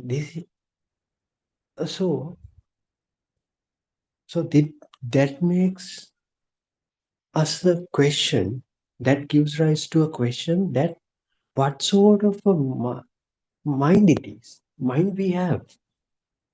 So that's why we have to start investigating about our mind. Lord Buddha says like that. Your mind is your world. So we used to think that we are living in one common world. So all the living beings are there in the world. So we thought like that. But Lord Buddha said, no, that is wrong. World is within you. Your mind creates your own world.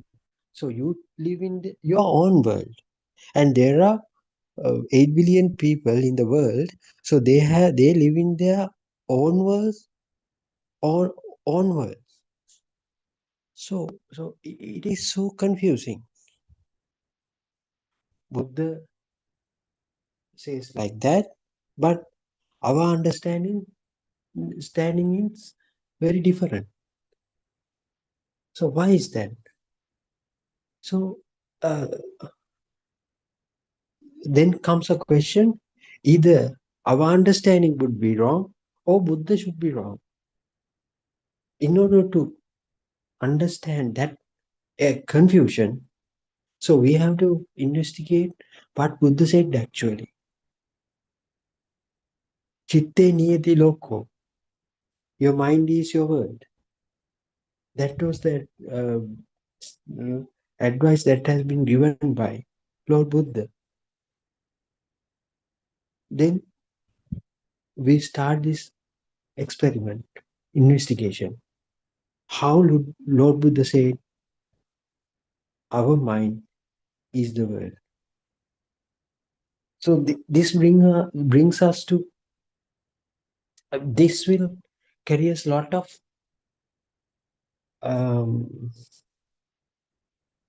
this and also Lord Buddha said, if in order to see that particular thing, or if you want to investigate about this thing, you have to choose your own perspective.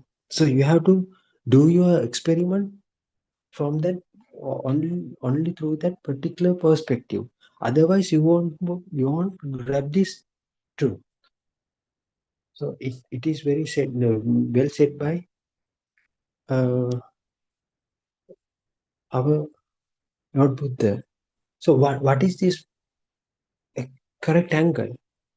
The correct angle is you have to start this investigation with a non-conscious angle. So what does that mean? The non-conscious angle. So we tend to think that we have such a thing called consciousness. So that makes us to feel that we are alive. But Lord Buddha said, if you want to understand what I said, you have to start the experiment from that non-conscious angle. Non-conscious angle means you have to do this study thinking that you are not alive. It is very difficult. It is not so easy. It is difficult because whatever we do, whatever we think, whatever we carry out, it has some kind of a sense of consciousness. So otherwise you don't feel like it is there. So but we have to come out from that concept or that thing. And we have to start this investigation from that particular unconscious perspective. So, so that's why it is a little bit difficult. That's why Lord Buddha said this thing will be understood by very limited set of people. Like when compared to the soil that has in this earth, it is like that. The Lord Buddha gave a nice example for that. If you take a pinch of sand from this earth, so that represents that amount is the amount that is represented by this small amount represents the people who understand this particular dhamma, particular thing.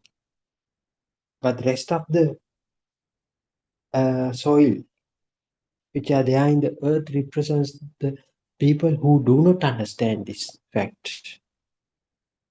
So if you are able to understand this thing, so you become a part of that people who the very limited set of people who understand this dhamma. So then we'll start. Then we have to start our experiment from that non-conscious perspective. So what is this non-conscious perspective? So everybody, even before Buddha's time, people were seeking what is the truth. So they want to they also wanted to find out who we are. That question was there even even before the Buddha's time. So then they thought then they found out the consciousness is the ultimate fact that brings you about this all the experiences. So these experiences make you to feel that you are alive thing. So from where you got this consciousness, initial consciousness, then they thought there is some kind of a universal. Even today people do not the people do who do not understand these things, this Buddha's message, they still believe there's a thing called infinite consciousness. So we became apart from we came as a part of that universal consciousness, because universal consciousness can experience everything, but as humans we only experience what our senses can feel. So we have a very smaller proportion of consciousness. We carry along very smaller proportion of consciousness. So we are like that. The certain animals have more than that. So likewise, if once you understood that, once you understand that, people tend to think that we can experience everything. We become the universal or infinite kind of consciousness. So that's why they start practicing these meditation activities. Most of them started to doing concentration meditation. Through this concentration meditation, they wanted uh, to feel the uh, the unique kind of uh, feeling. So so they tend to feel that they thought that they tend to think that that is the universal kind of experience that they have. So they think that they tend to think that that is the universal consciousness. So they try to do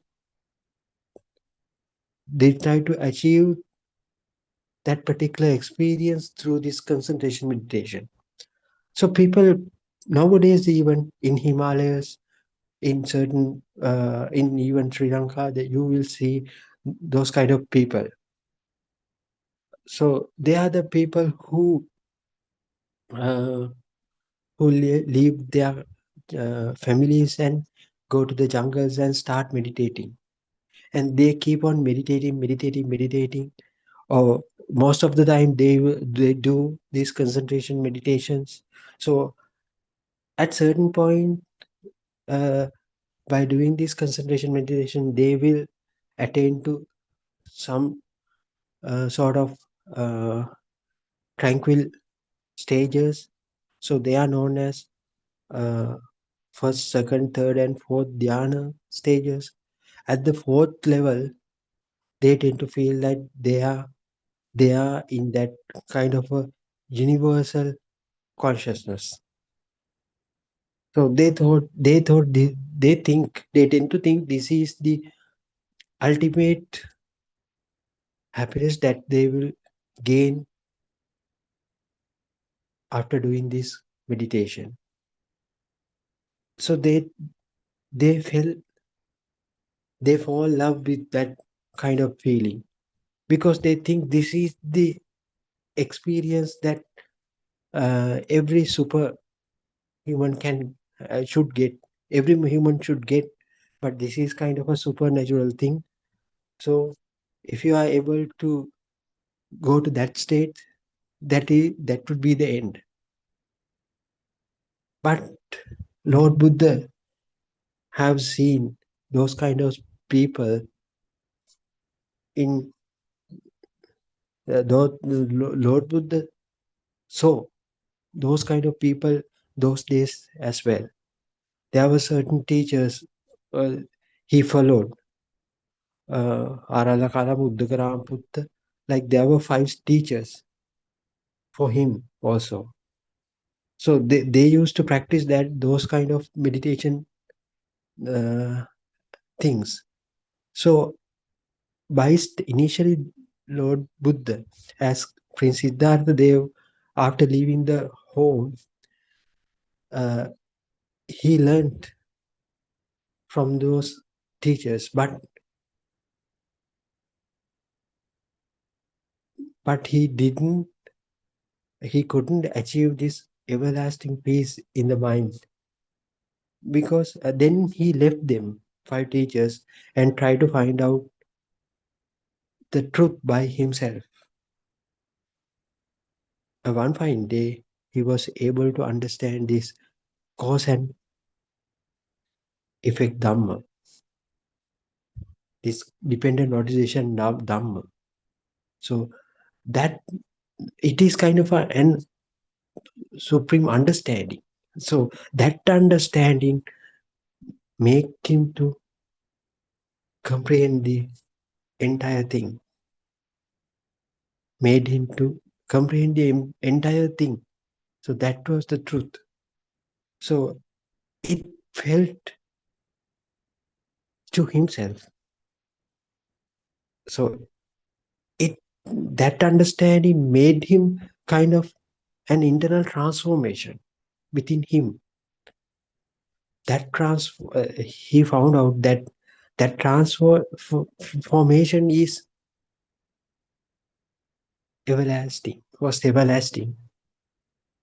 So that transformation is called the Nibbana. That is not the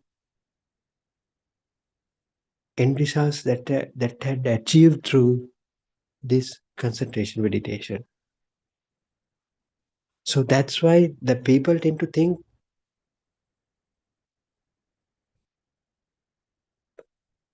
Lord Buddha also got enlightenment, or achieved the enlightenment. So that is wrong.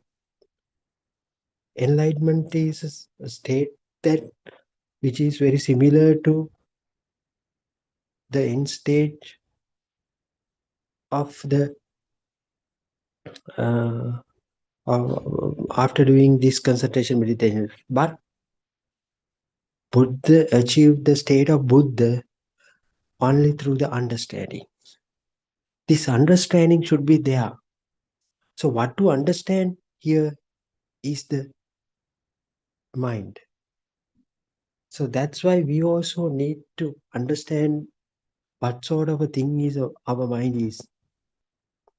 So then that understanding will lead us to will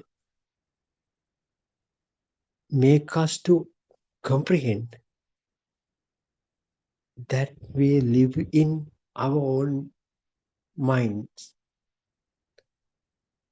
So that will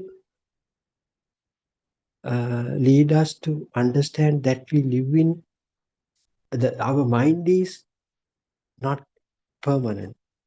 So then we understand the impermanence of the mind. So that means that the world that is created within it, our mind is not permanent. So then we understand that we are living in an illusion.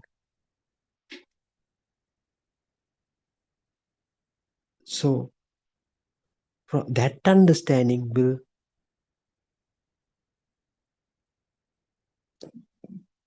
make us some kind of internal transformation to happen within us.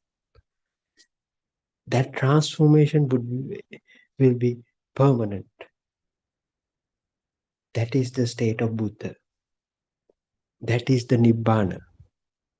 That is the state of Nibbana. So by doing the concentration meditation, we can't achieve that state, because there is no kind of understanding part. Only in the concentration meditation, you are exposed to the experiences only. There is no such a thing called understanding here. First, most of the people tend to focus on one. People who meditate try to focus on one kind of experience again and again. So that means most of the people tend to give their concentration towards the tip of a nose, where the air column rushes in and out. So that means they focus on that particular experience. So only the rest of the experiences will vanish after some time, because they concentrate on one experience. So that experience will be prominent. So that will make them to feel that non-experienced state.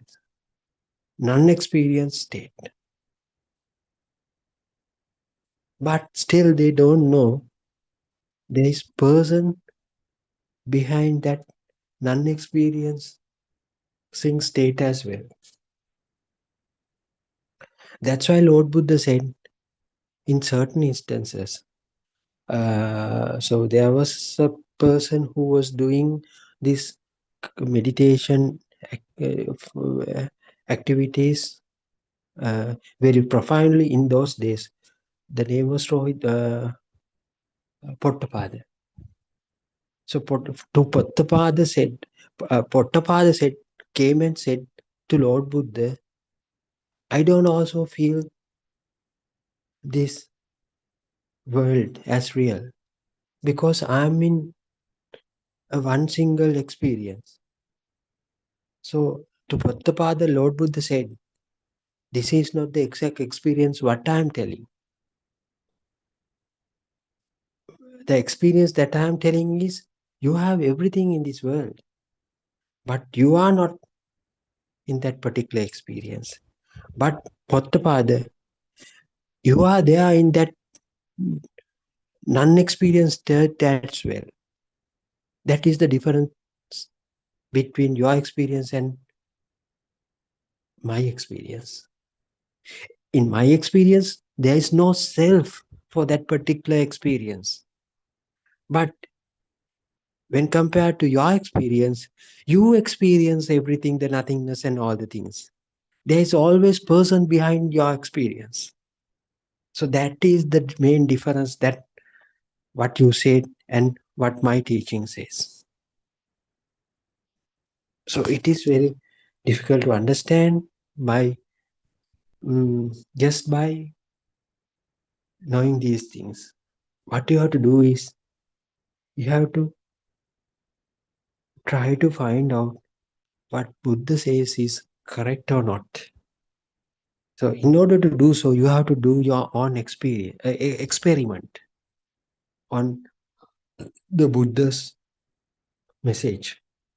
So if you want to initiate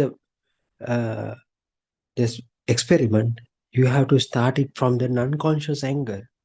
Because if you, like Buddothpada, if you start doing this experiment from the conscious angle, always this consciousness will remain as the self at the end as well.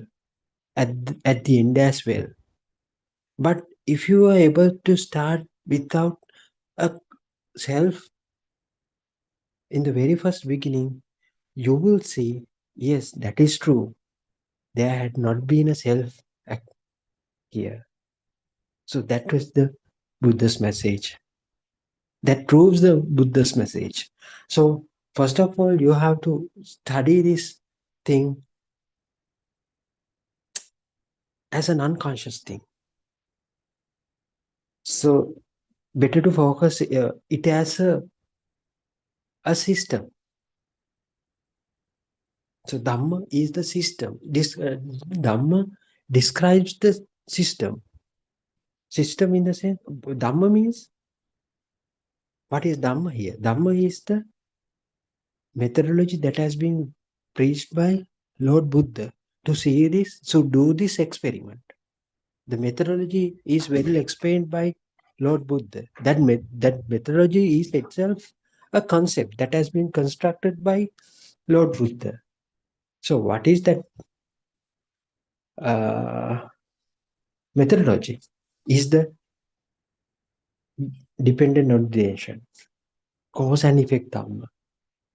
So you have, when you start this experiment, you have to start it from the non-conscious angle.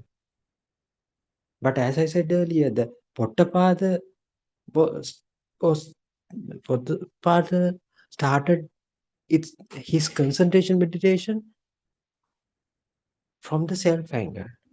So that's why at the ultimate stages, the self was remained. The experience is there, and also self experience is also there. So there was a person who always experienced that particular experience. But once you follow the Buddhist method, the self won't remain at the end as well. You will realize there is no kind of a self here. So in order to do so, you have to start your experiment from the non-conscious angle. That's why the Lord Buddha said this perspective is very important. This perspective is so unique to my Dhamma, to this system. If you want to study this this cause and effect Dhamma, so you have to choose that particular angle. You have to conduct your own research from that particular angle. What is this angle? This unconscious angle. So what would be the research question for this? That question is whether there is a actual soul here. Whether there is actual soul here. But Lord Buddha's message was there is Nisatto Nijjiva Sunyo. That means there is no kind of a living being, no animal here, lives here. That is the Buddha's message. That should be the ultimate results that we will gain. But keeping that in mind, we have to do our own experience from the self angle. So we can't deny that we don't exist at the very first beginning, at the beginning of this experiment. We can't deny that because we feel that we are living, we are existing. Because if you touch your head with your hand, you feel that I'm touching my head. So likewise, if you go in front of a mirror, you will see your own reflection. If you raise your right hand, this reflection also raises its right hand. So how you can say that there is no person here? Because I can think, I can speak, I can jump, I can smell, I can taste. So all these are confined. So the soul has been a center point for every experience throughout our life. From the day we have born, all the experience we gathered around our self-feeling. So we can't deny that there is no kind of a self here. We start from with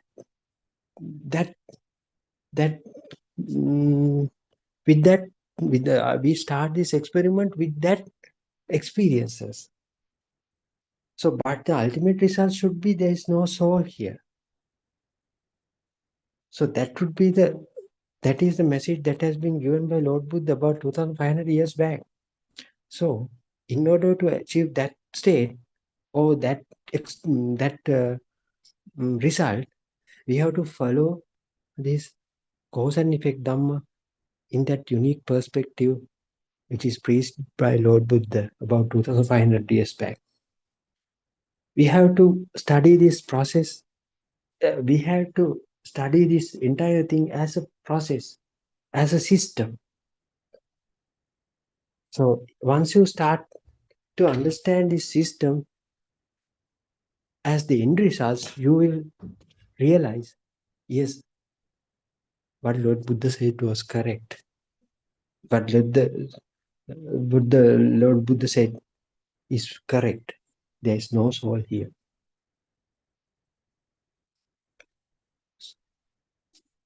So initially what Lord Buddha said,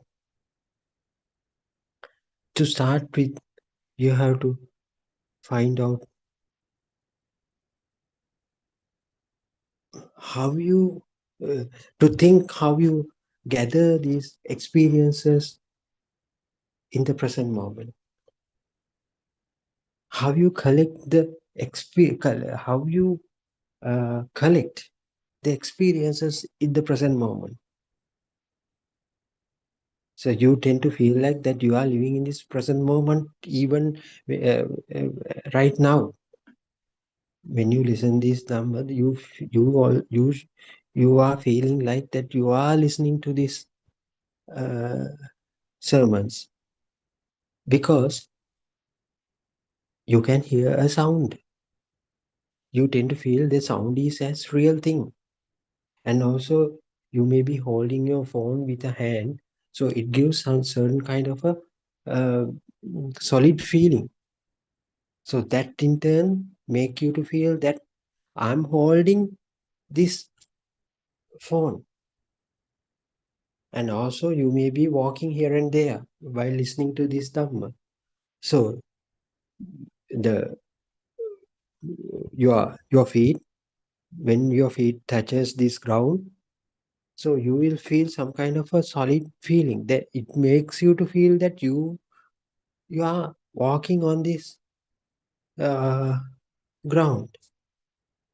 So so there are certain experiences even that this particular moment, even in this particular moments, with these experiences only, you tend to feel that there's a person within me who listens to this Dhamma. There's a living being within me who walks along this on this ground. There's a person within me. There's a living being within me who is holding this phone at this moment. Likewise, this experience, whatever the experience you get through your senses, will define you some kind of is contributing. Whatever the experience that is received from your senses will be contributing to making you a self within yourself. So that's why Lord Buddha asked us to start from that point. It's a good point to start your research. How this sensation gets created. So how many senses do we have? As human beings, as we know, we get a sensation from the vision, through the vision. That is the light, that is color. So even though you give certain shapes, give names for certain shapes, so how these shapes get created? So with the different shades of light. So you will be able to figure out different shades of colors. But there is light. So if there is no light, you won't be able to visualize anything. So from the eye you take, you the impulses that the sensor eye sensor generates the impulses of light. So it is a one door. We can consider it as a one first door. The second door is the ear. It acts as a sensor, so it captures the sound. So second one. Third one would be the skin. So skin captures the touch sensor, cold, heat, pressure, pain, and all the things with the skin. And the tongue, the taste, captures bitter taste, sweet, salty taste, and sour. So the other one is the nose, the good smell, bad smell, irritable smells, and all these things. Those are the 5 doors we have. But think, can you feel the gravitational force? No, you don't feel this gravitational force. Why is that? Because you don't have a kind of sensor to capture that particular force. So if as we don't have such a thing, such a receptor for that, can you say there is no gravitational force? No, you can't, because Newton, about 200 years back, he found out that there is a certain force which attracts the things towards the solid gases. So he named it as gravitational force. And do you feel the electric current? Do you see the electric current that flows through these wires? No, there are certain forces that you can't see. Why you can't see? Because you don't have the particular sensor for that.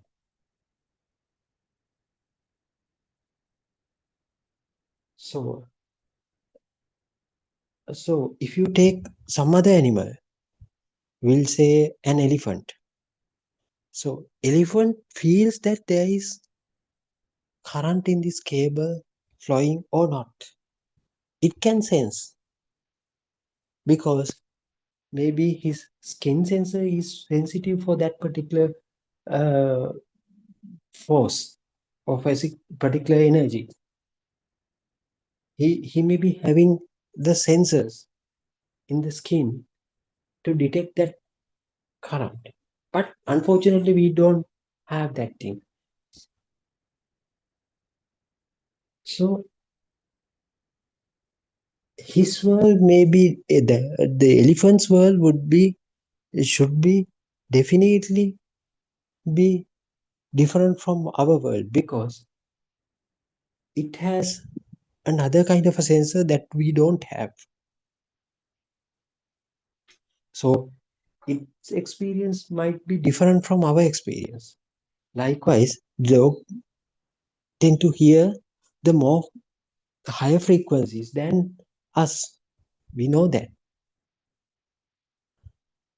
because our sensors, ear sensor has a very limited capability. It only resonates with the frequencies which range from 2 to 20,000 hertz. So the certain noises or voices or sounds which go beyond that we can't hear. So as we don't have that kind of sensitivity in our ears, can we say there are no kind of sounds go beyond that? No, we can't say so. And also there may be plenty of colors that we can't see. There may be, maybe some kind of animals might see those vibrant colors than us. So if you start to think like that, you can understand that we are confined. Our experiences are confined to the level of to the capabilities that are there in our senses. So the senses define our experiences, level of experience. So we can't go beyond that because our senses won't allow it. We can't hear the sounds more than 20,000 hertz because our sensors do not allow. Our ear sensor does not allow. And also the skin sensor, the pressure sensor. So we don't feel that we are living under a huge pressure of this atmospheric column. We don't feel like that. On our shoulder, people who the scientists have found out, so we were bearing a huge pressure on our both shoulders, but you don't feel it. We don't feel it, that pressure, because we don't have such kind of a pressure receptor for that.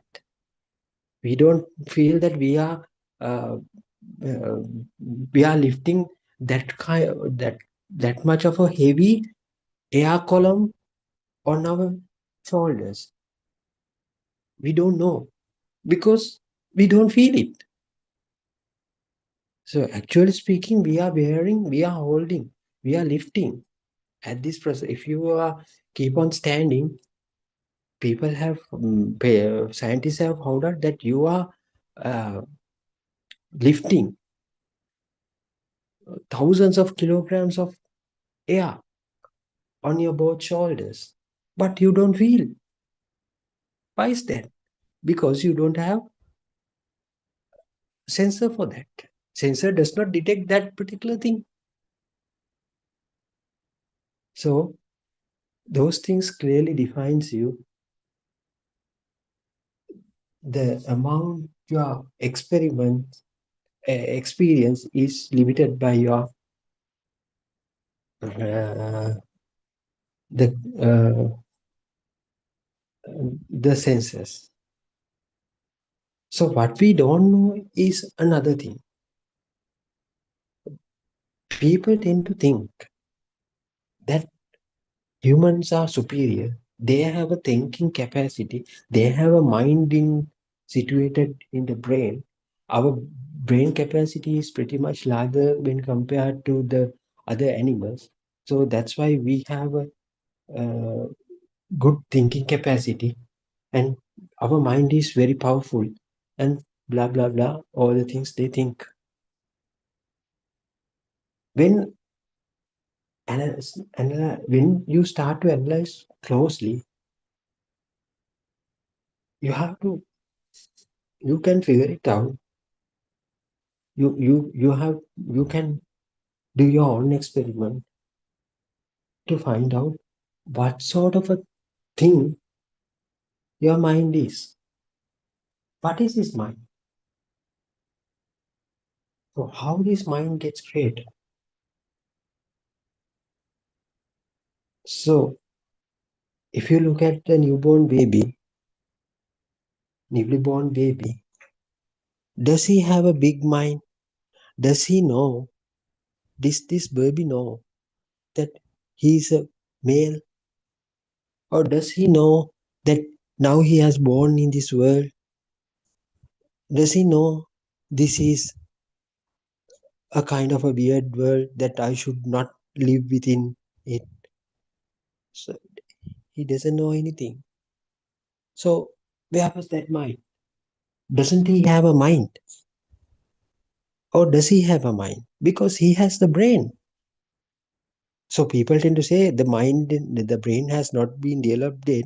That's why he doesn't think like that. Yes, that may be true.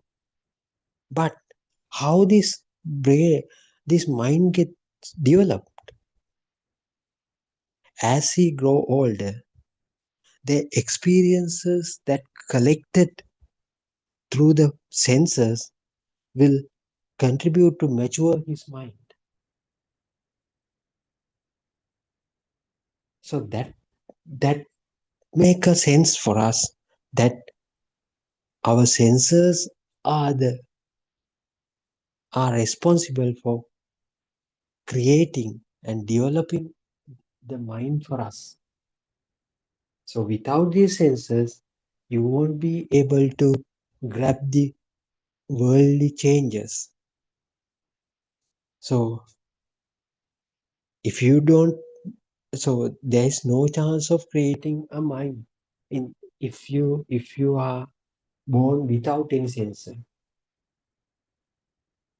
But because we are having senses, the mind gets matured day by day. Through the senses, what you grab, what you uh, what you capture is particular kind of an experience. It may be a color, it may be a shape, it may be a sound, it may be a touch, it may be a tactile sensation, it may be a taste, or it may be a smell. So with these 5 faculties or the senses, you create the mind. It gets matured day by day. But the beauty of that mind is, even though it is formed with these 5 senses, after forming the mind, it can give rise to another kind of experience on its own.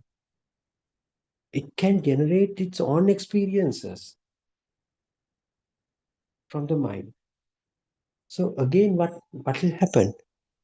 The mind also become a kind of another sensor. That's why Lord Buddha said, you have not or you have not only the 5 senses, you have 6 senses. But the mind sensor cannot be visualized externally even. The mind sensor initially got created from your 5 senses. That is true. After creating this mind, the mind behaves as another sensor. That will become the 6th sensor of us, of the living being. So in the mind, that particular mind sensor, you have your self experience as well. You then when you grow up, what will happen? People or mother or your teachers will input that you are a male boy at the beginning. Then mind sensor captures it. Mind sensor now creates a feeling that, or mind sensor then creates a notion that I'm a boy, I'm a boy. So it creates it by itself. So input has been received from maybe from the ear, saying that you are a boy. The mind sensor now, from that day onwards, mind sensor now creates more and more impulses or generate more and more thoughts, saying that I'm a boy, I'm a boy.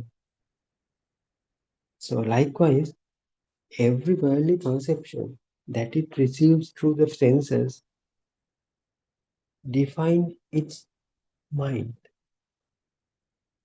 So that is the way how the mind gets matured. So after some time, with all the experiences, when he become a man, grown child, this mind has all the experiences that he had earlier. But even the day you are listening this Dhamma, moment that you listen this Dhamma, unknowingly within you, you have these kind of uh, um, notions buried within your mind that you are a human, that you are a male or female. I am a teacher, or my profession is this. So my my age is 45, and so my mother's name is this. So I live in this kind of a house in this area, in this country. So all these things are there in the mind. All the experience are there in that mind. Even now, you have these things. But you think that they come from the memory. But there is no kind of a memory here. Because in this particular moment, the mind sensor gives those experiences in this particular moment. If you focus towards one particular experience, only you can realize, only you can get that particular feeling that you are a male. If you focus only, you will feel. But at this present moment, you have that mind. In the mind, you have that experience as well. So you know now you know how this mind got created from the sensory inputs that you have. From after forming that, the mind starts to act as another kind of a sensor, because the ability to create more and more thoughts will mature its experiences by itself.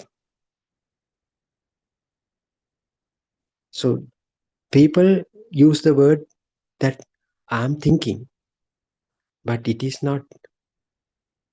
That is the behavior of the mind sensor.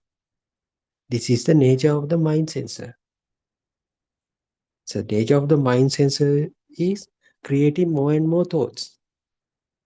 Likewise, so if you take your eye sensor, as long as you keep your eyelids open, you can't stop seeing the environment or external things.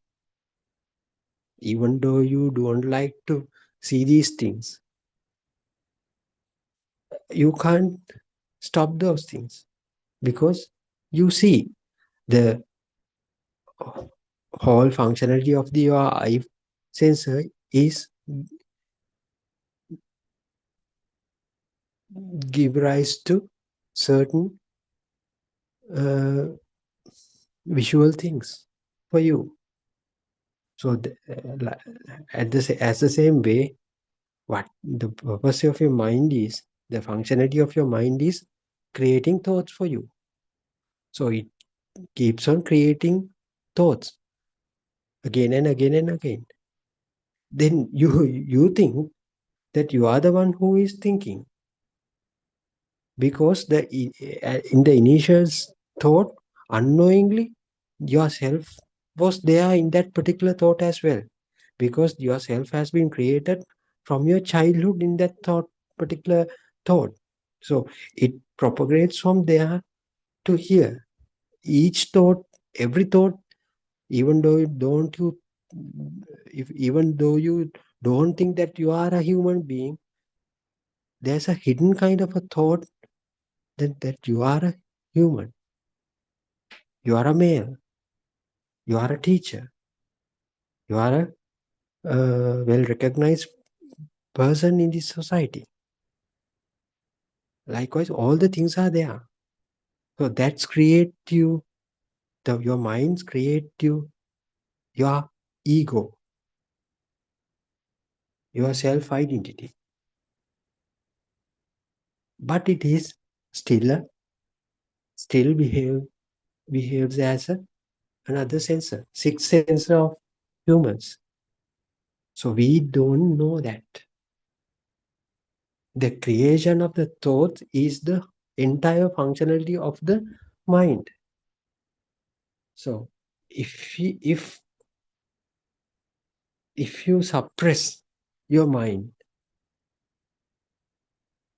you can you stop that mind? No, you can't. Why you should stop? So if you don't want to see things, do you hurt your own eyes? No. Do you hurt your own nose? No. So what you do is you just understand. You just try to understand. The functionality of eye is giving me vision. So that's all. So why don't you try to understand the behavior of your own mind? The giving rise to new thoughts. That is the whole functionality of that mind. So if you are able to understand these senses, behavior of senses, you will realize that there is no such a person here unless there is kind of a functionalities are happening which are carried out by our senses. So we don't experience, we can't have any experience beyond our senses. So we live in the world that is created by our own senses, including the mind sensor. So mind sensor is able to give rise to, as we said, new thoughts, generate new thoughts. So it can create new concepts, new world for you, new worldly things for you to think. So what Lord Buddha said, you are living in a world which is created by your own senses. So collectively, all senses collectively forms the mind. We know these things. So that's why Lord Buddha said, Chitte niyati loko. You live in a world that is created by your own mind.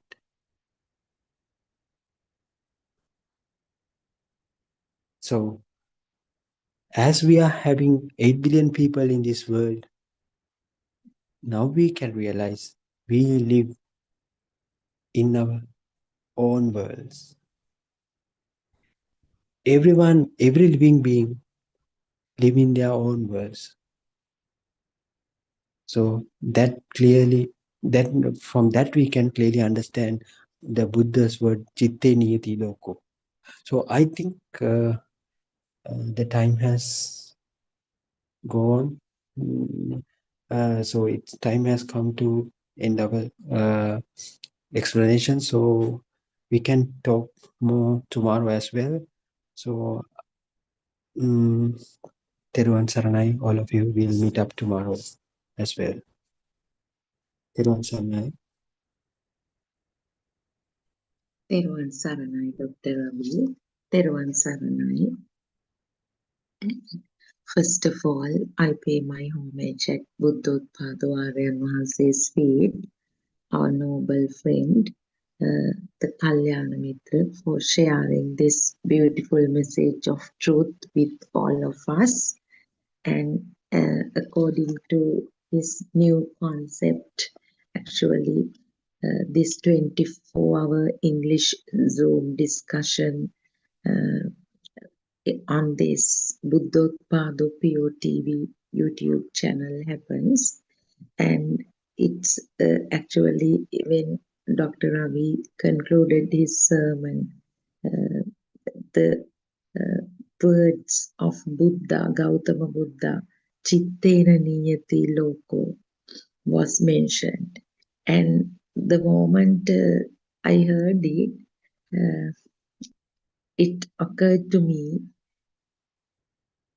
even though these sermons come from different voices, maybe in the 24 hours, one may hear several voices, but all of them focus on the same truth, same phenomenon.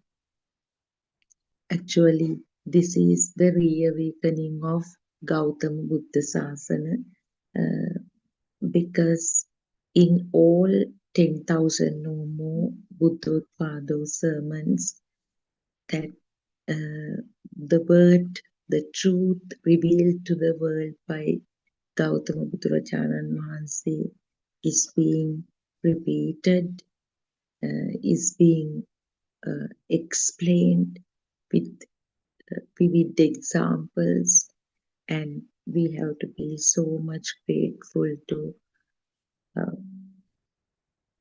our noble friend for that and for giving us this opportunity. And we have to worship Gautama Buddharajanan Mahansi for disclosing this Dhamma, and our Kalyana Mitra Buddothpado Aryan Mahansi for reawakening that Gautama Buddha Sasana, which was hidden from the world due to various reasons. So, in today's sermon, today's Dhamma talk, again, I would like to focus on the same fact which has been actually explained with numerous examples by the others presenters as well. How the self-view is created. Because all 84,000 Dhamma discourses of Gautama Buddharajanan Mahansi revolves around the self, the creation of the self, or else to help listeners to understand that there was never a self. And at the same time, as mentioned in the previous sermon also, Chittena Niyati Loko, or that everything that we perceive as real are nothing but thoughts. So we live in a world created out of mere thoughts or perceptions.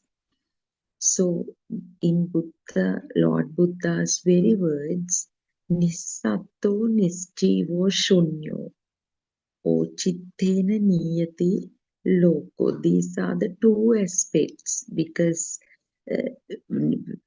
Nisatto Nisjivo Shunyo is the truth. Chittena Niyati Loko is the truth. But when, if one realizes that everything is just thoughts, then on the other side, non-self experience arises, or non-self, nothingness, that there was never a self, that becomes true if one liberates from this world only, because it's like two sides of the same coin, self view and the world, the reality, external reality. So yesterday also we tried to understand how this self-view arises. Is it done by somebody? Is it done by the so-called self or the another person or external? Does it happen, the self-view happen due to that very person or someone else? No. According to Lord Buddha also, there is no one that creates the self or the feeling that I exist or a certain self exists. It happens due to a natural phenomenon, actually natural phenomenon in the sense due to the functionality, as previously also repeatedly said by Dr. Ravi, functionality of the sensory bases or the sensory faculties. It is a natural phenomenon. So if a certain machine, let's say a camera, is placed somewhere, certain reflections or images will fall on the lens there. It's a natural phenomenon. Similarly, the six sensory faculties that are found in the body, the physical body, functions, and each of these sensory faculties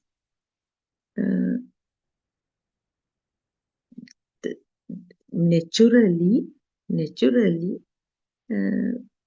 captures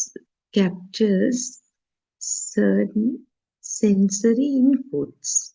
Its nature, just like a camera captures certain images, or just like certain reflections falls on the mirror. The eye sensitivity, Chakku Prasada, kept naturally gains certain visual inputs. Similarly, if there is a machine with that can capture sound vibrations,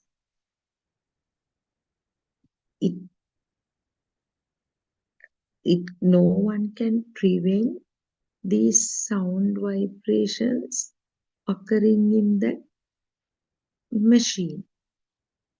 It's a natural phenomenon. Similarly, the physical eye, physical ear sensitivity, Sota Vinyan, Sota Prasada, in the eye sensitivity is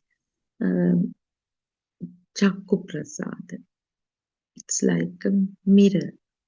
Then ear sensitivity, Sota Prasada. It is the function of that ear sensitivity or Sota Prasada to capture certain sounds. We can explain it further. actually, what are these sounds captured by the ear? They are nothing but vibrations. Vibrations that resonate with the vibrations of the ear sensitivity and end up generating certain new vibration with the sound perception. Actually, that is the sound perception. And then the nose. If there is a machine with some smell receptors, no one can prevent certain smells being captured by those receptors. So that is the basic function of these sensory bases. Then the tongue. If the tongue receptors function, the taste, the function of capturing tastes, in other words, now certain vibrations, taste vibrations, coming together in the sense the vibrations of the taste receptors match with some taste vibrations again, and they come together, and the knowing that knowing of tasting occurs in relation to the tongue. Knowing of smelling occurs in relation to the nose. Knowing of hearing occurs in relation to the ear. Knowing of seeing occurs in relation to the eye. Then the body or the skin, that tactility, the feeling of touch. So body being the skin being the biggest organ of the human body has the capacity to capture the sensations, body sensations like heat, coldness, softness, hardness. So that is nothing but again resonation of vibrations of similar frequencies, which gives the sensation, or which ends up the person knowing that some sensation happens. This knowing is nothing but the consciousness. So in relation to I, we talk about I consciousness. So if we analyze it in terms of 5 aggregates, so the first form is actually that is the speedy occurrence of vibrations. Rupa in 5 aggregates, Panchaskandha, their Rupa means Ruppanaya. Ruppanaya is occurrence of speedy vibrations, not a single vibration, continuous interaction of vibrations of similar frequencies. So with that, the feeling, Vedana, that feeling is actually the feeling of these, actually the continuous vibrations, the speedy vibrations occurring in the eye sensitivity, Chakku prasada, and with that, the perception, the Rupa Vedana Sanya, perception, form, feeling, and perception. Here, the perception is the light. If in relation to I, the perception is light, and that perception arises, and it actually formation level, sankara level, it happens not just single vibration, continuously vibrations occurs, this light vibration, and finally the knowing consciousness, I consciousness arise as the original knowing of seeing, original knowing of seeing is there. This, although we call, we analyze it like this as 5 entities, Rupa, Vedana, Sanya, Sankara, Vijnana, it happens at once. That's, in other words, now we describe the same phenomenon as two vibrations coming together to generate some power. That is what again explained as 5 aggregates also. It arises at once and ends up with the consciousness of seeing. Then in relation to ear, again the Rupanaya, speedy occurrence of the vibrations happen, then the perception of sound arises, and knowing the sound, because the sound vibrations, actually human organs cannot capture the vibrations. It was explained before also, just like we cannot see the radars, or we cannot identify the vibrations that connect with the mobile phone, so that how we get messages, calls, but we only identify the reactions, automated reactions of the phone system as ringing tone, so on, but we never see a certain vibration coming to the phone and generating this sound. So similarly, vibrations that occur in the sensory faculties cannot be seen, cannot be identified.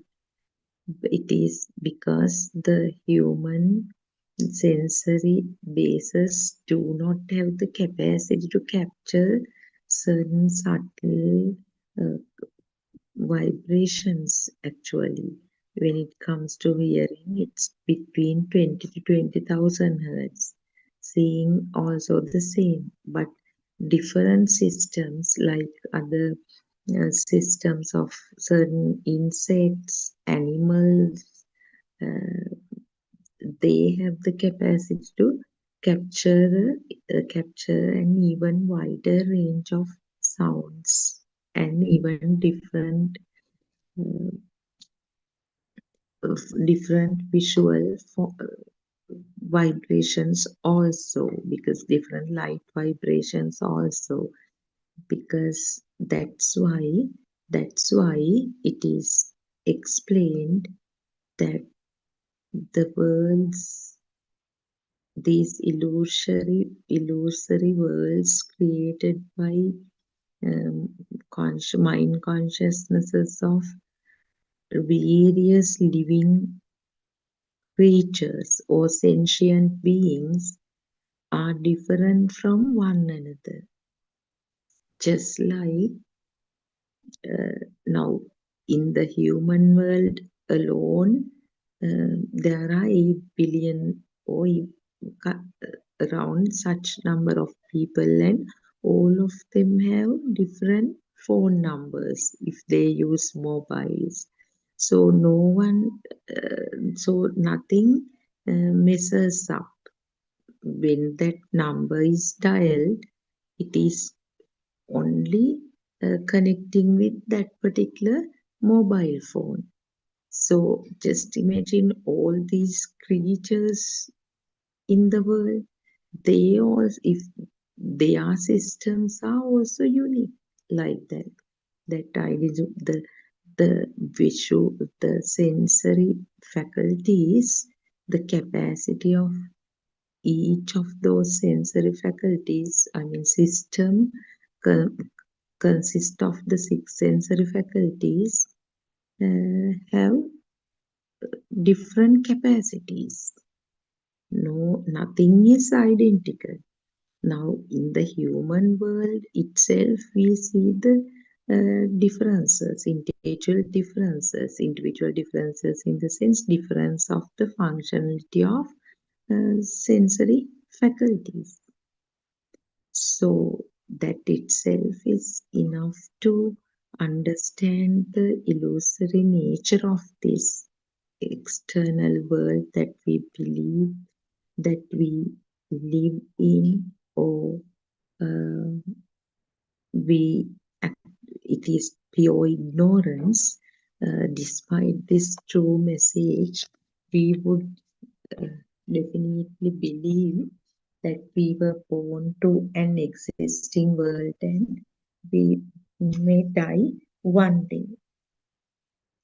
So every day we discuss the formation of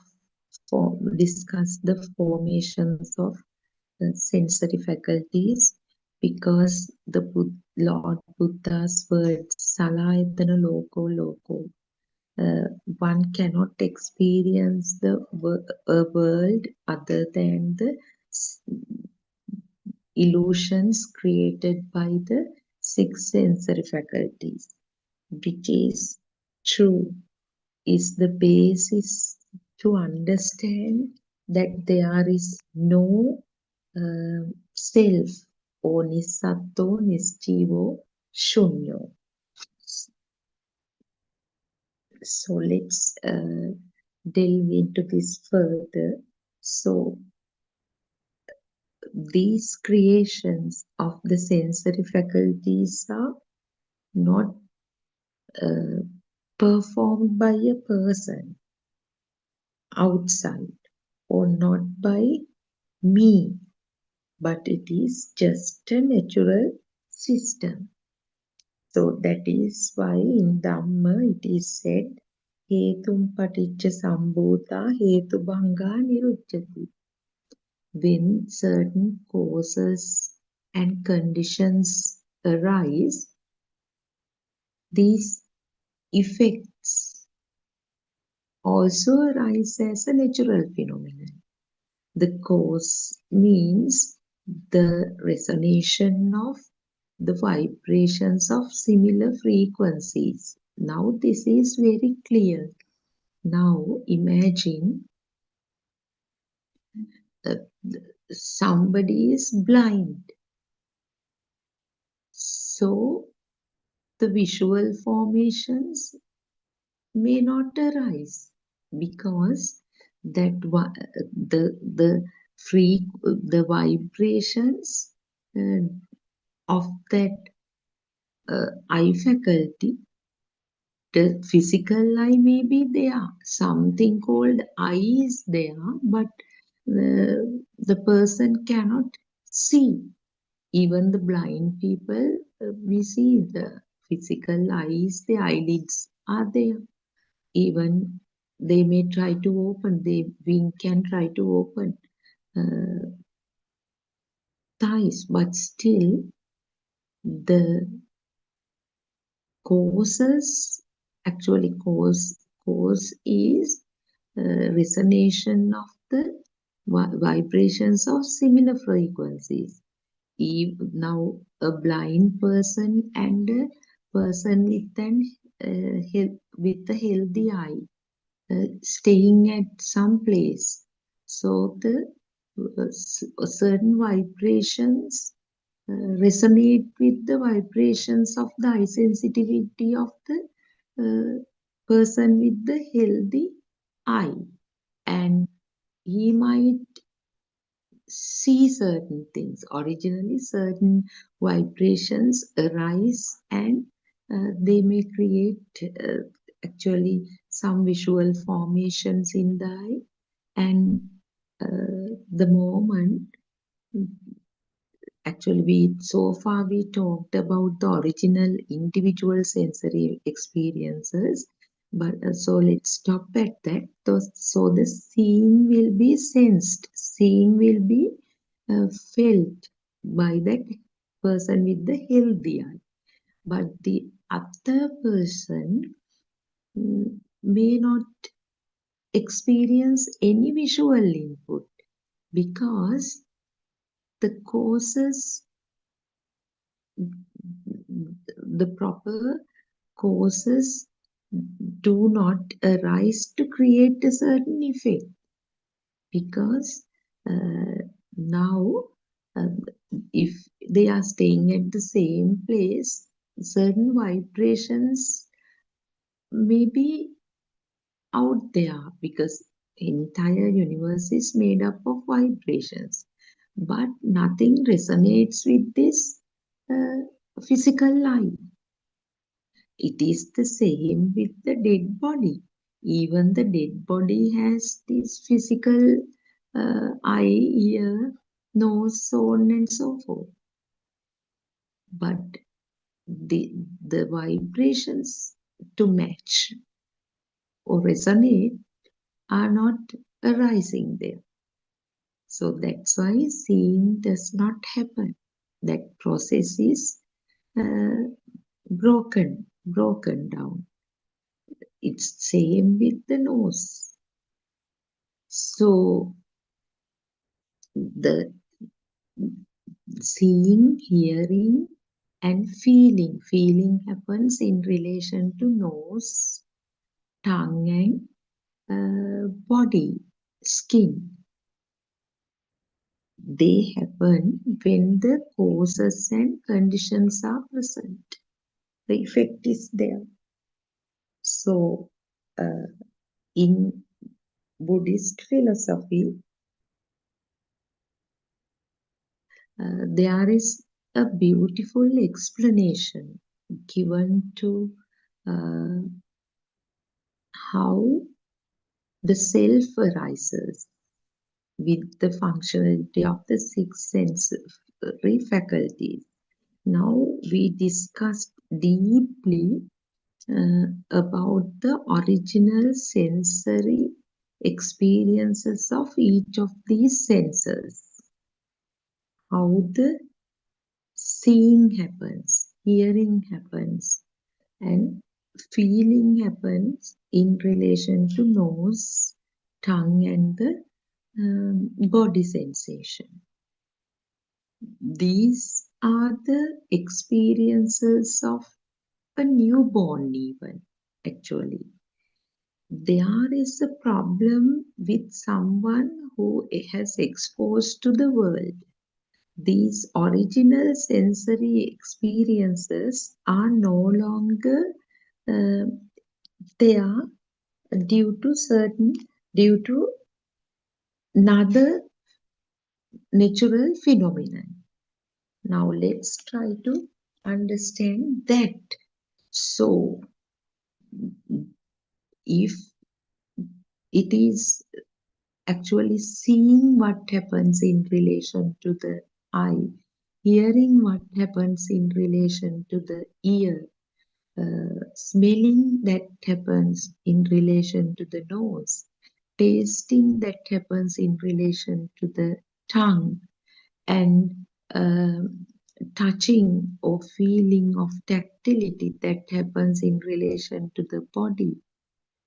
How come this clinging arise?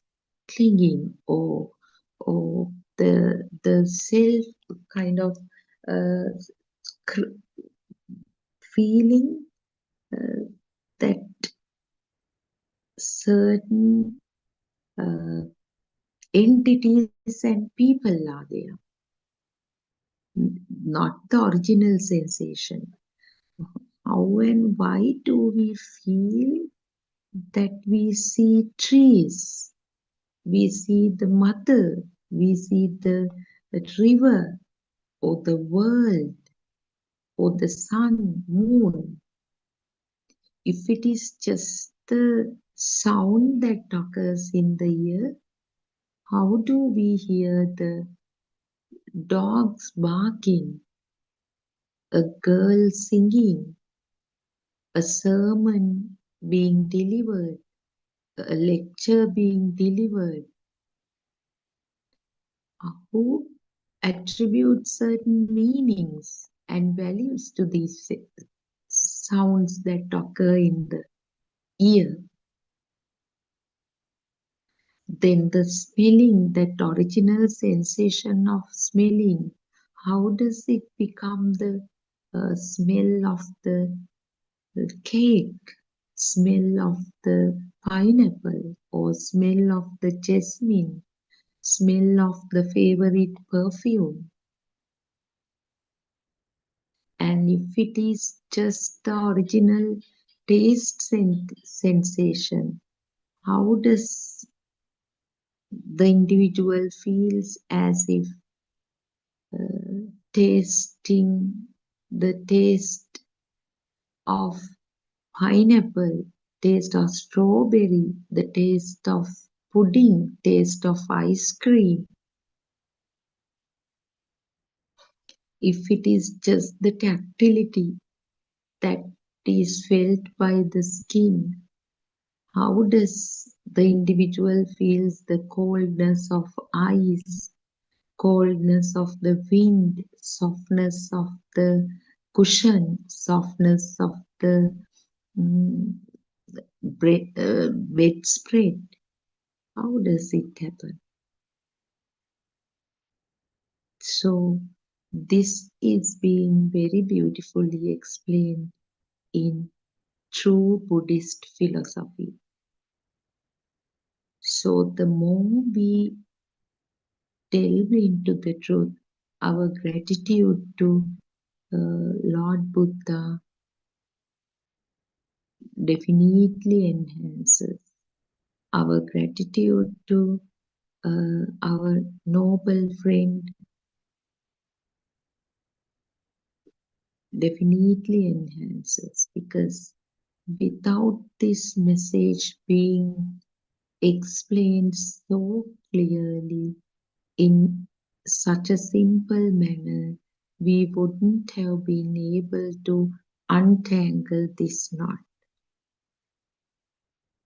So there is something that happens beyond the original sensory experiences being felt by these sensory faculties. So what happens is, when a particular sensory faculty functions, all other sensory faculties begin to function. It's like now when a crow finds out a certain food, or food, some food item, the crow calls all other friends. It starts cawing in producing a certain sound, and all other crows come to that place. So something like that happens. The moment I perceives some visual formation, in other words, when the eye sees certain formation, the crow called eye calls all other crows around, like ear nose, tongue, body, all come into action, all come into work, and they objectify, contribute to objectify that visual formation, which again is a mere perception. This perception is just a concept. It's just a mental construct.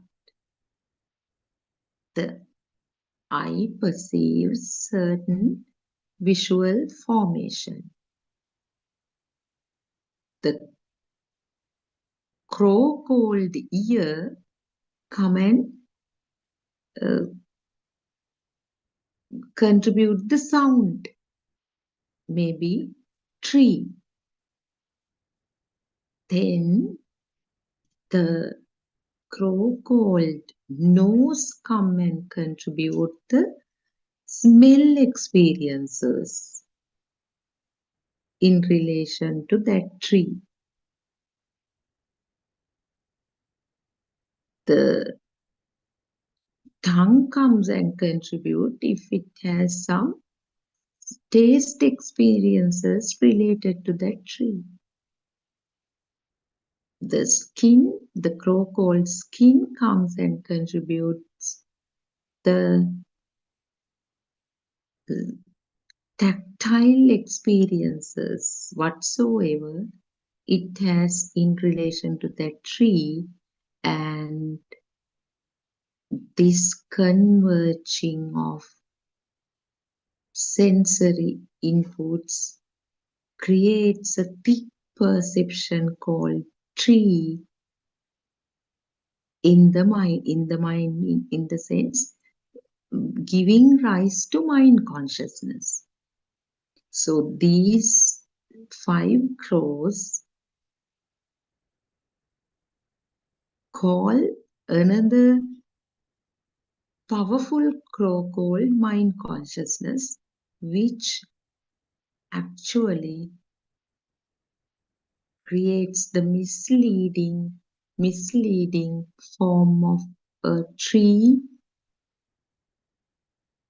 but sadly there is nothing in material form as a tree.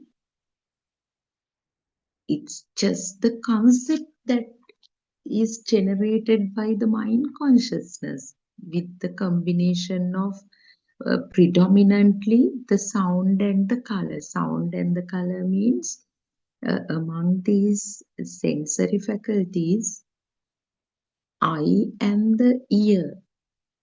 Eye and the ear. The sound inputs from the ear and visual inputs from the eye contributes mainly in this illusion. Because it is obvious, let's try to understand how and why. Because certain visual formation basically arises in relation to the eye. And the identification, the sound once given to the ear in association with that formation, sound tree, plays a huge role. But for a formation like tree, the contribution of the tongue may be very minimal in the sense in the childhood, if the child has licked the tree, actually it is so undesirable a thing like that happens, but still if at some point it has happened, that part is contributed here. So in association with the tree, of course, touching the skin, that is its job, because normally the touch sensation definitely is there in relation to trees, the bark of the tree, the hardness or softness of the tree, thickness, those are felt. Those inputs are contributed to create this huge illusion called the tree perception. And then knows if certain smell was felt before, that part is contributed.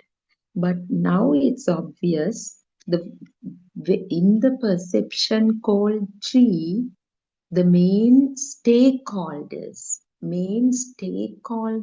are definitely the eye and the ear. That is why we call ditta sutta. Eye, ear, they are the main stakeholders.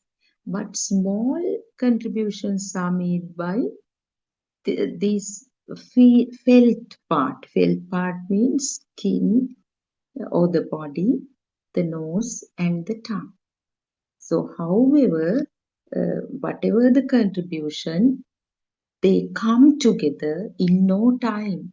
Ditta Sutta Mutta, seeing, heard and felt, merge, come in one shot, and the mind consciousness completes the task of creating the illusory tree. Actually, it's so subtle and complex. So subtle and complex. This tree, the moment it is objectified, we forget that it is a concept. We cannot figure out that it is a mere mental construct. We feel that it is the tree that is located somewhere out there, and it was seen by me.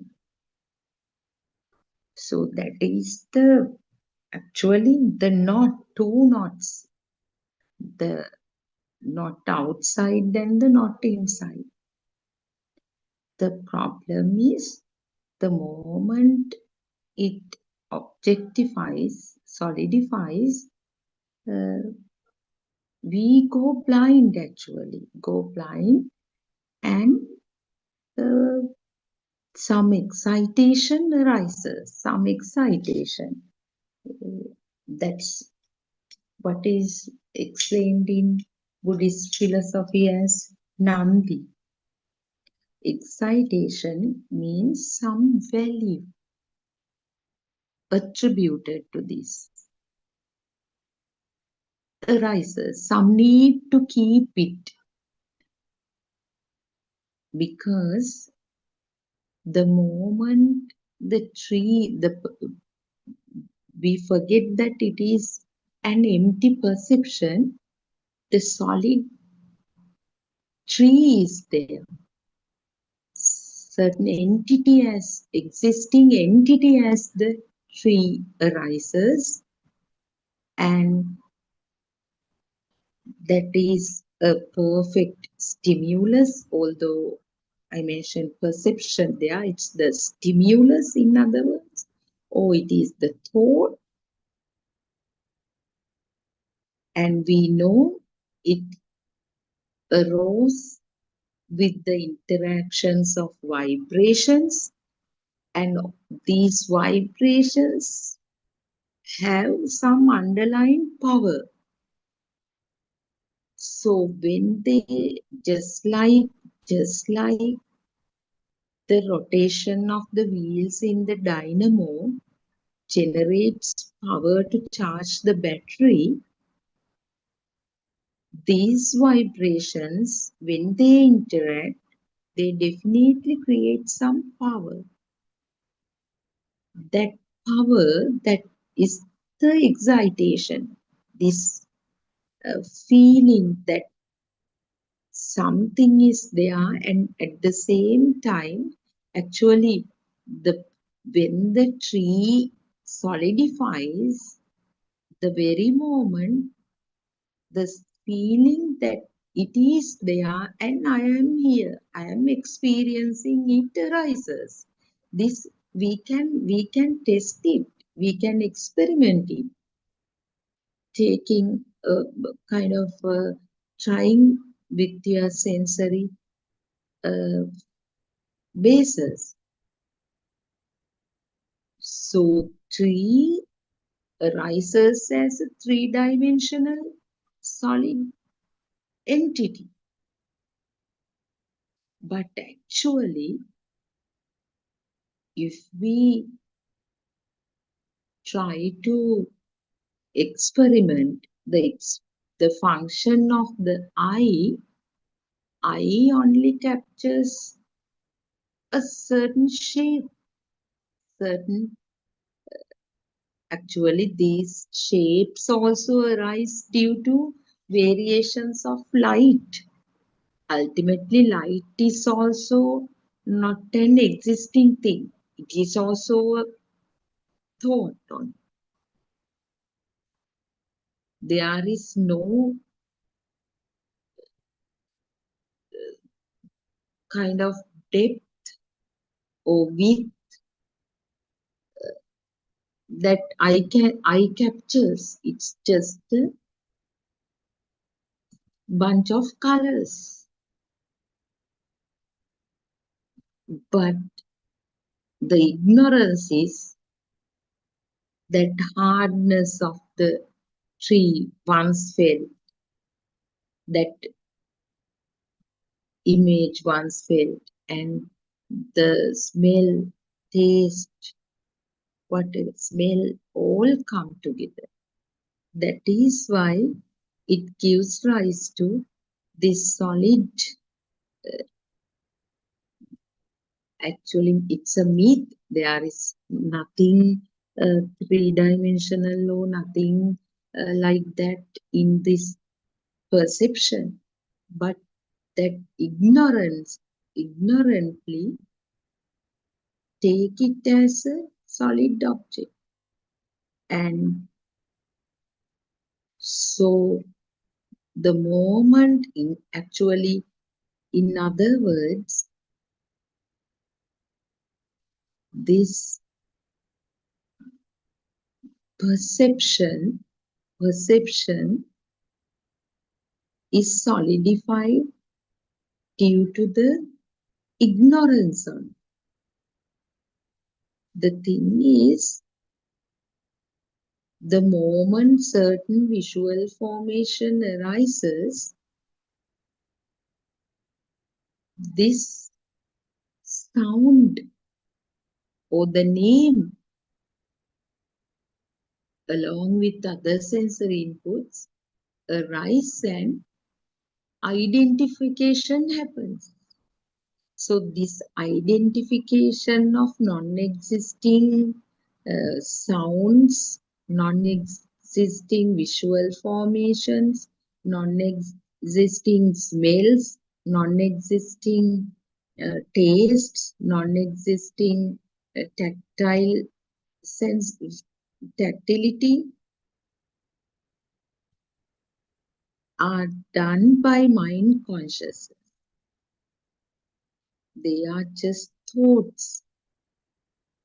But the moment mind consciousness creates this with the combination of this sound, color, and other sensory inputs,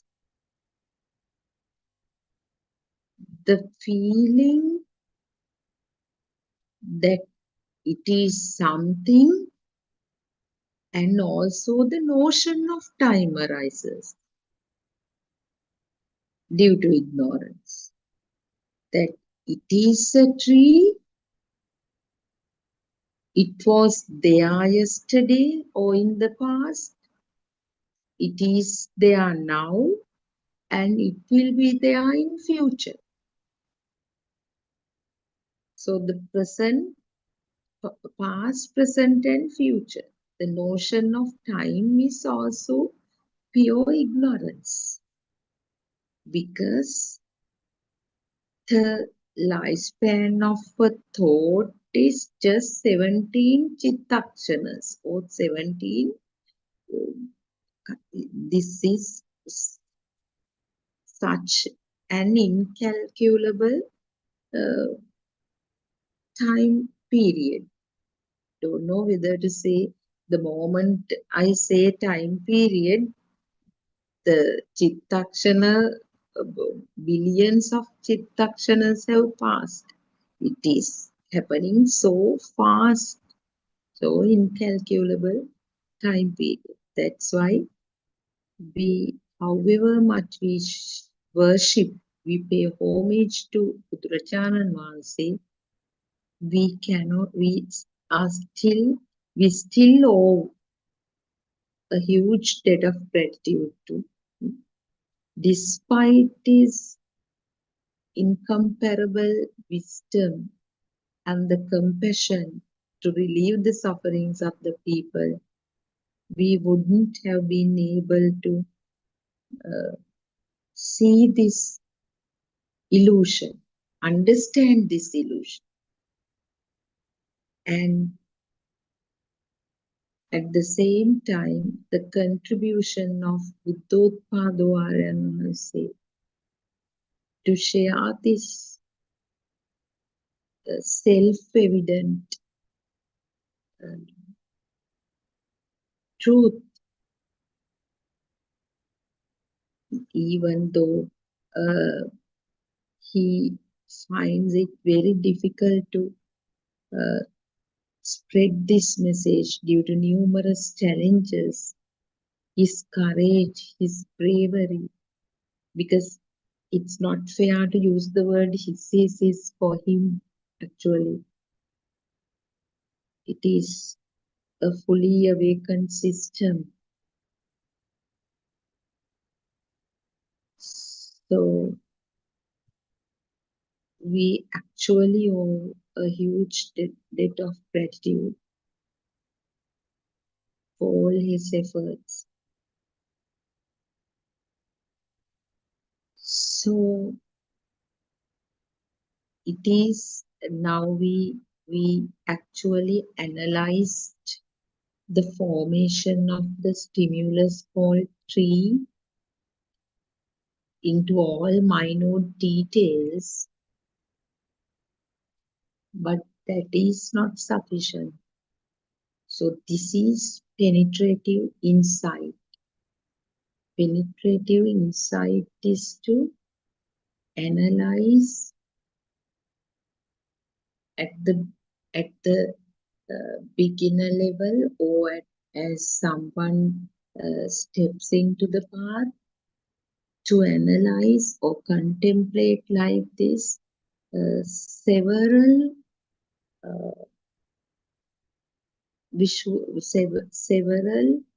stimuli, not just one. Sometimes the predominant sensory faculty may be eye, but if it is a sound, now let's take the sound of the crow. How did it become the sound? Of certain sound vibration occurred. That is, now you know the magic.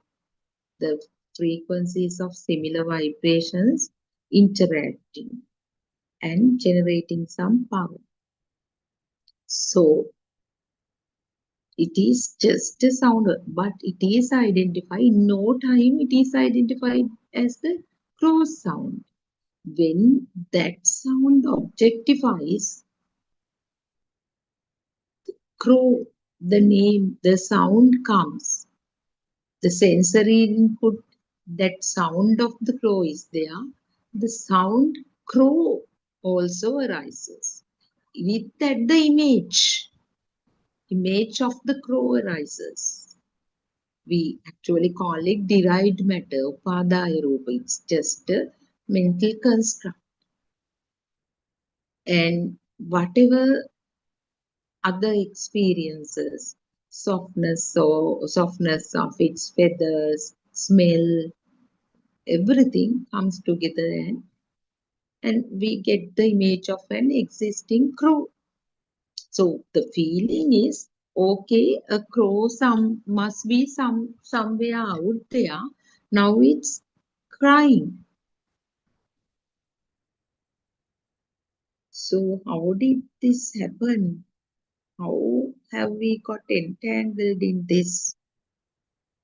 They are mere perceptions. How does this story arise? That is due to the ignorance and the ability of the mind consciousness to fabricate stories. Fabrication in the sense when a certain stimulus once arose, next time when it arises, the power enhances. We call it the reinforcement of the stimulus or abhisankarana. Next time it comes, it arises with more power.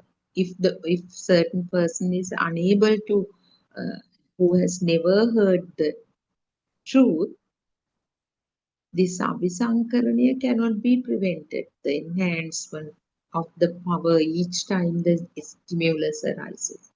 This power is nothing but the value attributed to that stimulus, that value. Now it is just a stimulus that arises. Now just imagine, now the certain sound arises and identifies it as cross sound. Another sound arises, identifies it as nightingale or the quail, Indian quail, koha, that calls during the New Year period. Definitely one would be more attracted to that quail sound because there is a quail that exists and it existed in the past. It called in the last New Year. It's the messenger of the New Year. So it brings the message of the dawn of the new year. That's huge story telepathizers. So when there is no other way out of this trap than seeing through the stimulus. So that is why we are making this effort every day. So yesterday also, what I tried to brought to light is how the self view is created. Today, it was repeated with more details. I think for another week or so, still I'll be talking about the same topic. It is so complex and that actually when we discuss these topics, penetrative insight happens then and there. So if you are wise, whoever listens to these sermons should involve in penetrative insight then and there. Then and there, while listening, you have to see through the stimulus, whatever the formations that arise in relation to your sensory faculties. So with that, I wind up today's Dhamma talk, paying homage once again to Buddothpado and Mahansi, and may the Noble Triple Gem bless you all, and let's meet up tomorrow at the same time.